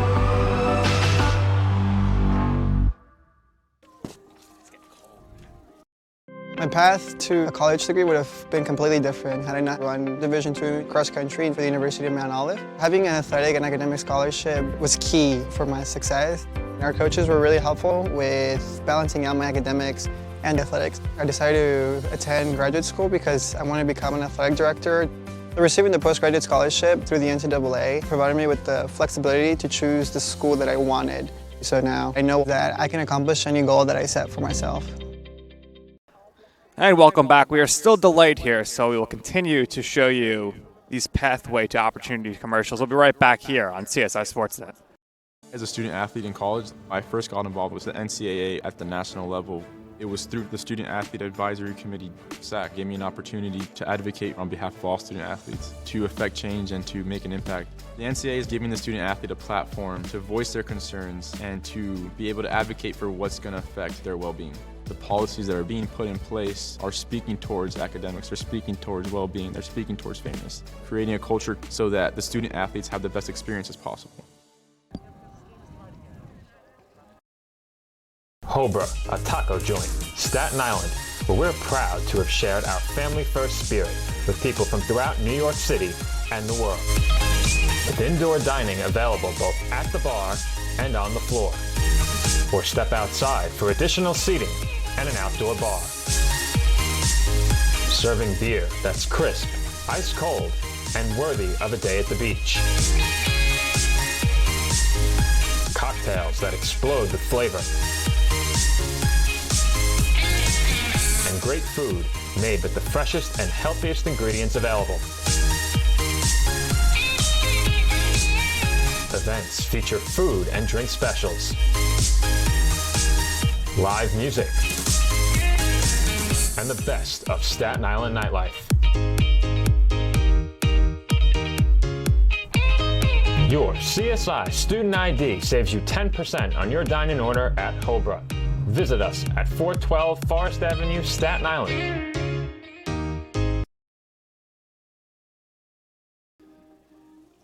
And we are back here from the CSI Softball Complex. Dolphins and Knights awaiting the start of the bottom half of the sixth. And we would presume that substitution issues were being discussed once again as we had yet another delay. The previous half inning got underway after a lengthy delay. And we tried to figure out exactly what changes the Dolphins had made in this game. I tried to run through it before. The flex player and pitcher Nicole Rivera was replaced by Jacqueline Cateridge in the circle. At first base, Emily Korek was replaced by Alexandra Montella. Korek then came back into the game to pitch for Cateridge, who opened the game as the DH and then moved to pitcher. And that set off a lineup issue for the Dolphins where Korek then came in to bat for Cateridge, which was not correct. She was the leadoff hitter for the Dolphins, and it appears as if everything was sorted out. Korek batted out of order. We're not sure what the penalty for that was or what was done to remedy the situation, but we are back to softball here from the College of Staten Island. Yeah, so it's going to be Jessica Carrion leading off here in the bottom half of the sixth inning, and back and forth game, now tied at 9. The pitch is swung on and popped up in the air in foul territory. And first out will be made as Carrion fouls out to third base. I can't help but notice I'm looking beyond the right field wall out towards baseball. It's the first time I've seen blue sky all day long, as it feels like the temperature has dropped at least 20 degrees since the start of Game 1. So 1 out, nobody on here for the Dolphins in the bottom half of the sixth inning. Gorit Comohendo will be the batter. Gorit looking for her first hit here in game number 2. She reached on an error and scored in the third. And she takes that ball down low for a ball, 2-0.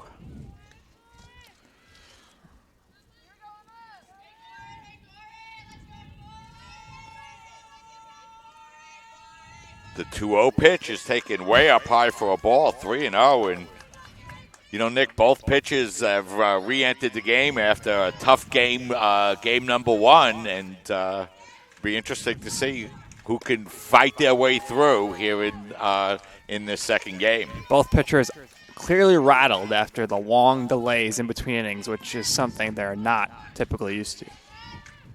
We saw Cork get rattled in the circle as well, frustrated with herself after she missed high with a pitch, and then defensively, a very demonstrative reaction after the Dolphins failed to make a play on the infield, which prolonged the inning. So Comohendo will reach first base on a walk. Gorit 1 for 2 in stolen bases. If the Dolphins try to put her in motion to get her in scoring position, Korek will be the batter.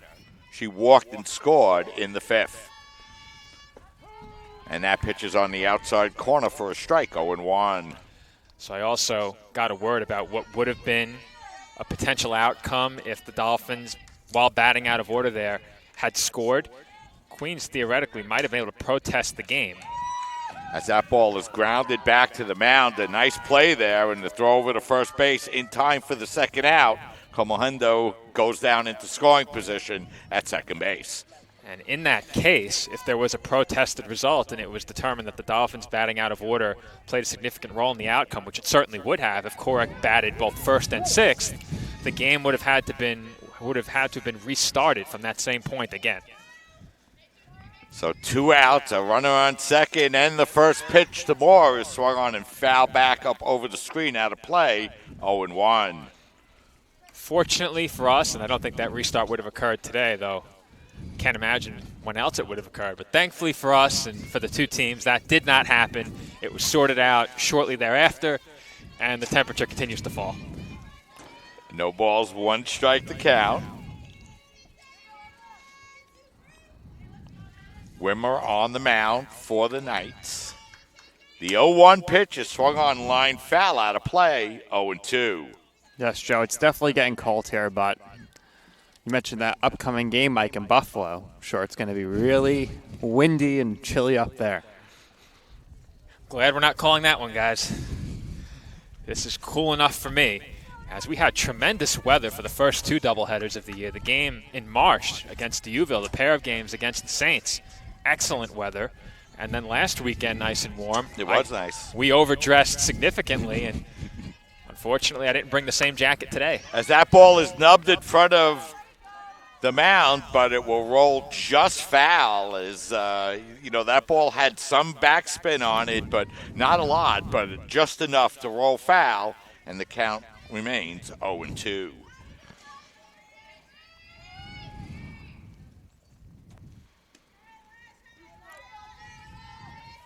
So no balls, 2 strikes, 2 out. Comohendo on second. The pitch swung on and grounded to third base. The throw over to first in time for the final out of the inning. So the Dolphins get the go-ahead run down to second base, but that's all the damage they could do. No runs, no hits, a walk, 1 left. 6 complete in the books. We're tied at 9. We'll step aside, take a break. You're watching women's softball coverage on the ECC network, CSIDolphins.com. Your car is damaged. Where you take it is your decision. But insurance companies would like you to think otherwise. While they may have a lot of pull, it may not always be in the best interest of your car. Your car will be fixed right and on time. What insurance company can argue with that? Call Dependable Auto Body at 718-447-4899. We're back here getting ready for the top half of the 7th inning, tied at 9. And, Joe, we went into extra innings in game number 1. We're tied at 9 heading into the 7th in game number 2. Well, despite the similarities between the 2 games in that respect, this game, a very different looking line so far for both teams. 9 runs and 11 hits per side in game 1. Entering the final inning, the Knights only had 3 hits, and each team had 2 runs, but a lot more offense for both sides in this game. For the Dolphins, 3 pitchers, Rivera, Cateridge, and Corrick. And for the Knights, they used 2 pitchers as well, Fraccioni and Wimmer, both getting into the circle for Queens College. So between the 2 teams entering today's games, 5 pitchers had thrown innings, and all 5 of those pitchers have gotten into the circle today.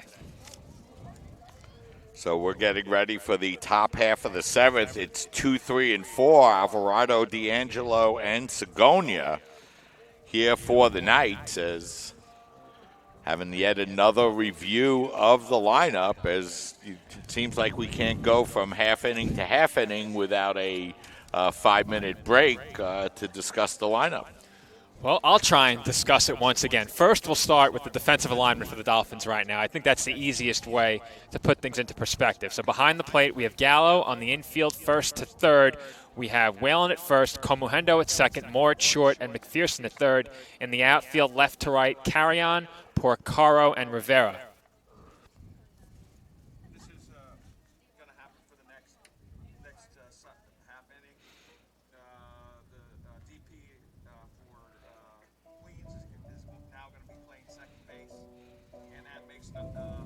Number 37, EOP.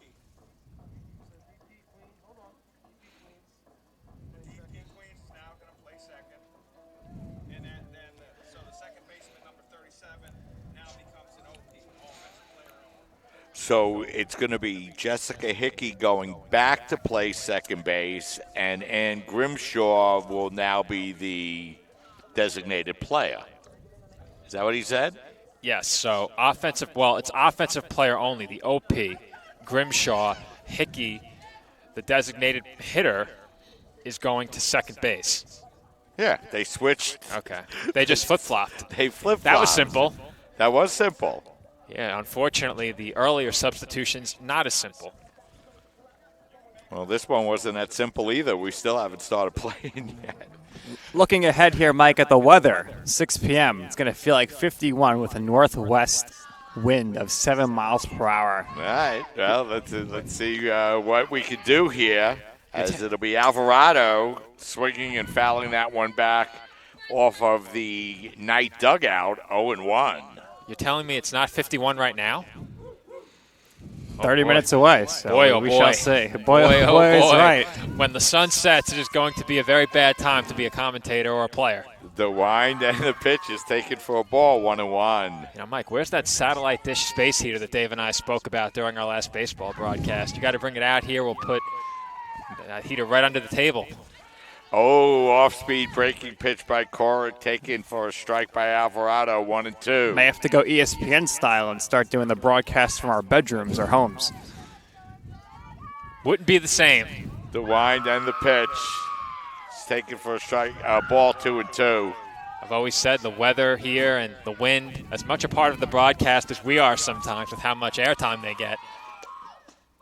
As that pitch is taken down low for a ball, 3-2. And, you know, one thing that has been kind of fortunate, it's cold, but it hasn't been that windy here this afternoon. Or the wind, the 3-2 pitch is swung on, and that's blooped into center field, but Picaro was there to make the catch. So Alvarado works the count full, hits the ball hard, but for an out, 1 up, 1 down here in the 7th. We've said it several times today already. Another hard hit ball by the Knights. They have been all over all 3 Dolphins pitchers, and it's not often we've said that about pitches from Emily Korek, but the Knights appear dialed in at the plate right now, and they have the momentum on their side as they have scored the last 2 runs.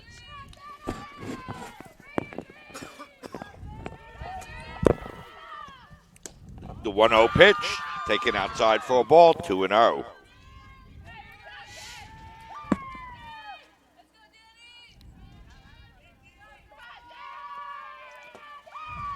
The 2-0 pitch, way up high for a ball, 3-0.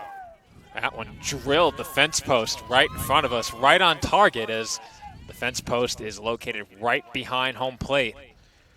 And that one ended up about 2/3 of the way down the first baseline. Clark winds, the 3-0 pitch is taken for a strike on the inside corner at the knees, 3-1.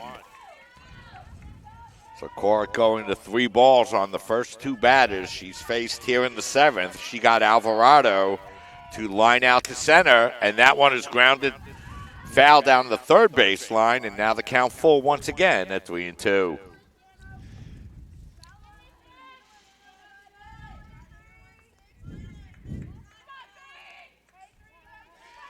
Three balls, 2 strikes, 1 out here in the top half of the 7th inning. The 3-2 pitch is down low for a ball, ball 4. So D'Angelo able to work out a base on balls. So here in the 7th, 2 full counts, a line out, and a base on balls. Well, I've said it time and time again today, a lot of full counts and long at-bats for both sides, but really it's been in favor of the Knights overall on the day, as we've seen a lot more prolonged plate appearances out of Queens College on the day between the 2 games. And not only are these plate appearances lasting for several pitches, but the majority of them are resulting in walks. We've seen several walks issued by Dolphins pitching in this game. Korek with a high walk total in game 1, and there's still 5 more outs, or I should say 2 more outs for this Dolphins team to get in this half inning, and they really hope that they can get Korek out of the circle and not see her return after 7. Yeah, so the first pitch is taken for a strike by Segonia. That one is bounced in the dirt. Nice play that time by Gallo to keep it in front of her, and the count evens 1-1. Joe, how close do you think we're getting to 200 pitches on the day here for Korek? We have to be awfully close if we're not there already. I don't think we're there yet. She was at 137. That's blooped under the glove of Moore and Comohendo into center field for a base hit. So a seeing eye single puts 2 Knights on with 1 out. 12th hit for the Knights here in the top of the 7th. Korek clearly exasperated in the circle as she couldn't believe that ball got through. Was not hit very hard, got it in on the hands, but it was hit just hard enough to creep by Moore and Comohendo. And 2 on for the Knights once again in their half of the 7th. The wind and the pitch is swung on, grounded to short, played by Moore. She throws it over to McPherson at third base. Nice play that time by Moore. The force out 5-6 for the second out of the inning. Segonia will go down to second. Grenshaw will be at first, and that'll bring up Jessica Hickey. That's the second time the Dolphins have had a play with runners on first and second where they opted to throw out the lead runner. The right play there is easily the shortest throw for the right-handed Moore. Maybe if she was a lefty, she throws to second. But either way, lead runner is retired, and Dolphins are 1 out away from escaping danger in the 7th. Pitch is down low for a ball, 1-1. Very dangerous bat here, though. Joe Hickey, who is back at second base now, has a lot of RBIs on the day. She's hit a couple of scorchers, though. The batting numbers weren't great coming into the day. As that pitch is up high for a ball, 2-1. You mentioned the job she's done in the infield as well. Moved back to second base in the previous, or I should say will move back to second base in the next half inning. The 2-1 is taken inside for a ball, 3-1, so. And Jessica Carrion did rob her before as well in left field. Carrion's the reason we're still tied. As that pitch is on the outside corner for a strike, and that runs the count full to 3-2. Corrick's third full count here in the 7th. The 3-2 pitch is taken just down low for a ball 4, and a lot of Dolphins not liking that call. First among them, Emily Corrick, and bases are now loaded, nowhere to put Murphy, who steps into the box. Murphy's been on base twice here in game number 2. She doubled and walked in her last 2 at-bats. Corrick's wind, and the first pitch is up high for a ball, 1-0. Well, Nick, you asked how close we were to 200 pitches. I think we're getting there. Closing in on the 200 mark. Unheard of. The wind and the pitch is swung on and nub foul down the third base line out of play. That evens the count up at 1-1. For those who joined us late, that's 200 pitches on the day. Not in this game, as Corrick came on in relief. She was the game 1 starter. Corrick winds. The pitch is swung on and blooped towards third. McPherson there to make the catch in foul territory for the final out of the inning. But the Knights threaten but do not score, so we'll head into the bottom half of the 7th inning. Dolphins 9, Knights 9. We'll step aside, take a break, and we'll be right back. The Kettle Black on Staten Island, a top 5 wing joint in America by Food and Wine magazine.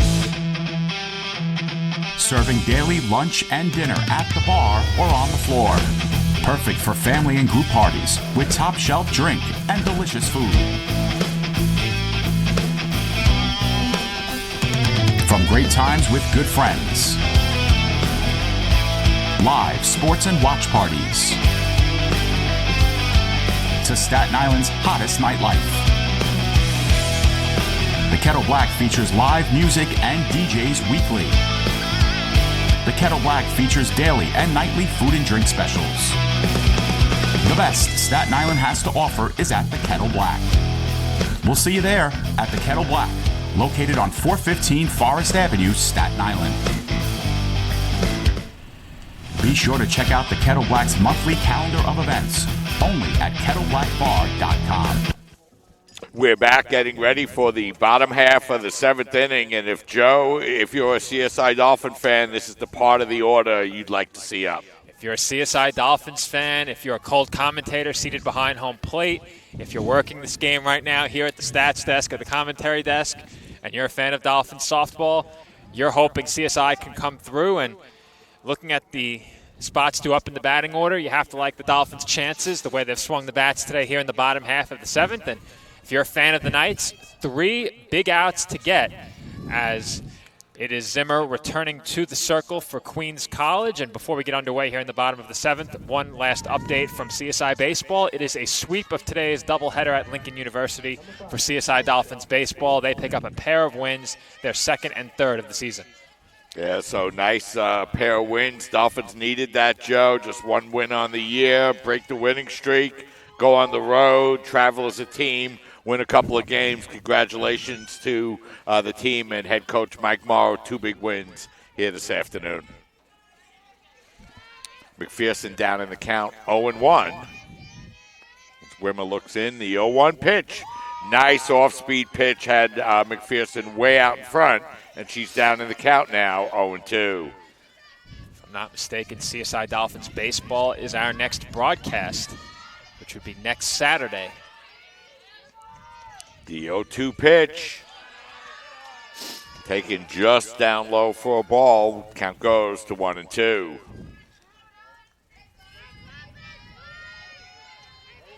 McPherson doubled in her last at-bat and came around to score as that one is skied up in the air into left center field, and coming over and making the play in center field will be D'Angelo for the first out. So McPherson hit the ball to medium deep center field, but she'll be the first out here in the 7th. Well, she's easily been the most dangerous hitter in this Dolphins lineup today, but Gallo coming to the plate right now behind her has been a very close second. Isabel Gallo has swung the bat extremely well through the first, or I should say through today's 2 games in our doubleheader. The wind and the first pitch to Gallo is taken down low for a ball, 1-0.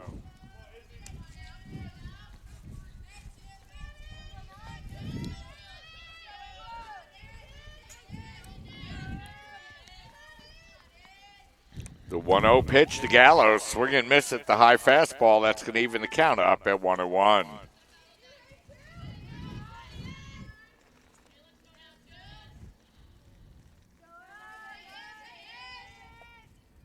So 1 ball, 1 strike to count. And the pitch. Swing and a miss, another off-speed breaking pitch. And Gallo falls behind in the count now at 1-2. Every Dolphins hitter in this lineup has seen Wimmer in the early game. I think the only exception to that would be Nicole Rivera, though I don't think she's batting. As that ball is swung on, and that's taken right back up the middle. And Gallo is going to reach first base as she's had 4 hits here, Joe, in game number 2.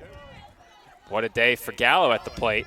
As I mentioned, a close second to McPherson on the day for the most dangerous Dolphins hitter. And hopefully for Gallo, it's a breakout game out of the middle of that Dolphins lineup as she was hitting south of the 200 mark. And I just remarked that I didn't think Rivera would be hitting, but she is indeed in that number 6 spot. So Rivera on deck, the only Dolphin not to see Wimmer today. As Picaro swings and fouls that one off, the count 0-1. Claudia 1 for 3 in game number 2, a walk and a single. That single in the 5th brought home the Dolphins' 9th run of the game, which at the time gave them a 2-run lead. The wind and the pitch to Picaro as she goes chasing after that high fastball and falls behind in the count now, 0-2.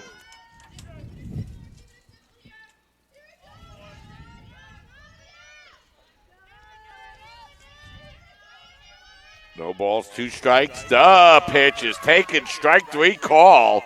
So Picaro goes down on strikes for the second out of the inning. And that's going to bring up Nicole Rivera, Rivera's first at-bat here this afternoon. So I think that clears up exactly what that substitution pattern was for the Dolphins, as Rivera will bat out of the designated hitter spot. She began the day as the pitcher and flex player. As she takes that up for a ball, 1-0. The wind and the pitch to Rivera is swung on and fouled off down over the night dugout and out of play. Count goes 1-1 and 1 out away from our second extra inning game of the afternoon.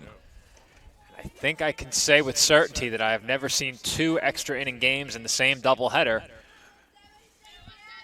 It's a first for everything, Joe. 1-1 the count. A lot of firsts this year. That pitch is swung on and nub foul, and the count goes to 1-2. And it looks like we have some spectators in right field because there's going to be another game here tonight. Well, they're not getting on at 6 p.m. as was scheduled, which means a late night for Joe Masha. The wind and the pitch. Rivera swings and misses, strike 3. So we have 7 innings in the books. We're tied at 9, and we're going to go into extra innings. So we'll step aside, take a break, and we'll be right back.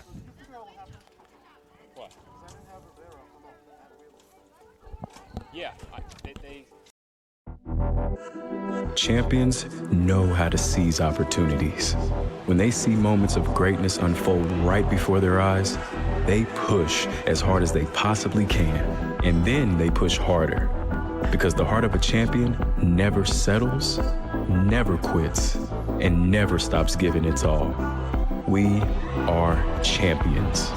We are Division II. We go big, we give it everything we've got, and we win. On the field, on our campuses, in our communities, for our causes, in our careers. We rise to become champions in everything we do. We are Division II, and there are no limits here. We make our time count. We set our own path. We become champions on our terms. It's time to up your game, because we're here to play and learn. But most importantly, we're here to discover ourselves, our vision, our heart, our drive, to achieve every goal we aim for, because we want to be champions at the highest level, life. At Division II, the opportunities are here. Are you ready?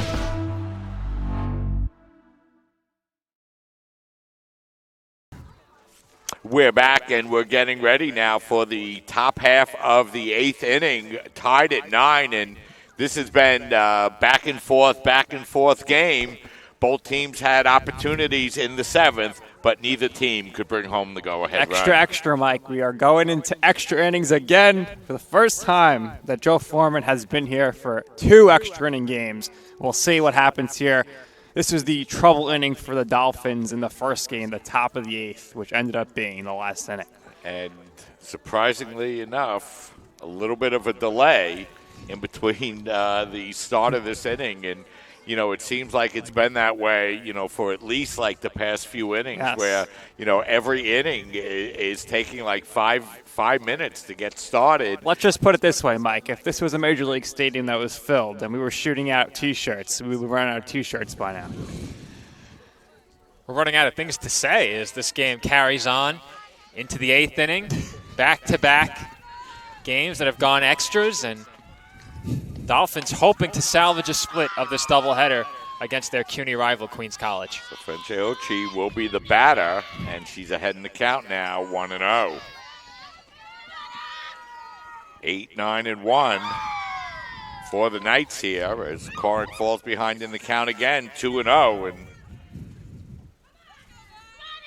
she really had to battle her way out of that 7th inning to keep this game tied up, as that one is fouled off over the Knight dugout out of play, and the count goes to 2-1. And at the point where Corrick now is certainly nearing, if not over, 200 pitches on the day, how long do you let her go in this game? As that one is ripped foul. Joe, what other options do they have with this play? Can anybody else come back in at pitcher? Yes, Rivera out of right field. Whalen would go back to right, and Corrick would go back to first. That's all they could do. The starter's going to come in for the closing appearance. So 2 balls, 2 strikes to count. Knights looking to sweep the doubleheader. The Dolphins looking to split as McPherson guns that ball over to Whalen for the first out. 5-3, 1 up, 1 down. And that's going to bring up Alyssa Wilkinson. So another question I have on my mind is Cateridge eligible to come back in the game? Yeah, opening up Pandora's box, I guess. As Wilkinson drills that one to right field. Nice catch by Rivera out there. Rivera in right field there to make the catch, and good positioning that time by Rivera as that ball was laced into right field by Wilkinson, but it'll be out number 2, and that'll take us back to the top of the order, and the shortstop, Noelle Brigman. Well, you mentioned the kind of day Brigman has had at the top of this Knights lineup. Fortunately for the Dolphins, bats here with 2 out. She has 3 hits in this second game, been on base 4 times. Dolphins got her out once in the 6th when she fouled out to first base as that pitch is just off the inside corner at the knees, and that'll even the count up at 1-1.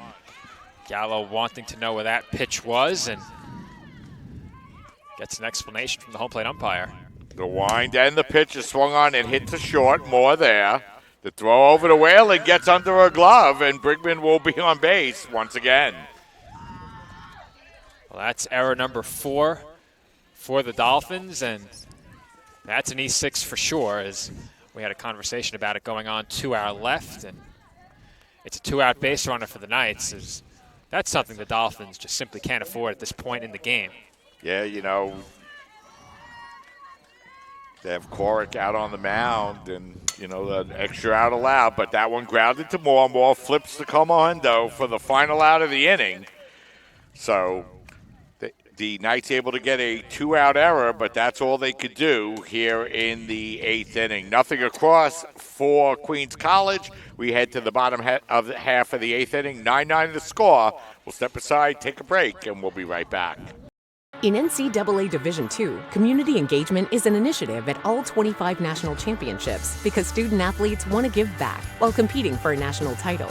Over the course of the year, Division II student athletes have an opportunity to leave a lasting impression in local communities throughout the country. Whether Division II student athletes are volunteering at hospitals, schools, after-school care programs, foster homes, or retirement villages, they make a difference in the lives of others. In Division II, we rise to the opportunity and make community engagement ours. We're back heading for the bottom half of the 8th inning, and it's going to be 7, 8, and 9 for the Dolphins. Whalen, Carrion, and Comohendo as the Dolphins looking to get a split in the doubleheader here this afternoon. Well, they'll turn to the bottom third of their batting order to try and walk it off in the bottom half of inning number 8. Should we go to the 9th, as we speculated in Game 1, the inning will begin with a runner on second base for the Knights. So if you're the Dolphins, of course you'd like to see this game end in the 8th, but if we do play 9, runners on second base to open up each half inning. Yeah, so it's going to be the first baseman, Victoria Whalen. That will lead off here in the bottom half of the 8th inning. 9-12-4, 9-12-4. Both teams with identical lines. Yeah, Mike, very evenly matched today. 9 hits apiece, 12 hits apiece, 4 errors apiece, and obviously we're tied here in the 8th inning, second game of the day, second extra inning game of the day. Yeah, we brought you the first pitch about 12:30 here this afternoon, Nick, as it closes in on 6 o'clock. And a great shout out here to the whole crew. Got to be here extra early this morning, and everyone's sticking through it here. And we're providing you an excellent broadcast, if I must say so myself, Mike. Yeah, you know, and it's been a good, exciting game here in game number 2. But you know, once again, and I don't understand why it's like clockwork here. We're not playing.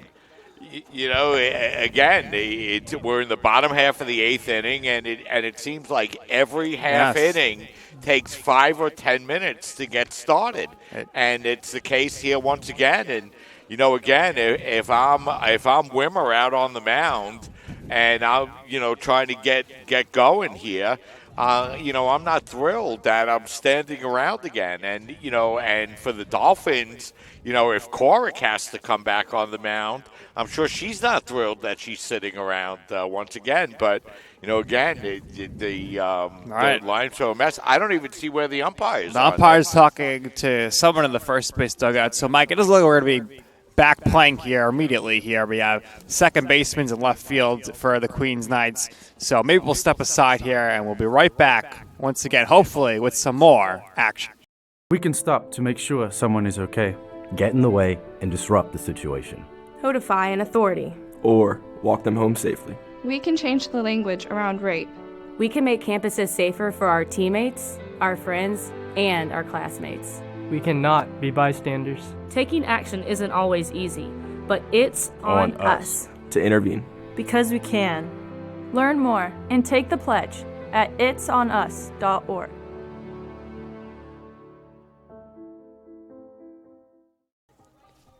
We're back, and we're not any closer to being underway than we were when we took the break.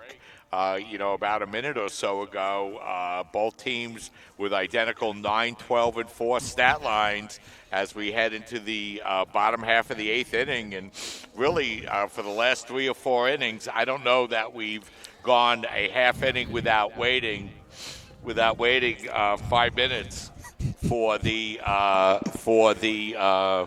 Dolphins to be able to resume play. Mike, it's really comical at this point. Carry-On has been in the on-deck circle for about 5 minutes. She's laughing. No one has any idea what's going on. It's getting out of hand here. And we're talking about teams that have 10 and 11 players on the roster.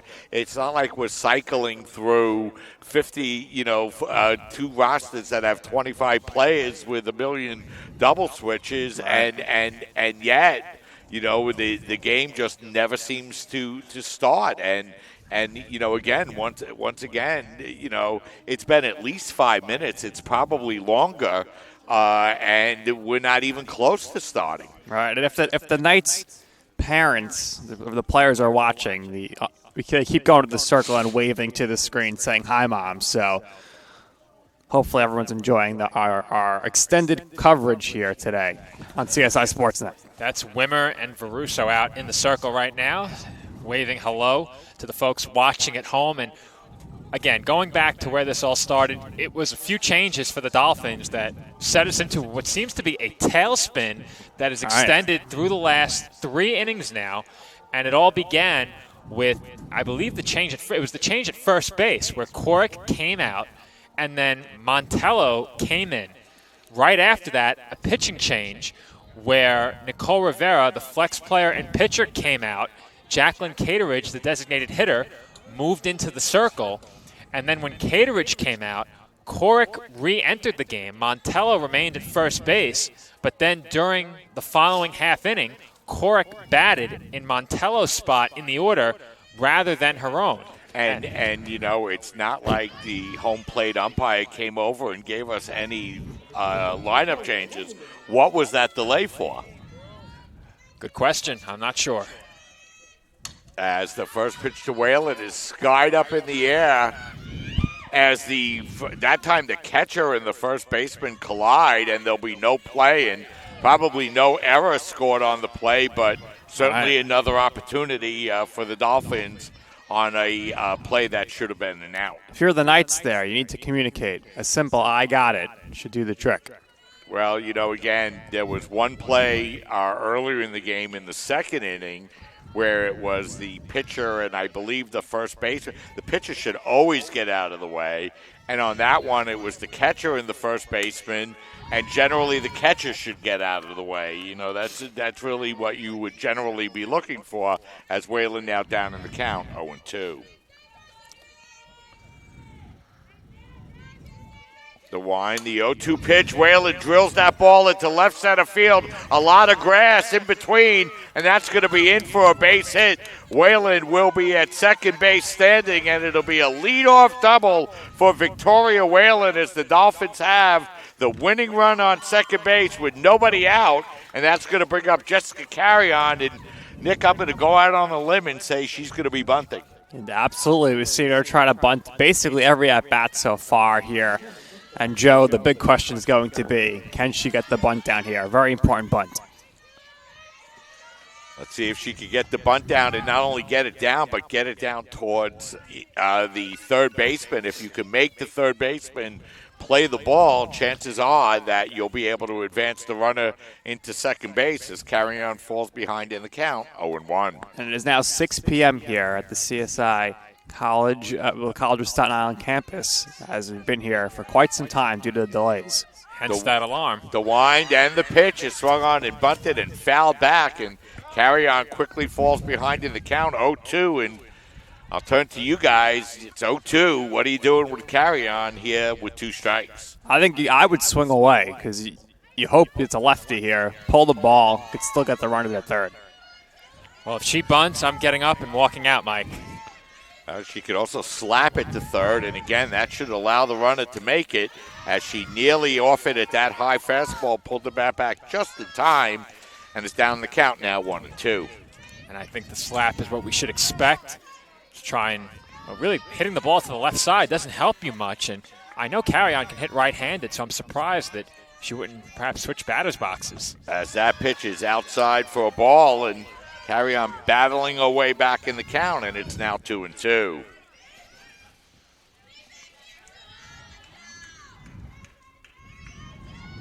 Two balls, 2 strikes to count. Wimmer winds. The pitch is up high for a ball, and Jessica's done a good job in this at-bat, battling all the way back to run the count to 3-2. She has, but a force all around, if she does ultimately walk, might not be the worst thing for the Knights. The wind and the pitch as she swings it, hits that one foul, and the count holds at 3-2. Eric Kraut, unfazed by that foul ball, hit just wide of him in the third base coaching box, tried to reach out and make the catch. Eric now sporting the winter coat. I wish I had one of those. I actually do, back at home, and today would have been a good day to break it out. So I'm not sure I could sit down in that thing. 3-2 the count as she waves and misses. Strike 3, and I think she might have chased the pitch outside the strike zone there, Joe. Well, I said it during our last broadcast, Mike. You're much kinder than I am, as she certainly chased out of the strike zone, well downstairs in the dirt. That would have been ball 4, but as I said, force all around might not have been the worst thing for the Knights, albeit 1 out certainly better than 2 on and nobody out. Comohendo the batter as she swings and misses at the first pitch, 0-1. It looked like Comohendo was trying to send one over the wall with that swing. That was a big cut. So Gord behind in the count now, 0-1. The pitch, swing and a miss, 0-2. Nice job by Wimmer getting ahead in the count quickly here, 0-2. Bit late on both of those swings was Comohendo. She'll look to shorten up here with 2 strikes and at the very least advance Whalen to third.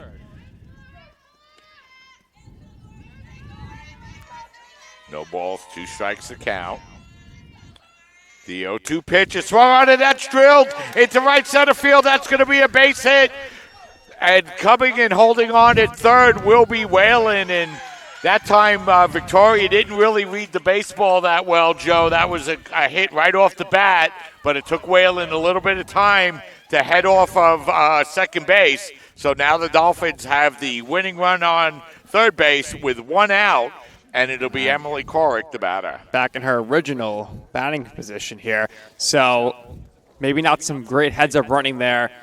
Could have potentially been a walk-off, but they'll take the top of the order coming up here with runners on second and third and only 1 out.